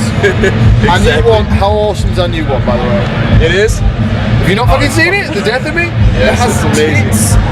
It's tits in vending machines. I mean, you can't really get better than that. It's like, oh sweet, there's a vending machine. Yeah, there's a hot bitch in it. It's like, okay, we're playing in it. Bonus. And there's 4 sets of tits. 4 nice, massive tits. Like a good. They're not all massive, I'll admit. Some of them are small. However, they are particularly good looking. There's some good tits. Right on. Brittany. Hey, what's up? You're on the Brittany Langdon Show. How you doing? It is us, Simple Plan. What's up? How you doing? Hopefully we'll get to see you very soon. Come see us at a show and say hi. We'll get you backstage passes if you want, because we know Vinny's got a hookup. He knows the guys from Simple Plan, so That is true. we'll see you soon. Hopefully, take care. Come to the show. See you soon. Show. We got G-Eazy from the Bay Area. How's it going, man? Man, it's going amazing. was Couldn't be any more stoked to be here right now. One of my best friends out here. Yeah? Crazy best friends, huh? Crazy best friends, but they mean well. They got good hearts, man. They good do. people. Definitely. Well, here on the Vans Warped Tour 2012, what stage are you playing this summer? The House of Marley stage. There you go. Shout out to Bob. That's where it's at, man. Yeah. Paying your dues, paying your respect, huh? Hey, man, of course, bro, of course. That's awesome. So, for my fans who don't know anything about you, give us a brief background about what you do and. I rap and shit. I make beats. Yeah. I'm heavily inspired by 60s pop culture, so a lot of my music sounds heavily influenced by doo-wop and a lot of 60s rock, so it's definitely a classic kind of feel. Right on, dude. Something like that. That's awesome. Well, you have a music video out? Yeah? Run Around Sue. I got another video that just came out called Maryland, Yeah. so definitely go check those out. Yeah, let's go ahead and watch the Maryland one here on the Vinnie Langdon Show. All right. Here we go on the Vinnie Langdon Show. We'll be back. This is who? G-Eazy. On the Vinnie Langdon Show. You guys know this guy, Sean from Alisana. It's good to see you again, man. Nice to see you too. Yeah, it's been a couple years since the Emptiness tour, I believe, for me. So you guys been busy. 10 years, Decades tour. tonight. Absolutely. It's fun, right? Yes. 10 years of doing it, man. Still doing it. It's crazy. It's crazy. So for my fans who are watching and they're like, Alisana's been our band for 10 years, I haven't heard about it. So tell us in, you guys originally back in Baltimore, right? Yeah, it started in 2004 in Baltimore and then migrated quickly to North Carolina from there. Get out of Baltimore, let's go to North Carolina, right? Absolutely. Much better supportive local scene there, at least back in the day. There you go. Now, some of your fans actually were tweeting me today, and they were saying, hey, you got to ask Sean this. And I said, uh-oh, you know what that means? It's kind of like, uh-oh, what's this going to be? But your old band, legitimate excuse, right? Yeah. Have you ever released music with them, or do you plan on re-releasing it? I mean, we released CDs back when we were still a band, but the guy that I do TLE with is one of my oldest and closest friends, and we talk about it all the time, do new stuff. We have a couple new songs sort of like skeletoned out, but the goal is absolutely to put out new music with TLE. It's so much fun. I love doing that band. You even got that tattoo still, huh? Absolutely. It's right on the ribcage. Gotta keep it. So the Decades Tour, looking back, Alisana, 10 years. Let's feel it like that. I mean, you guys been on the road nonstop, and then recently took a break, and back on the road again, right? Absolutely. It's just crazy to 10 years feels so long, but really short at the exact same time. Exactly. So favorite memories? I mean, Mexico City is always one that stands out. Crazy crowd, kids going insane. I think anytime we've been somewhere internationally for the first time and seen how popular we are in those other countries, it's always been the most surreal part of our career. Hey, what's up, everyone? Warped Tour 2011. We are back. This is probably like the 5th year for the Vinnie Langdon Show. And you guys been doing it for a while too, right? This is Terrible Things here on the Vinnie Langdon Show. What's up, Fred? Hey, what's up, man? Yeah, we're as Terrible Things. We're a little bit new to the Warped Tour, but our past bands have done it 4 and 5 years now, so we've been doing it forever, basically. Yeah, we're definitely Warped Tour vets, to say the least. This is Fred's 5th. It is the 5th Warped Tour. That's a lot of Warped Tours. 5 for Fred. This is my 4th Warped Tour. And we actually did it together in 2004 when Fred was in Taking Back Sunday and I was in Coheed. And we were already fast friends because Fred's band before TBS, Breaking Pangea, was actually the first band to ever bring Coheed out. Kind of showed us the ropes, and really fast friends. We love those guys. So when we did the 04 Warp together, it was cool. And just feels like a bit of destiny to be back again with Freddie on Warped, and it's super cool. We're really excited to be here. Now, being from the East Coast and performing on the West Coast at Warped Tour, I mean, how's it feeling? I mean, different kind of crowd environments or what? Yeah. Better looking crowds out here, I must say. It's awesome. We're obviously still getting the word out here, whereas sort of have more of a following on the East Coast from being there more. In a lot of ways, this band's starting over for us, but in a lot of ways, once people find out who it is and they hear it, it's I don't know. It's been very cool and successful so far. I mean, we're real hopeful about the next year as well. And I was out for certain dates of that, and I was in charge of our Warp team. And then 2013, I drove Set It Off's bandwagon, and now I'm here in 2015. This is like home away from home. I love this. Like, I'm about to go eat the dopest lunch right now. Ta-da Catering, ta-da! That's what I'm talking about, Ta-da Catering. Shout out to Shell, what's up? Toad, I love your food, Shelly. I'm about to go eat the dopest lunch. There you go. So Matchbook Romance, I mean, you guys, it seems like you went away for a little bit, but you guys were still playing shows here and there on and off. And now Warped Tour 2015, it's time to get back in action, right? We don't still have it fully together. Well, thanks for being honest, right? Hey, that's what we're about with this. We're going to try to be as like, we're at that band, like we kind of wanted a little mystery with our artwork and all that stuff, but it's just better to be upfront and honest about it. We're older now. Some of the guys have families. Aaron's married. Him and his wife, they'll probably have some kids soon, eventually. Andy has a 2.5-year-old and a house and all that stuff, so people can't just put it down and just start touring full time again. So we probably won't go out on tour again this year, but we'll probably do some one-offs. So, go do a weekend here, a weekend there. The focus would be to play the cities that we did not play on Warped Tour. Awesome vibe, very cool. Rob's producing, and looks like he's going to end up mixing this record. And we're excited about it. It's 7 songs. All so different, all the songs are different from each other, so brutally, probably the most brutal Machine Head track yet opens it up, and then it goes into different moods and different. It's each song is this little roller coaster ride, but the whole record is like that. It's just like these little sub stories or different chapters. Track 1's heavy, track 2 gets heavier, it keeps getting heavier. Track 1 is the heaviest, man. Yeah. But they're just different styles. I mean, Rob's taken a lot of vocal lessons and taken some classical guitar lessons, so there's this like neoclassical vibe going on. Right. Death metal moments on it, blast beats, and then there's acoustic moments and strings, and it's just a melodic record. Where are you guys originally from? Where did Joel Vera start, and how'd you guys all come together? We're in a little town in Alabama. Alabama?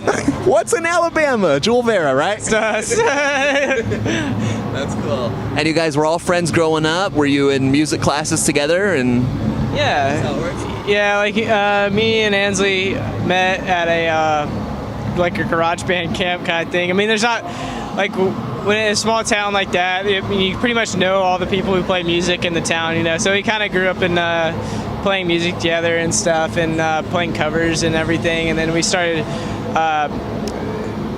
me and her, and then bass player Will, we started writing music together and stuff. And that's really how Joel Vera started. So. And it took off. And how did you guys get on Warped Tour that first year? I mean, were you in a Battle of the Bands competition, or you just got lucky? Yeah, our label, right? Pure Noise Records. The owner of that, he, pulled some strings maybe, and he got us on here. Yeah, and then Kevin Lyman just really liked us, and we heard some of our new music and wanted us back. So. Right. And I saw you guys played the kickoff party, and that got you in the mood, right? Yeah, that was so intimidating, honestly, because I think they said how many people were watching that. I don't know. Several, tens of thousands. No, I think. hundreds of thousands. Really? And I kind of freaked myself out thinking about it, but yeah, it was really cool. Yeah, because they live streamed the whole thing and stuff. Yeah, live. So that was definitely the most people we played for, because it was everybody was just watching it at one time. 8 years ago, it was go check out our Twitter. Last year, it was go check out our Instagram and our Vine and all that. But you know what? We're going to do something cool and new today, right? What are we going to do, man? We're going to do a dub smash. So, one of my favorite movies, it's definitely in my top 10, Wayne's World. What about you? I love Wayne's World. Wayne's World, party time. Excellent. Woo, woo, woo, woo, woo. We play rock and roll music. We have been around for a couple years, and actually 2014 is our last year. So if you're just finding us now, I'm sorry. It's a little late to jump on the train, but you can always listen to the music, hang out. So Ann Arbor, for my fans who never heard of you guys, tell us, you guys started off and been doing well since then. Yeah, I mean, we've basically been friends for a long time. We're a band from Phoenix, Arizona, just playing local gigs and stuff. And when we got out of high school, we signed to Hopeless Records. And since then, we've put out a couple records and an EP and stuff, and it's been quite the journey. Yeah. There you go. Yeah. And now you guys are on this tour with Never Shout Never and William Beckett, and just jumped on, and good stuff, right? Yeah, they're good people. I mean, everybody on the tour has been really, really cool. So it's been fun. Well, I know who we'd like to go on tour with. I don't know who we're going to go on tour with, though. It'd be great to get out with anyone that's sort of doing what we're doing. Just sort of straight ahead rock and roll. Well, what about these guys right here? Come on. You just got out of the shower, so. This dude can dance. This dude can dance. Yeah, this dude can dance. That's right. Disclosure in Moscow. He should have won. You guys like these? You like them? Amazing. I've seen him about 3 or 4 times now, and tight. Tight like a tiger that's joined a monastery and become a non-tiger. Nice. Tight like a non-tiger. Can we use that tight like a non-tiger in our next bio? I give you full rights to that term. All right. iTunes near you. There you go. Well, we're going to take a quick break. You guys got a music video out. I feel like dancing. Good weather to dance. You guys want to dance? Yeah, it's a great dance. It's great dance time. All right, cool. This is how we dance. We just stand right here. Here's the music video. All Time Low. What's the name of this song? I Feel Like Dancing. All right, here on the Vinnie Langdon Show. We'll be back right after this. It's pretty ridiculous. Yeah. It kind of sounds Jason Bourne and cool and jet setting, but it's also like, holy crap, we got to get on our plane and get. No problem. Well, make sure you guys go see them on Warped Tour. If not, if you've never heard of the Big D and the Kids Table, you guys are on Facebook, Twitter, Spotify, all over the world. All that stuff. And our sister band that is like part of the band is the Doped Up Dollies. And we just put out their record, We're Their Band, because they're our backup singers. There you go. So the New Way Out just came out from the Doped Up Dollies, and check that out too. But yeah, we shot a video for that. It's on our MySpace. You could check it out on YouTube or some on-demand cable things. Some of the channels have it. So maybe at the end of the show we'll watch it. That'd be pretty cool too. Air it up. So tell us a little bit about Cash Cash. You guys got an upbeat, live, energetic performance. Cash, upbeat, just get the party started, feel good music. You know, it's a record you can just throw on, have a good time, like in the summertime, you know, put it in the CD player, windows down, pedal to the metal. Boom. And yeah, I mean, we're having a blast. Like, go down to the Jersey Shore, blast it up, right? There's a little Jersey Shore influence in some of the songs, as you can see, New job, right? Can I take your job and want to trade? You want to trade? Yeah, you can do this, and I'll do this. Okay, Hello. ready? 1, 2, 3. Hello. Yeah, there we go. See? Does work, right? And this guy's so tall. Did you guys get him from the Sacramento Kings or what? No basketball for me, man. Snowboarding in the younger days, but no basketball. There you go. Now, when a band starts out, you know, sometimes they have a vision already where they say, hey, you know, we want to be an alternative rock band. We want to be a punk band. We want to just be, you know, playing at mom and dad's basement all the time. And for you guys, what was the whole vision, Nate? Well, I mean, honestly, these guys had already started up, you know, when I joined, and I heard a couple of their songs, and they were just straight up rock songs, and it really made me want to be a part of it. And so I auditioned with them.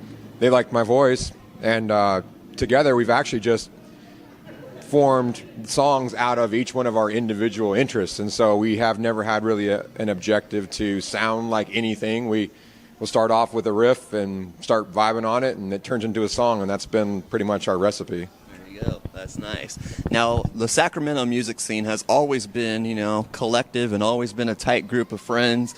Good, and you guys been collaborating, you know, with Hennessy, Mile Till Dawn recently, and, you know, that's really important to, you know, keep it alive, keep it going, make sure everyone out there supports the local music scene, and tell us some of the collaborations you guys worked with.